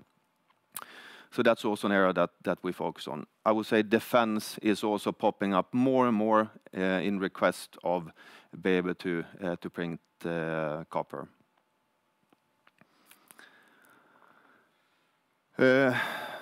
These are the current customers that we have. So far, our key focus has been on the research, as I mentioned before. So the machine that we have in place, we have sold to prestige universities and institutes around the world that I mentioned before, plays a key role as well now to really get the transformation going faster. So their job, what they're doing, of course, is trying to identify new type of material properties, but also identify new kind of applications to industrialize as well. If I give you one example here that I think is a bit of a role model as well, in US there is a program called America Makes, and what that really, the purpose of that program is now that US is trying to take back a lot of the manufacturing industry that they outsourced in the 90s and 2000 from the low-cost countries and a lot from China. And to be able to compete with the low-cost countries, you need to be more innovative. So you need to have a different type of manufacturing, because otherwise your cost will be too high. So America Makes is pretty much about to industrialize 3D printing. So Department of Defense, Department of Energy, and so forth, now has given the task to this program to industrialize 3D printing in US for the US industry. So we see a lot of focus. Defense, energy, semiconductor, all focus areas at this moment. The good thing also with these customers is that they have tested our product now as well for quite a few years. And we now, when we step into the industrial segment, we can also, of course, we have taken all their kind of feedback into consideration as well. So good, let's say, beta testing, if you call it like that, for quite a few years, because we use the same core technology for our industrial offering or machines as well. So the first one is Freemelt 1. So this is really an open research machine. A very transactional business for us, not too much aftermarket and recurring revenue on that one. The next machine that we have commercialized or in the phase of putting into the market is eMelt, and we have a one build chamber machine. So this is for your application development. So first you develop your material process. You secure that the material properties are as you want to have them.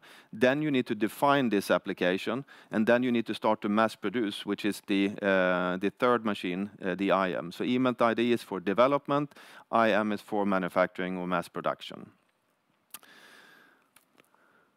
And what you see here is actually something unique. So again, I dwelled a bit about the poor development of 3D printing during the 30 years. I would say it hasn't happened too much from development.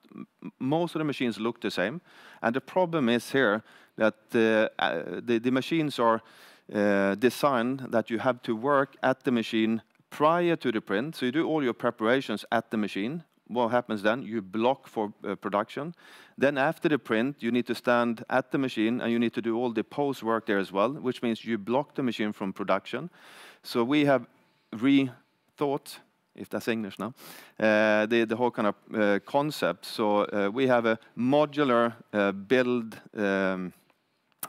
We have modular build stations that are independent, which means that you have four other, these are 4 per machine, so you have 4 others in a specific area for powder handling in your factory.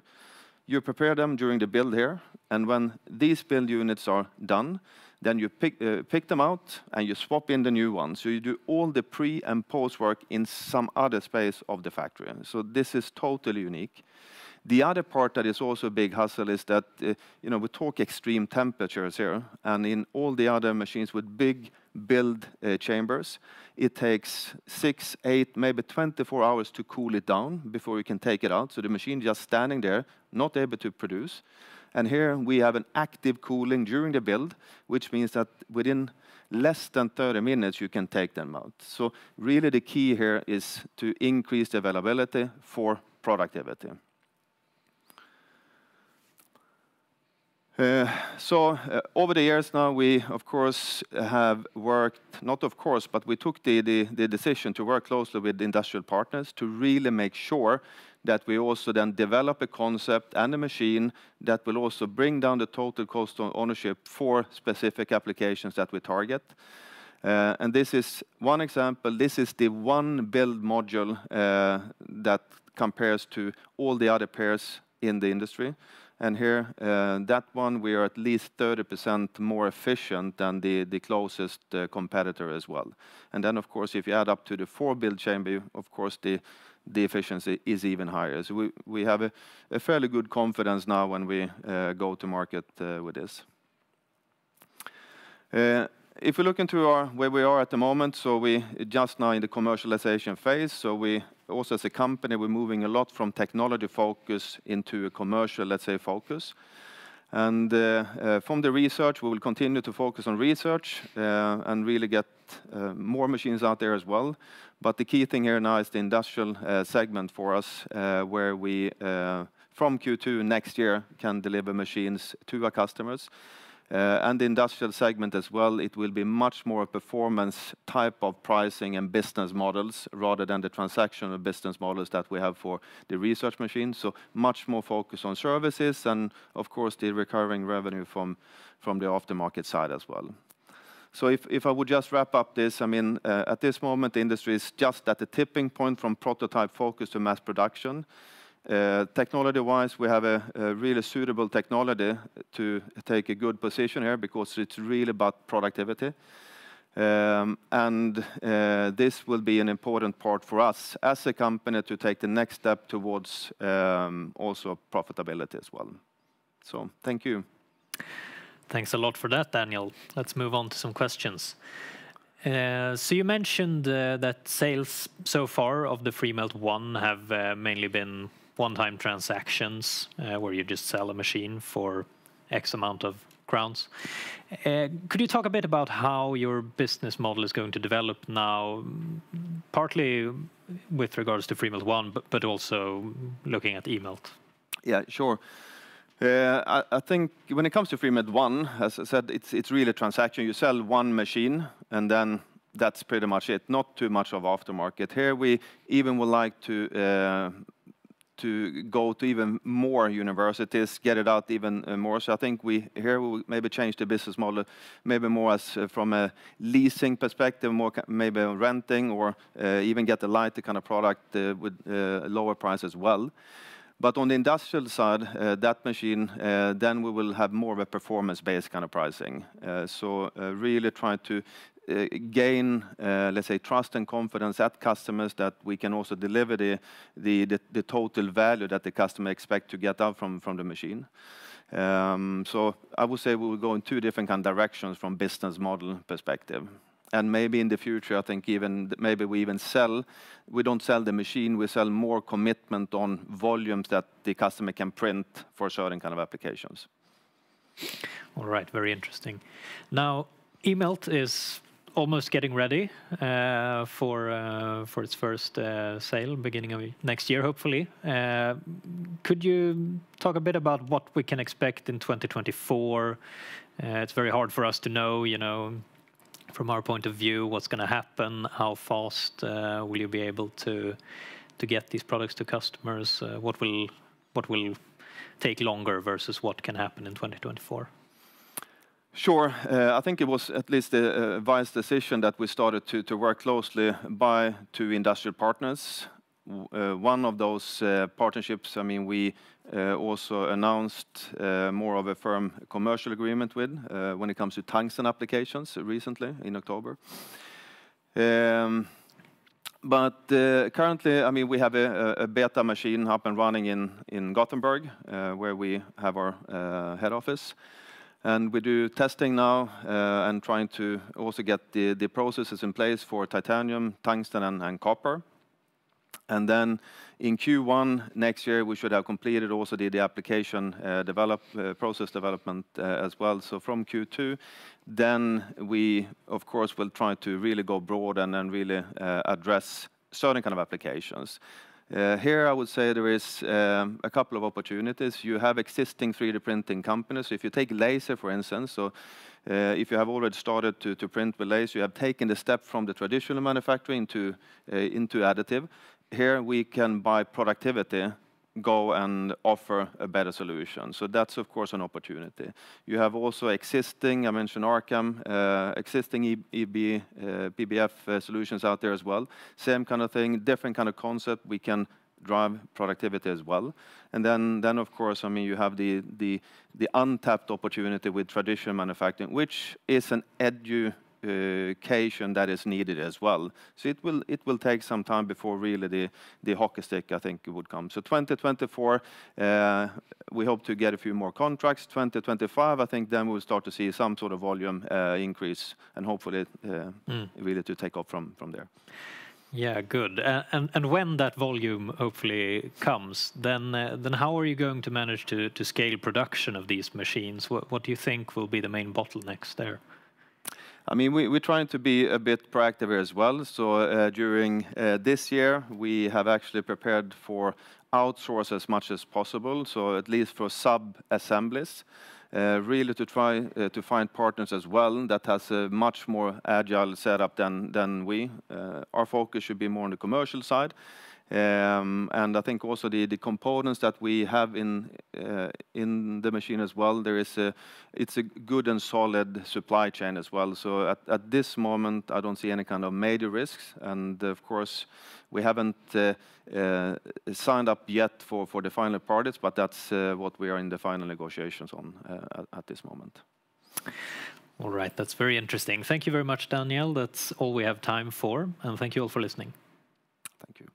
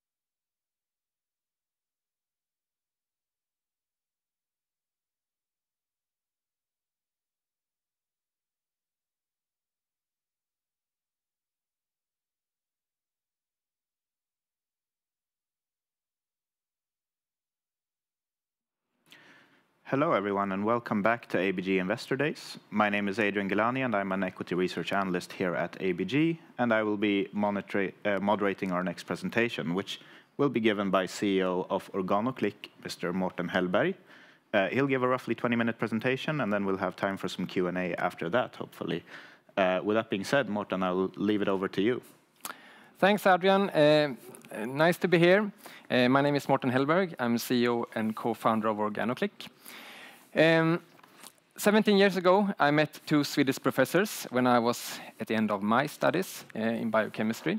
They had been doing research within natural chemistries since the mid-90s. That is, looking at what is the chemistry behind a tree becoming so strong, or why do some leaves become water repellent. And the purpose with this research that they had performed was finding new materials, new chemistries that can replace plastics and different fossil chemicals in cellulose-based materials. When we met, they had developed a technology which we call modification of cellulosic fibers. That is, we can click on different molecules to cellulose fibers by mimicking the way nature doing it by itself. This research and this science is called biomimicry, that is looking at and mimicking the way nature is creating different functions. If you look at what the technology platform that we started of, it is a way of clicking on molecules to cellulose fibers in wood, in textiles, and in paper in order to change the properties of these materials. Today, 70 years later, we have developed technologies in order to create improved water resistance, improved mechanical properties, grease resistance, and fire retardant, and also rot resistance to these materials. So this has been from a core technology of clicking on molecules. We have then gone into various fields depending on what we are using. The name of our company, OrganoClick, comes from two different chemistries that we are utilizing. And the first one is organocatalysis, thereby the name Organo. We were one of the first companies in the world, I would say, starting to work with this catalysis that is replacing toxic catalysis in order to create chemical reactions. And we were pretty pleased and happy when this was awarded the Nobel Prize in 2021, the science behind organocatalysis. And that is because it's a green chemical reaction, green chemistry that can replace fossil chemistries. Then the click in our technology is coming from click chemistry, which is a different fundamental research. You click on molecules. And we were pretty surprised and even more happy, I would say, when that was awarded the Nobel Prize in 2022. So the whole name from what we are working on has now received a Nobel Prize. And we were one of the first companies in the world started to commercialize different areas from organocatalysis and click chemistry. Today, it's being used also in pharmaceutical development. It's being used in other type of industrial processes, but we are unique here working with material chemistry and cellulose chemistry with these two fundamental chemistries. From this basic science, we have developed products within a number of different fields. We work with what we call non-woven materials, which is a material in between textile and paper. So it's like a soft paper, you can say. I'll talk more about that later. There we have developed bio-based binders, which is connecting the fibers, which replaces plastic binders that have been utilized in the past. Here we see a typical example of a non-woven material, and this I picked up here at the hotel. It's the napkins that they have here, and actually I can say that this napkin contains 15% of our binders. So, and I know this because I know the pattern of our customers' napkins, and I can smell it because our product smells different compared with the plastic binders. So I'm very happy that I found this, actually, both the colored and non-colored materials. So here we have 15% of our product in these napkins. But that's a typical non-woven product. We also work with textile impregnation products in order to create water repellency on textiles. There we replace a chemical called PFOS, or fluorocarbons, which is the chemical that is also in fire-fighting agents that you have heard all about, the problem that they have in Kallinge and in Uppsala and so on. So it's the same type of chemicals that have been used for textile impregnation historically, which we are now replacing with bio-based chemistry. And then finally, we also work with wood protection, where we are replacing biocides and different heavy metals with natural minerals that is creating a physical protection instead of being a toxin to the fungus. Today we are a green chemical company. We have our own factory up in at Arninge industriområde in northern Täby, a 5,000 square meter facility where we have a number of production lines with a total capacity of 20,000 tons per year right now. Last year we had revenues of 115 million SEK. We surpassed that now after the third quarter this year. I'll come to the financial figures later on. And we are also work now completely with renewable energy in our production. So we became a certified climate neutral company according to Scope 1 and Scope 2 in 2022. And this is of course also very important because part of what our customers want is to become also climate neutral and becoming completely fossil free. So for them it's very important that our production is also fossil free. If we move into our different business units, our company is organized into three business units, one which we call non-woven and fiber technologies. There we are targeting big industrial producers of products like this. We have the green coatings and maintenance business, which is more consumer-related products. It's also chemistry, but packaged in consumer packages. And then we have the functional wood, where we are working together with wood impregnation companies to impregnate wood for the building industry. But if we move into the first segment, the non-woven and fiber technology business unit, here we are selling these bio-based binders, which I mentioned replaces plastic binders in non-wovens. So when you produce a non-woven material like this, you start with cellulose fibers, different type of pulp, and then in order to bind them together, you often use binders, and then historically you've used plastic polymers. So a napkin like this historically had about 15% plastic in it. That you don't probably know as a consumer, you believe it's just paper. But it has had 15% of plastic polymers. And that's the same in, for example, hygiene products like diapers or feminine care products. These materials also contain plastic polymers as binders. And this is where our products come into place. We can replace this type of plastic binders. And applications are tabletop products like napkins, hygiene products like diapers, feminine care products, wet wipes is a big area, agricultural textiles, this type of textiles that you see over field in agricultural lands, and packaging materials. In meat packages, for example, there is often some type of material that meat is placed on, and that is a non-woven material. But you also find them in filter applications, medical applications, and other things. But they are a little bit everywhere, these non-woven materials. Today this is an area where we this year have really taken a new step. We have started to supply big customers within this area. Today we have customers like Duni, American Glatfelter, which is one of the largest non-woven producers in the world, Finnish Sharpcell, and Finnish Ahlstrom. And Ahlstrom is also one of the biggest non-woven producers in the world. The market for binders is a niche market. It is an additive into the non-wovens, and it's valued to around 3 to 4 billion SEK per year.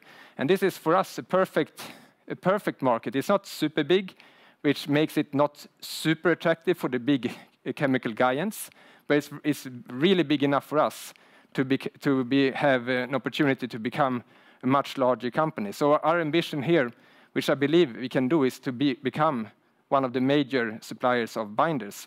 And this is something which we have really started to move on to right now. If we move into our consumer goods business, the green coatings and maintenance business, our major product is the Organotex textile impregnation, which you see here on the picture. Here we are replacing the fluorocarbons, as I mentioned, with bio-based products instead.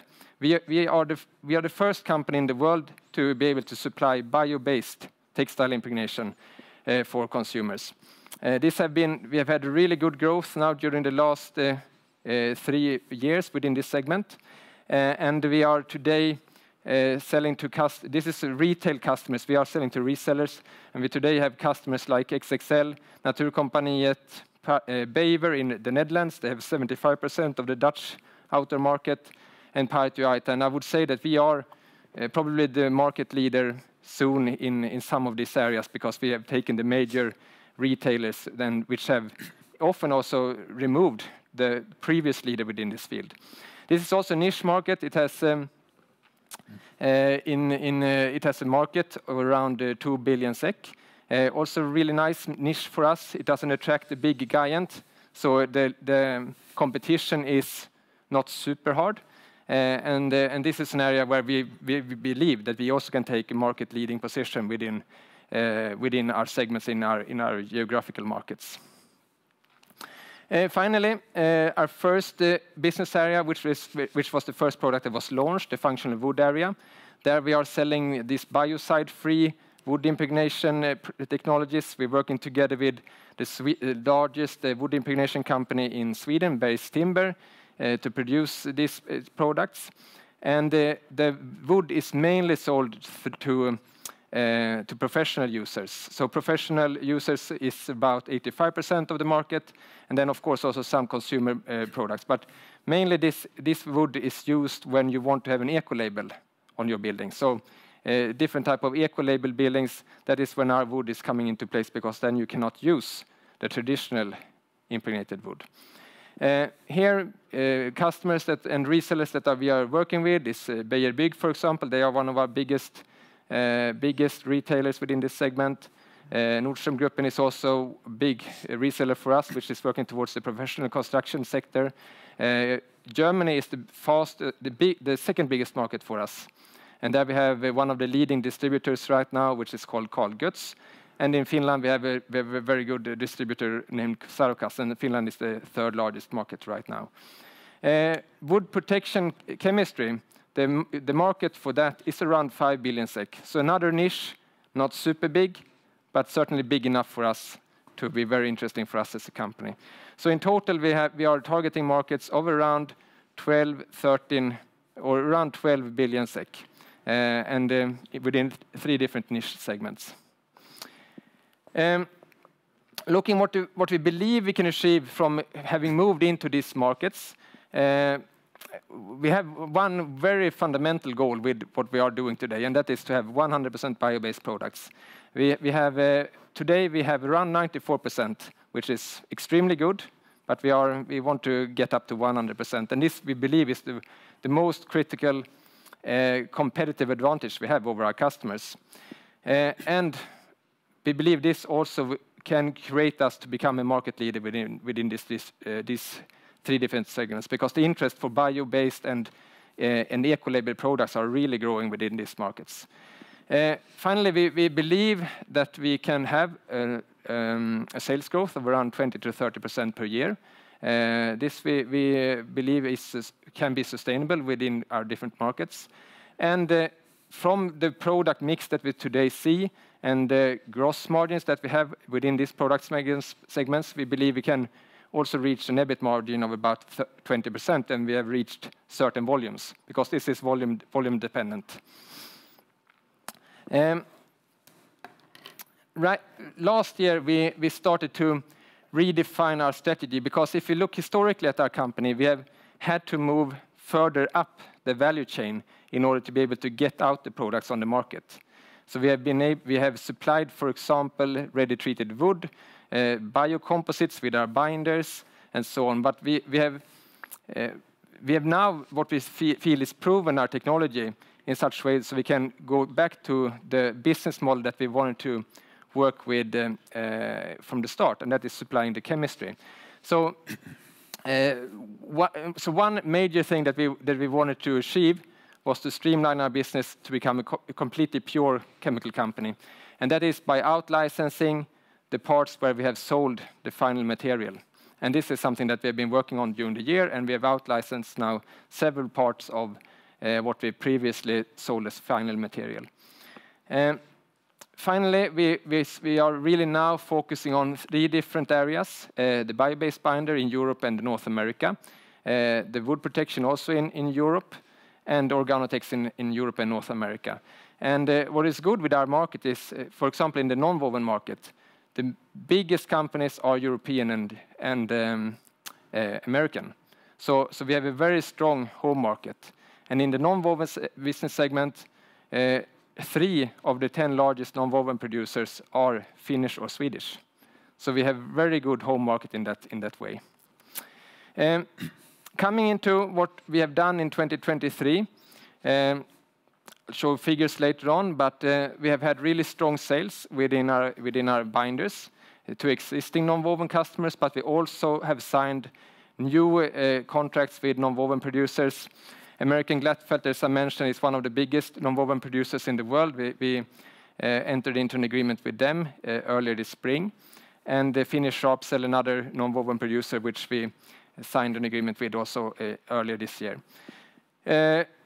Sales of Organotex have developed extremely well, and we have also expanded the business into the Netherlands, Germany, Austria, and Poland. And we have also launched 100% bio-based Organotex, which is the second generation for us now, and also launched a new wood protection technology that is replacing our previous technology, which was the first generation. If you go into the financial figures, we had a very good third quarter. We had 50% revenue growth, mainly driven by extreme good growth within the non-woven and the fiber technology segment, more than 600% growth. We had also good growth in the consumer goods business with 29% growth.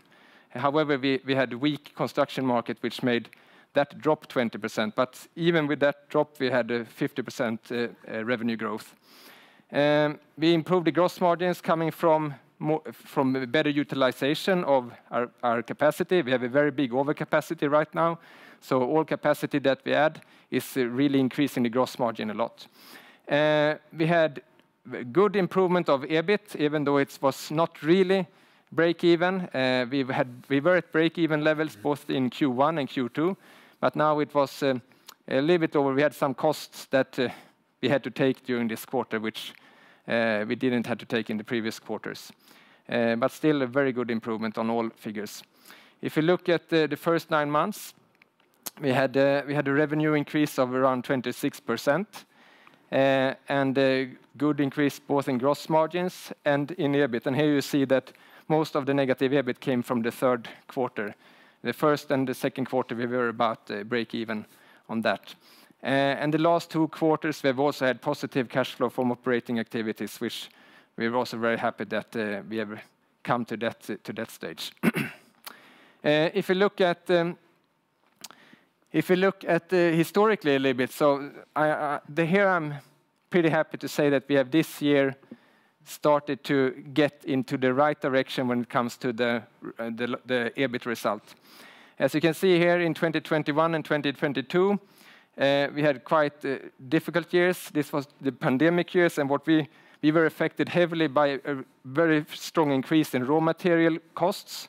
At the same time, in autumn 2019, we made a decision to invest in more sales organization, and we also invested in more selling activities, which looking back was not a very good timing, because in 2020, our salespeople that we had just recruited were not allowed to go out and meet customers anymore. So we had a much bigger sales force, and they were not allowed to go out and meet customers. So we had a high cost increase. At the same time, we got very high cost increases on our raw materials. So we had some difficult years here in 2021 and 2022. But this year, we have really made a turnaround there. And with the sales increase of 26%, we have also had a decrease in OPEX, in cost, of 10%. So we have reduced the cost with 10%, increased the sales with 26%. And that, of course, all in all, is creating a very positive effect on the result. If you look at the different business units, we have also done a quite big change. The non-woven and fiber technology business unit with the binder sales have grown a lot during this year. And now we have 3 business units, which is almost equally big. The consumer good business is a little bit smaller, but they are actually almost on the same level. And this I'm very happy with, because if we can continue to grow them further on, then we will have a very good risk diversion between different type of businesses. We have the building segments, we have the non-woven segments, and we have the outdoor and the sports goods segments. If you're looking ahead into 2024, well, we will continue to do what we do today. We feel that we are on the right track right now. We will focus a lot on continued development within our non-woven segments. We have a lot of projects with other leading non-woven producers, which we believe can come into real products and product launches in 2024. We will continue to develop the businesses with, in particular, Glattfelter and Sharpsell Ahlström, where we have a lot of growth potential within these customers. And we are focusing on 3 areas, and that is the wet wipe area, the hygiene product area, and the tabletop area. For Organotex, we are working on our expansion in Central Europe. This is the focus for us. We have, as I mentioned, a lot of new distributors that we want to turn into revenue growth now in 2024. And the same we will continue with for Organowood. We will further do the expansion into the European market. And with that, I thank you for your attention. Perfect. Thank you so much, Morten. And we have time for a few questions. I'd like to start off a bit broader on your strategy of, you talked about streamlining the operations. You've already licensed out several of your products that used to be in-house production. What's there left to do on that front? Which of the current operations, what are you looking to license out and what's going to be kept in-house? Well, I mean, certainly what we have out-licensed during this year is the biocomposite segment, where we reduced a lot of cost when we did that, which was really good for us. Now we are supplying these licenses with the binders because they need the binders in order to produce these products. So it makes a lot of sense from an operation perspective. But we are also looking at the wood segment to out-license all that we are doing in-house today. And as an analyst, I'm obviously very interested in the financial implications of a licensing model. Can you just walk us through how that affects profitability, working capital needs, and more the financial side of that? Yeah, well, when we are getting rid of the material that we are supplying, then that is tying up a lot of capital because it's extra add-on in terms of just the material that we need to have in stock. So we will reduce the working capital need in terms of inventory quite a lot. When it comes to profitability, yes, we have higher gross margins on the chemistry compared with the materials. So in that sense, we get up in terms of the gross margin from the raw materials. If you look at the variable cost, so it increased the profitability for us when we have done and finalized this out-licensing that we are working on. And then I guess tying that into your long-term margin goal of 20% EBIT margin, first of all, are you able to say any more indication on the timeline of what long-term means, and perhaps give a bit more color on what's going to be the bigger effects of streamlining the operations and scale effects, and what's actually going to drive that margin increase? Well, I mean, if you look at what we have done this year, we have grown the business with 26%. We have an EBIT that improved from minus 18 million to minus 3 million in the first 9 months. And that is because we can keep the cost and just grow the business. And this is a very scalable business that we're working on. If we increase the volumes, we don't need to increase the cost so much. Coming from that, I mean, I will not give you a year when we will reach it, because we will also we want to grow, of course, but it's difficult to say exactly when. But we want to now move into profitable growth, and this we want to do as quick as possible. So we will not add any more cost until we have seen that we have a certain profitability. Okay, that's very clear. And then I guess one final one from my end. If we focus on the fastest growing segment in the non-woven products, what's the strategy for growth in this area? Are you looking to sign new customers, or are you happy with the ones that you've got and more looking to grow within that? No, we both. I'd say, I mean, we have only started with the new customers that we gained this year. This is just the beginning of that. There we have a very big growth potential within these customer segments. But then we are working with several new customers in projects as well, and I hope that we will have a few more new customers next year. But it takes time, as some of you that have been with us for a long time, you know that I was talking about this segment for many years, that we were in projects until we finally made a breakthrough. But I hope that we can get a few more products out on the market every year from now on. Yeah, I guess a quick follow-up on that. You mentioned the exciting market potential. I believe it was 4 billion SEK annual market potential. Are you able to say something about your vision of how much of that you can realistically capture? I mean, the biggest player in this market right now have around 1.5 billion of this market. I'm not satisfied until we are the market leader. Okay, so perfect. I think that's a very good note to end it on. So, with that being said, I'll thank you for your presentation and for answering all of my questions. Thank you. Thank you.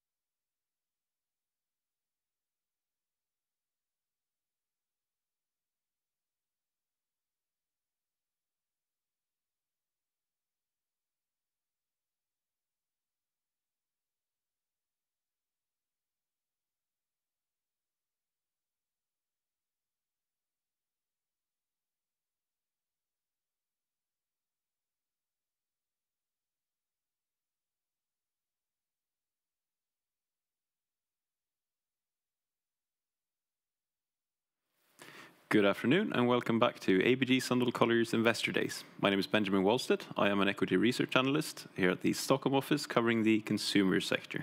With me today I have Embellence Group and CEO Olle Svensk to present his company. So Olle, go ahead. Thank you very much. Welcome everyone. My name is Olle Svensk and as Benjamin mentioned, I'm the CEO of Embellence Group. I will fairly quickly go through our latest Q3 report, but then also leave open for questions after that. So first of all, I want you to just spend 2 seconds or even more to take a look at our new flagship showroom in Chelsea for Cole & Son, where we have relocated our head office actually. So we have a building there with 4 floors, but this is the flagship gallery that we opened in September, where consumers can enter, of course, but also, more importantly, architects and designers. So we are now in the middle, in the center, where many of them are in the center of London. Embellence Group, we are a company that own and develop strong brands in interior decoration. We are in wallpaper, in rugs, window films, cushions, and textile. So some highlights from the third quarter. I mean, despite a very challenging geopolitical and also economical situation, we delivered a growth of a little bit more than 8%, but more importantly, 4.3% organically, and in all 3 months during the quarter. And over the last 1.5 years, we have worked relentlessly, I would say, to lower our cost base, and this showed really in the quarter where we have a nice leverage effect on our profitability as well. During these 1.5 years, we have reduced headcount with some 15% actually, and that is really kicking in here in the quarter. We have no adjustments during the quarter at all, so the EBITDA landed on 26.5 million. And the focus ahead, nothing dramatic here. We will continue to prioritize organic growth, continue to make sure that our existing portfolio of brands have the right prerequisites to continue to grow in the channels where there is growth right now. And also to strengthen our offering. And with that, I mean, not the least product innovation, where we have some exciting product that we are launching with some of our brands during next year. And then, you know, the focus on discipline in our spending will remain, but we also need to improve our cash flow. That was not really on the level that we wanted during the quarter, but I'll come back to that later on. Some key figures, probably most of you have seen it here. I mentioned it before with our sales and profitability. Operating cash flow was not on the level that we want it now. There are several reasons to it, but we have our accounts receivable are on quite high level during the month or during the quarter, but we actually expect both our inventory but also our cash flow to improve now in the fourth quarter. And net sales rolling 12, it's been hovering around 700 million, and the EBITDA, as you can see here in the quarter, was pretty good. But we still have some miles to go to come back to the levels we were at in 21 and 22 actually.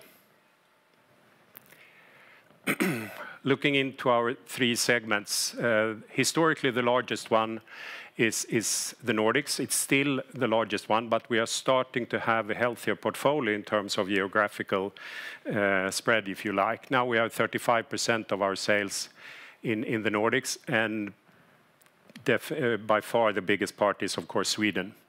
During the quarter, we were able to bounce back to a healthier level in terms of EBITDA margin with 12%. It was basically the demand in Sweden that was quite good. Norway and Finland has started to come back a little bit during the third quarter, but Sweden was fairly stable. One of the reasons, but it was only 1.7 million SEK actually was the launch of Borosan during the quarter. So it didn't have a major impact in the quarter. We do have launches coming of that collection into October though. So adjusted EBITDA 8.1, and the cost out program that we communicated and launched Q4 or a year ago continued to deliver good efficiencies and also helps us to have a healthier profit level. Europe, which for several quarters now has been our most profitable segment, we reached 58.7 million SEK, strong growth in the UK, which is our third largest market, also in Italy, which is our fourth largest market, and in France. We do see weakness in the dealer segment. In Europe, we are mainly distributed in furniture store or in interior decoration showrooms, not like in Sweden where you find us in paint shops. But anyhow, dealer segment is softer in the market, and we are able to compensate our overall sales mainly with hospitality business, sales into hotels and restaurants, mainly hotels. Adjusted EBITDA margin of 19%, a good level and the kind of level we should be above 15% here. So it was a quite good overall quarter, I have to say, but dealer segment is under pressure, but we are compensating that with hospitality and also with our direct consumer business. Rest of the world, where the largest market by far is the US. It's our second largest market, and it's not only because of hardscape sales, it's also an important market for Cole & Son and starting to become really important for Produktionsteamet. Good sales growth, all major markets in this very, very big region delivered. But we also have some larger deliveries in hospitality in US, in West Indies, in Asia as well, and in North Africa. Adjusted EBITDA 13%. It's okay, not really on the level where we would expect it to be. It should bounce back to be above 15%, but we're not there yet. But we now have 33. A third of our revenue is from outside Europe and Nordics, basically, which we believe is much healthier for us in terms of our overall business. So, as a summary then, we achieved strong organic growth despite the outside world, if you like. We grew organically 4.3, which is one of the most important numbers here, but also that we grew all 3 months during the quarter. Our continuous work on having our cost control is paying off. As soon as we get some organic growth, we have nice leverage on our profitability as well. We reached 26.5 million. And the focus ahead, as I mentioned here before, will remain. And we continue to build a high-quality company that is really fueled by professionalism and passion, because passion is one of the core drivers, I would say, in this industry. Perfect. Thank you. So, Thank Benjamin, you. maybe you have some questions or someone else? I do. Let's start with a very general one, maybe. So, when speaking to investors, what would you say the biggest misconception about your business is? I would say that I would probably select 3 ones. First, one question that I tend to get many times is that aren't you a cyclical company that is following the number of dwellings being done in the market? And we are not. We are not affected when it goes up or when it goes down, actually. So we have a fairly stable business in that respect. A second one is that aren't you very much Sweden and Produktionsteamet? Sweden is our largest market, and Produktionsteamet and Sweden together is maybe a third of our market. But over the last years, we have now, as I mentioned, 2/3 outside Sweden. We have grown organically and through acquisition outside the Nordics. We have a much healthier and balanced portfolio than we had before. And then I have to mention probably a third one. We are a multi-channel company. So we are not a direct-to-consumer company that sometimes I get questions about. We do a direct-to-consumer business, and we have a good growth there. But we go into the market, depending on brand, through agents or distributors, with the dealers or direct-to-consumers. What is important for us is that they can present our offering in a good way and that it's profitable.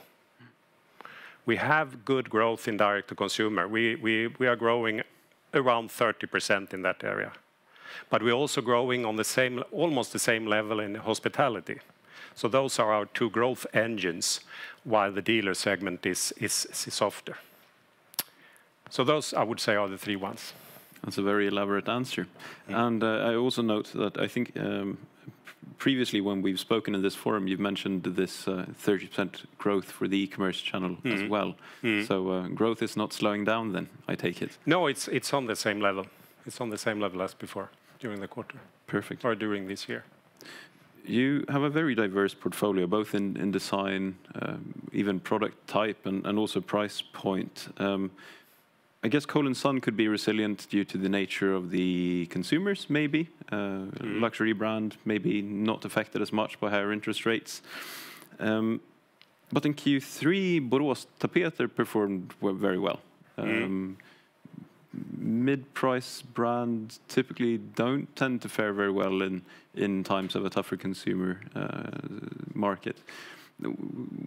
Could you give us some additional flavor on that, please? On Produktionsteamet? Yes, please. I mean, during the quarter, there are two things worth mentioning that fueled Produktionsteamet's growth. One is growth outside Sweden or Nordic, mainly in the US.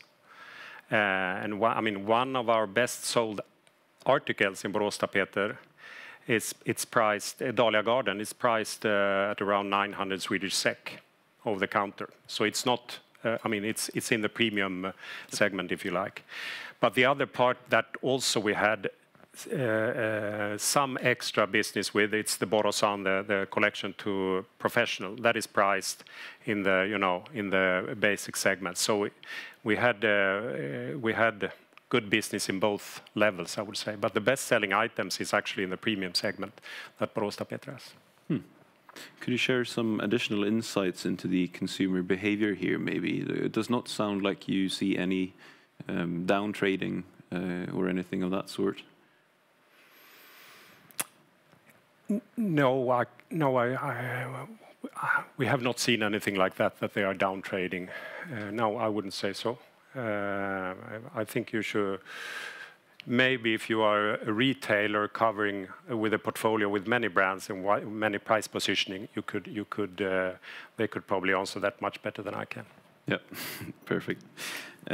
So let's talk a bit about Cole & Son. You showed us. Well, I guess this is actually the building. Sketch, yeah. Yeah, this is the sketch of the building. So most welcome. Are you able to share with us any learnings from, or any initial takes or initial learnings from the opening of the showroom? I appreciate that it's very early days so far.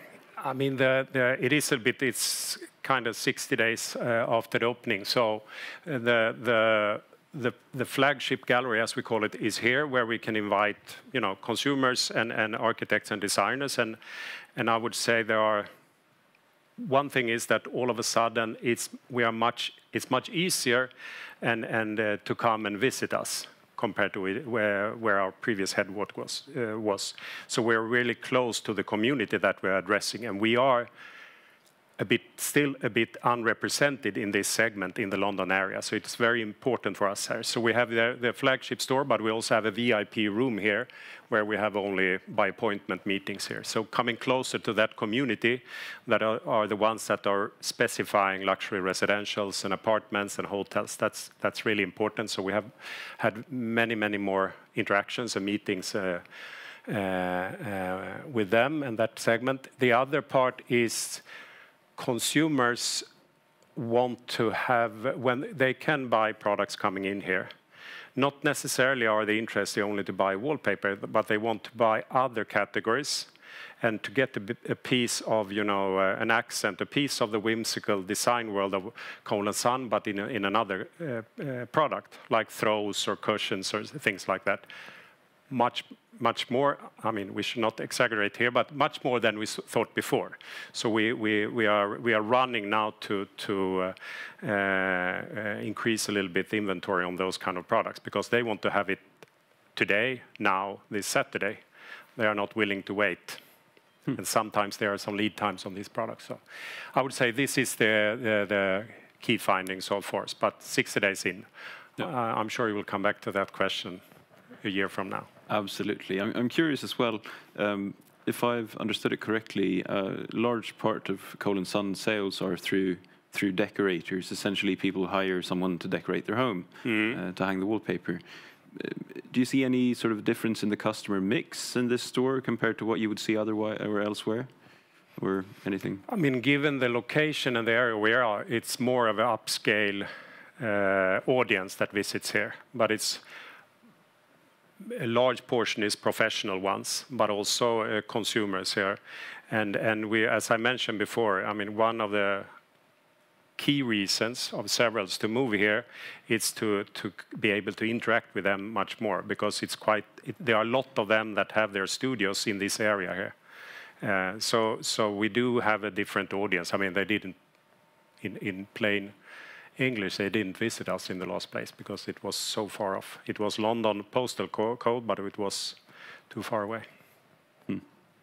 Moving on perhaps to Artscape then. You've been talking about the European expansion for the brand. Can you share with us any updates in that regard?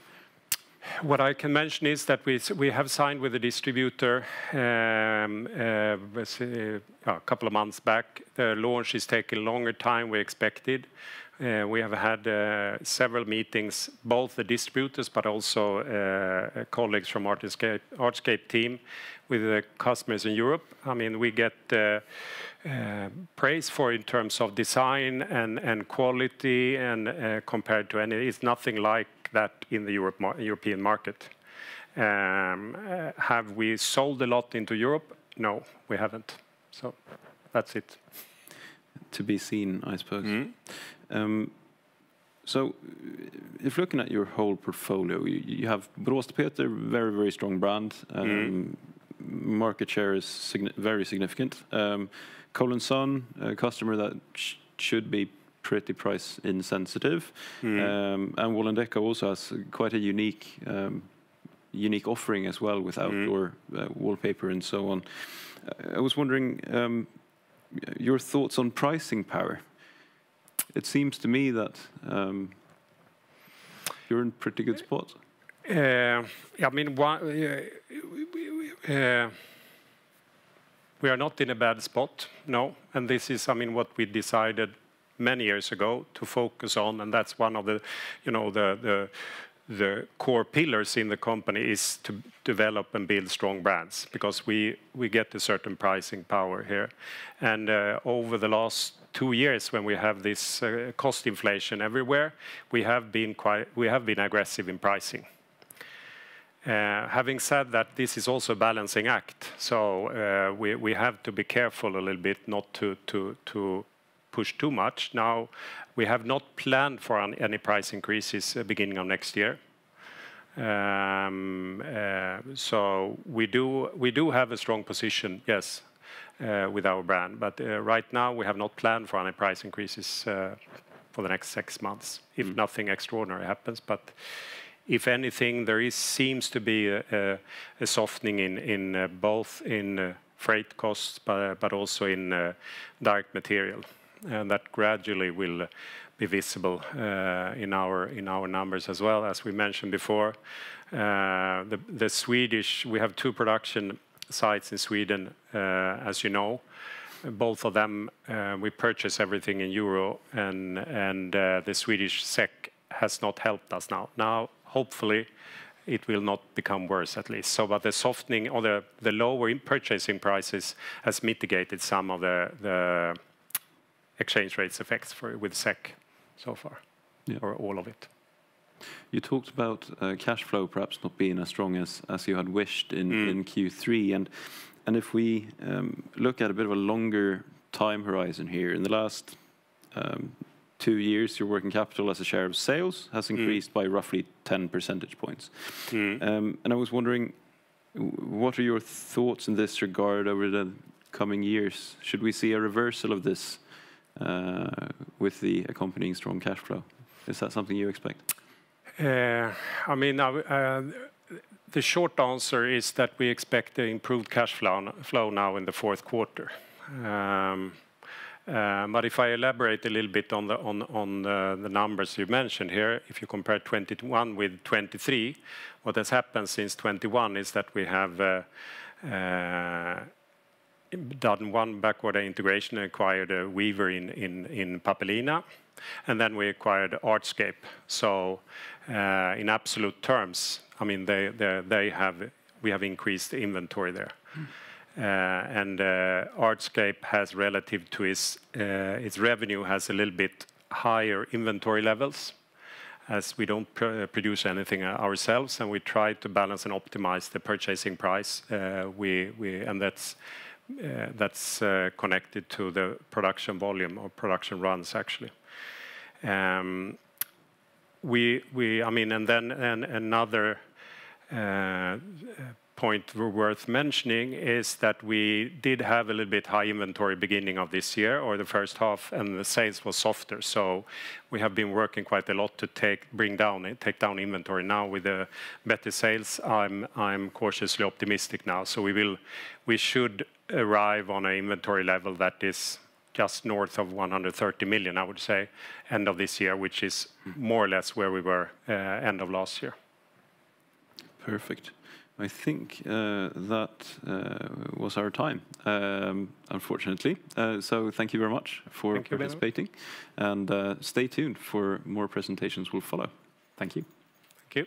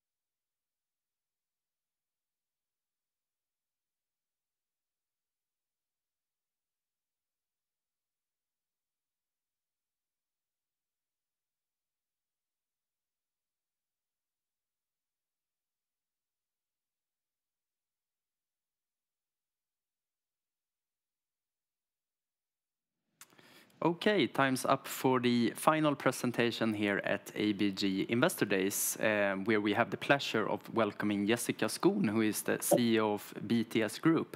My name is Simon Granat, and I am an equity analyst at ABG, covering IT and technology companies, and I will be moderating this session. So for the coming 15 to 20 minutes, Jessica will present the company, and then we will follow up with a brief Q&A session. So with that said, Jessica, we're all set to go. Great. Good afternoon, everybody. Pleasure to be with you. I'm calling in from sunny San Francisco, where the sun is starting to come up. Looking forward to introducing the firm. So go ahead, Simon, to the next slide. BTS is a different consulting firm, one that we feel we love, to be perfectly honest with you. And I'll give you a couple of reasons why it's different. Since our founding, our focus has been on the people side of change. So if you think about typically, CEOs think about change. You need technology implementation, process redesign, and then how do you get all your people to actually shift? That's been our focus for 30-something years. And that means that what's fun for us is we get to take share both from the traditional HR consulting firms who do training, leadership development, selection of employees, and so forth, and we take share from the big four consulting firms in terms of how do they drive actually change and implementation of the strategies. If you go to the next slide, I can give you a sense of our overall size and kind of history. We're 37 years old. We're about 225 million euro in revenue. We have approximately 1,100 full-time people. We have about 600 contractors as well, which gives us nice flexibility in kind of upturns and downturns. We currently have over 40 of the world's largest 100 clients and 50 of the US Fortune 100 as well. Go to the next slide. We're organized essentially by 3 geographical P&Ls. You can see them here. They're color-coded. So North America is about 50% of the business. We have BTS Other Markets, which is the mint green color. So all the kind of fast growth, smaller offices are there. And then we have Europe in purple. 36 offices in 24 countries, which for a very long time now has been a huge advantage because we can serve those global clients that I mentioned earlier. And I will say one of the special secret sauces of BTS is the culture, and there's many facets of that. But when you see 3 different P&Ls, I think that creates a lot of entrepreneurial ownership, but we have really great relationships globally. So it allows us to team and share resources and serve those clients in an effective way. If you look at the next slide, you'll see we're really diversified across industries. Here's just some example clients that we have. Our average customer lifespan is approximately 7 years. Our average deal sizes have been going up over time, and that continues. I think we've done a great job of diversifying across industries because North America is 50% of the business and the San Francisco office historically has been slightly bigger than the New York office. We've had historically about 20% penetration in tech and software, and then the rest are fairly diversified from there. I'd say in the last 6 quarters, we've done a really good job of focusing on energy, pharma, bio, financial services, and growing our share there as well. Infrastructure is another growing industry for us. And you can go ahead and go to the next slide. In terms of overall kind of where does demand come from BTS services? There's 3 different types of buyers or budgets that we target inside of our clients. The first is what I would call HR, so leadership development, learning budgets. And typically they're trying to institutionalize leadership. They're trying to get them ready for their next jobs. Perhaps you have a CEO who's not happy with the culture. They want to shift values, shift leadership expectations, equip their leaders to better understand the business model, how they make money, P&L management, and so forth. Those are all typical needs that BTS services. And on that side, we have a growing number of clients where we're their top to bottom kind of leadership development partner from C-suite all the way down to individual contributors. The second buyer type or budget is supporting the chief revenue officers and sales enablement. So how do you get your sellers more productive? How do you help them shift and be on brand? How do you help them show up differently for their accounts? And there you might see demands like they're not growing at the speed they want to grow. The customer demands have shifted and the go-to-market team needs to transform to support those demands. How do you show up differently in a high inflationary environment, for example, different ways of pricing and structuring deals. And then the third budget, if I were to simplify, where we compete more with the traditional consulting firms, is transformation office, CEO, COO, business unit leader, P&L owner. And here you find typically they need to get their executive team aligned on the future direction of that business. And the question would be then, how do you implement that across the entire business unit or the company? Another example would be they've got 3,000 people and they need to shift how they work in terms of ways of working. And they tried something complicated and told them what to do, but lo and behold, nobody changed. So that type of need is where BTS really shines. And we go in and we help them understand and see the differences and actually shift how they team and work. So these are all different kind of typical, kind of more macro drivers of demand for our services. We have a lot of different practice areas. And if you go to the next slide, you'll see those. The beautiful thing here is that BTS has been extraordinarily innovative over the last 30-something years. In fact, if I reflect for a minute on the type of companies we typically acquire, one of their mistakes is that they didn't expand their portfolio at all, or even close to the same pace that BTS has expanded it over time. I think that's for two reasons. One, we have a high freedom culture, highly entrepreneurial. There's a lot of creativity.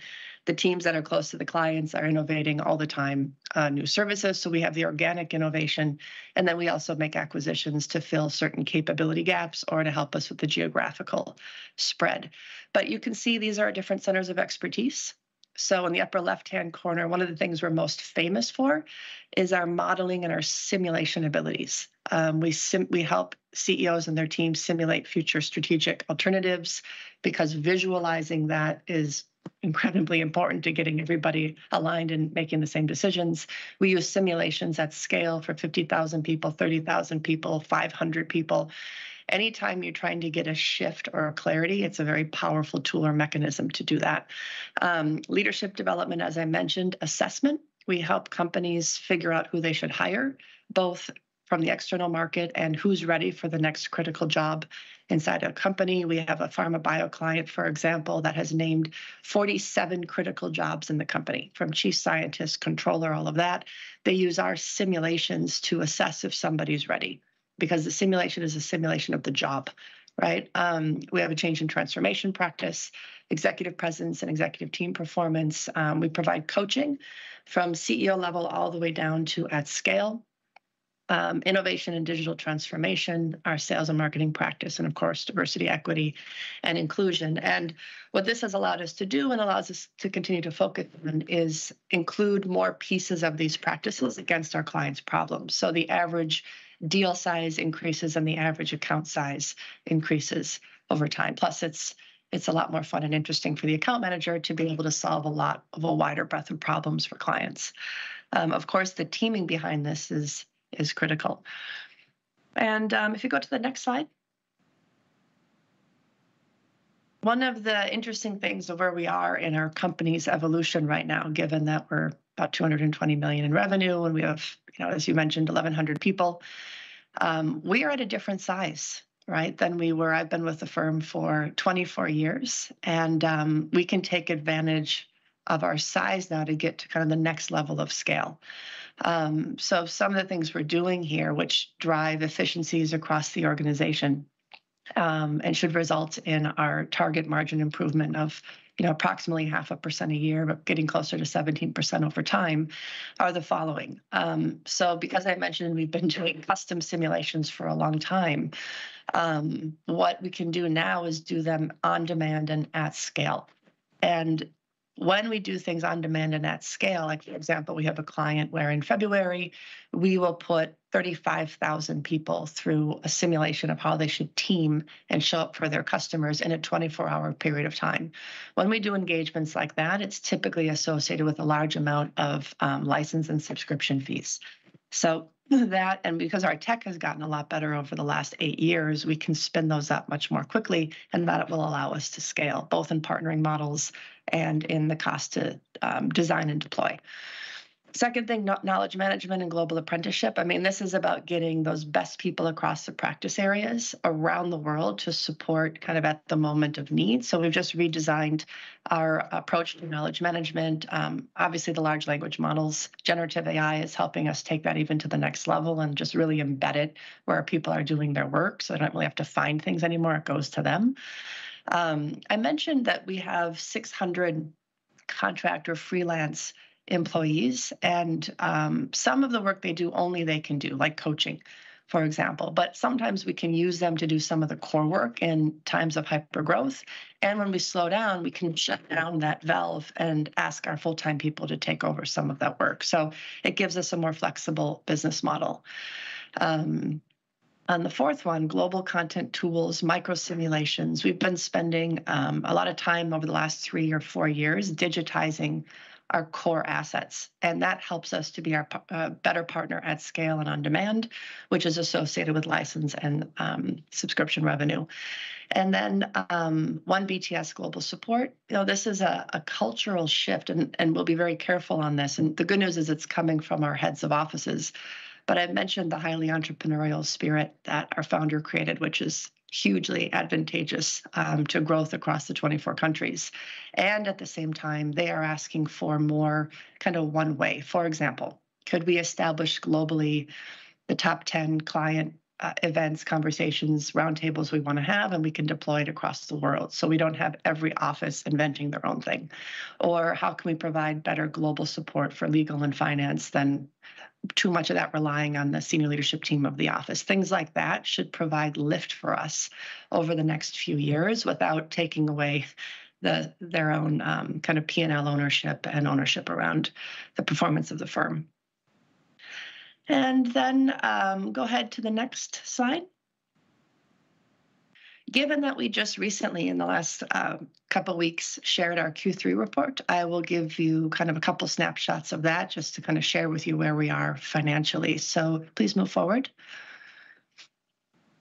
So the third quarter for us this year felt similar to the first 2 quarters in a way, in that we'd continued to experience what we would call customer cautiousness, right? In terms of deal flow and how quickly it takes them to go from idea to project start compared to what we're used to.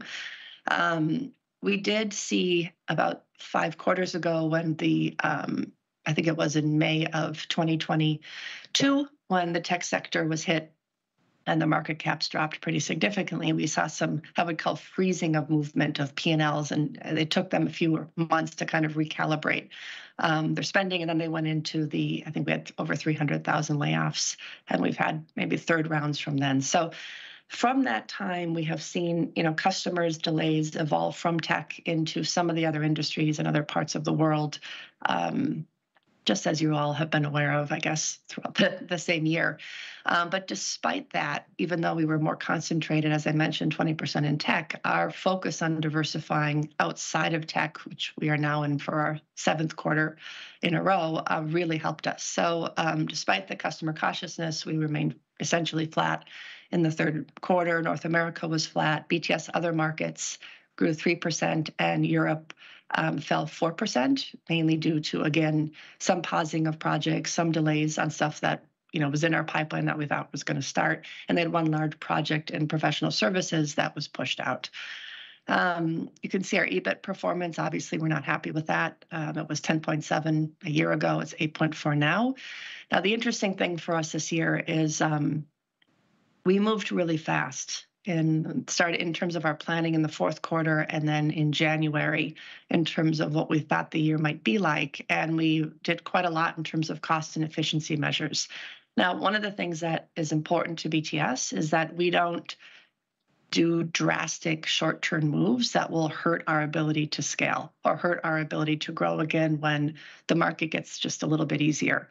This is my 4th soft year of being with the company, and every time we come out with high demand, and we need our people to be able to take advantage of that. So we have done, I think, some really smart moves in terms of, obviously performance management across the levels of the company.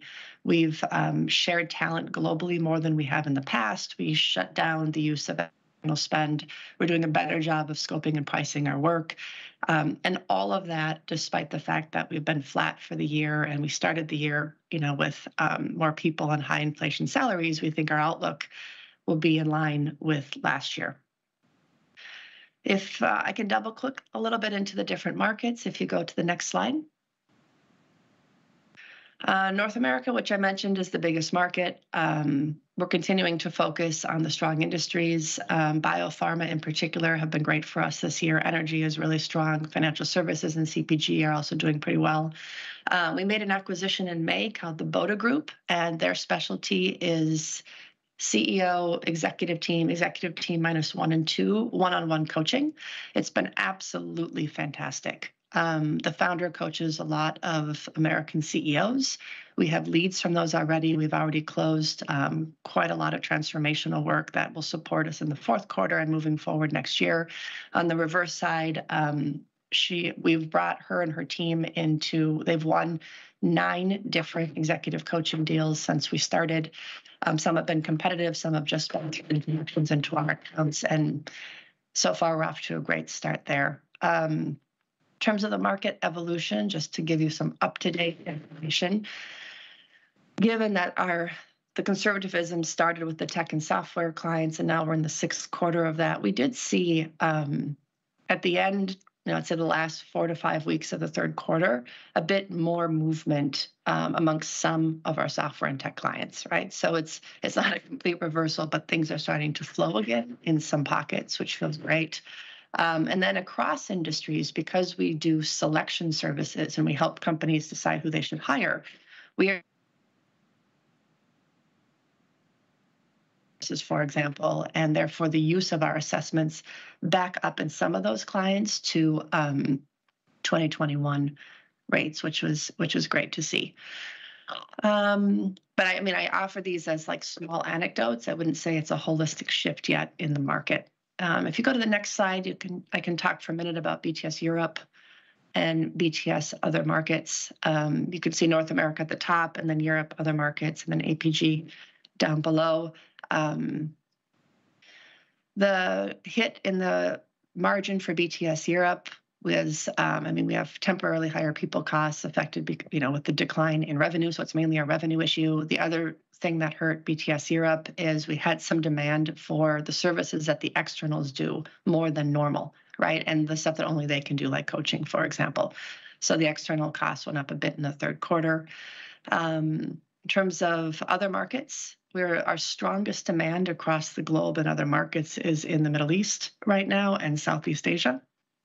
And that's helping to offset a slowdown in demand in China, for example, Argentina. Korea slowed down a bit. They had a lot of layoffs and so forth in the tech clients there.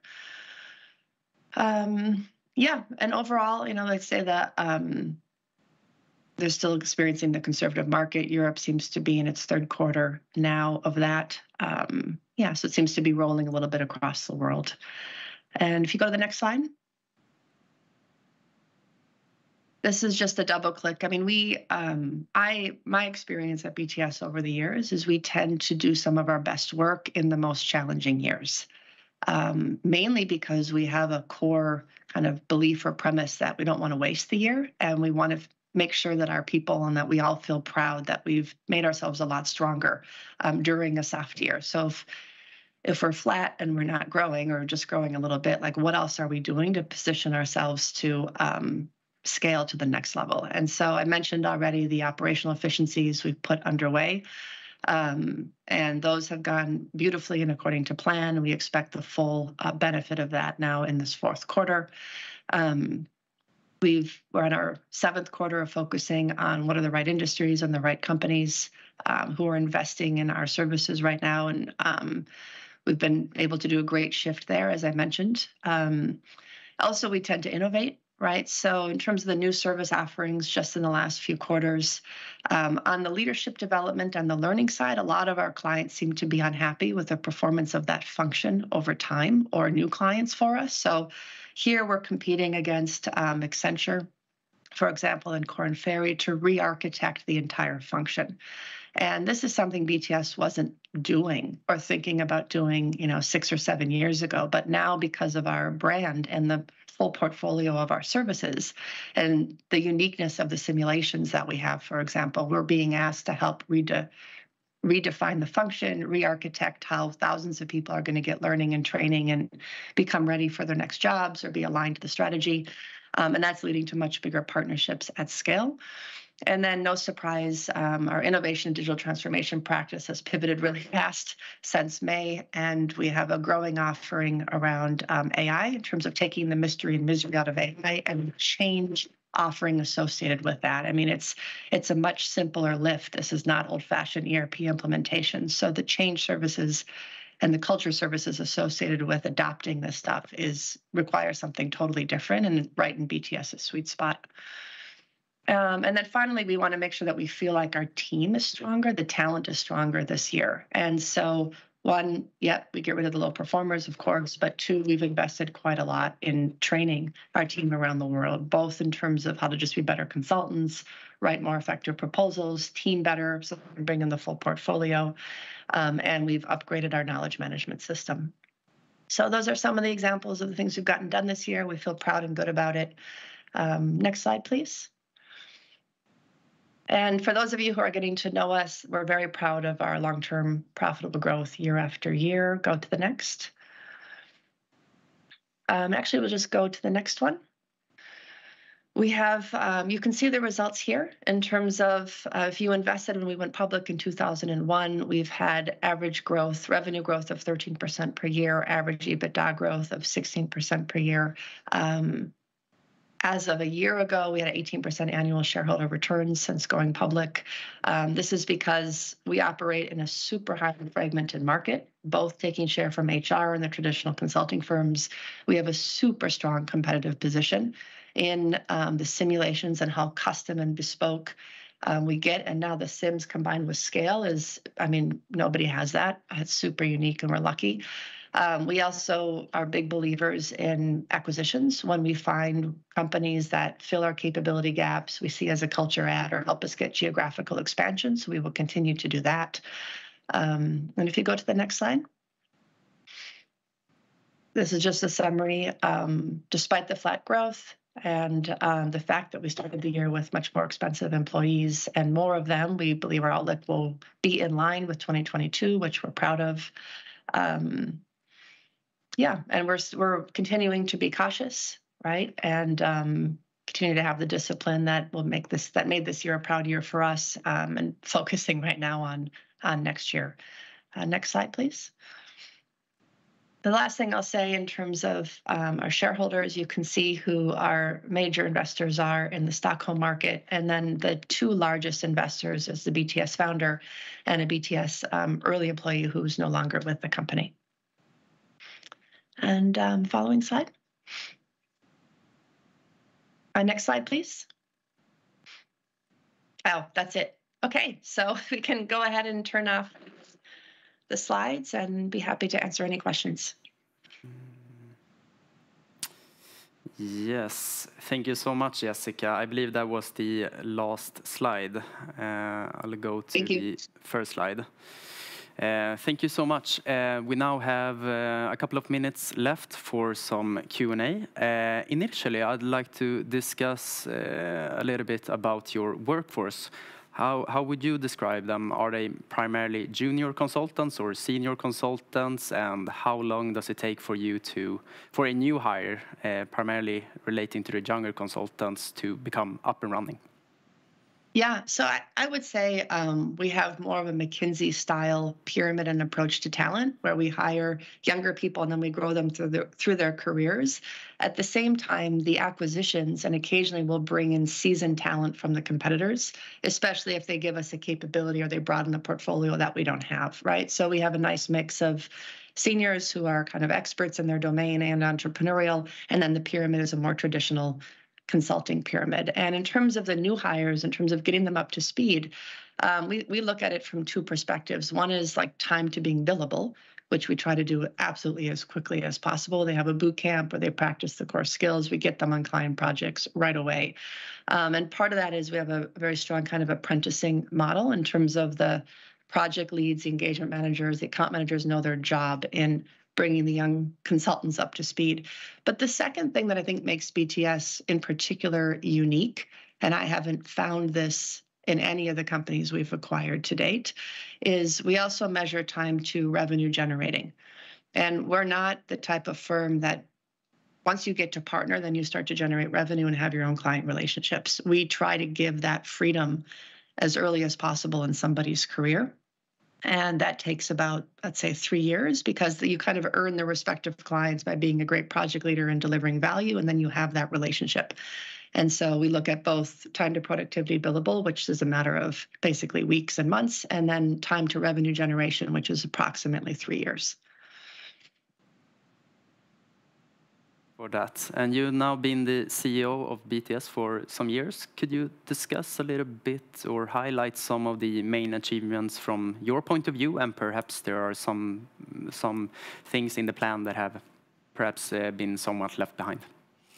Sure, and it's been 6 quarters, so I'll say that. Look, I was pretty aware during this transition that it was unlike when I took over BTS North America, meaning 6 quarters ago, BTS as a group didn't need to do a turnaround, right? It wasn't a moment where heavy change was going to be required. It was more, how do we just keep growing across the 24 countries and ensure that the people will experience the culture that they know and love through my leadership and Filiosis as well. Which is different from when I took over BTS North America in 2016. So I've been trying to be very aware of that and thoughtful, right, in terms of the type of leadership style and what initiatives we get underway.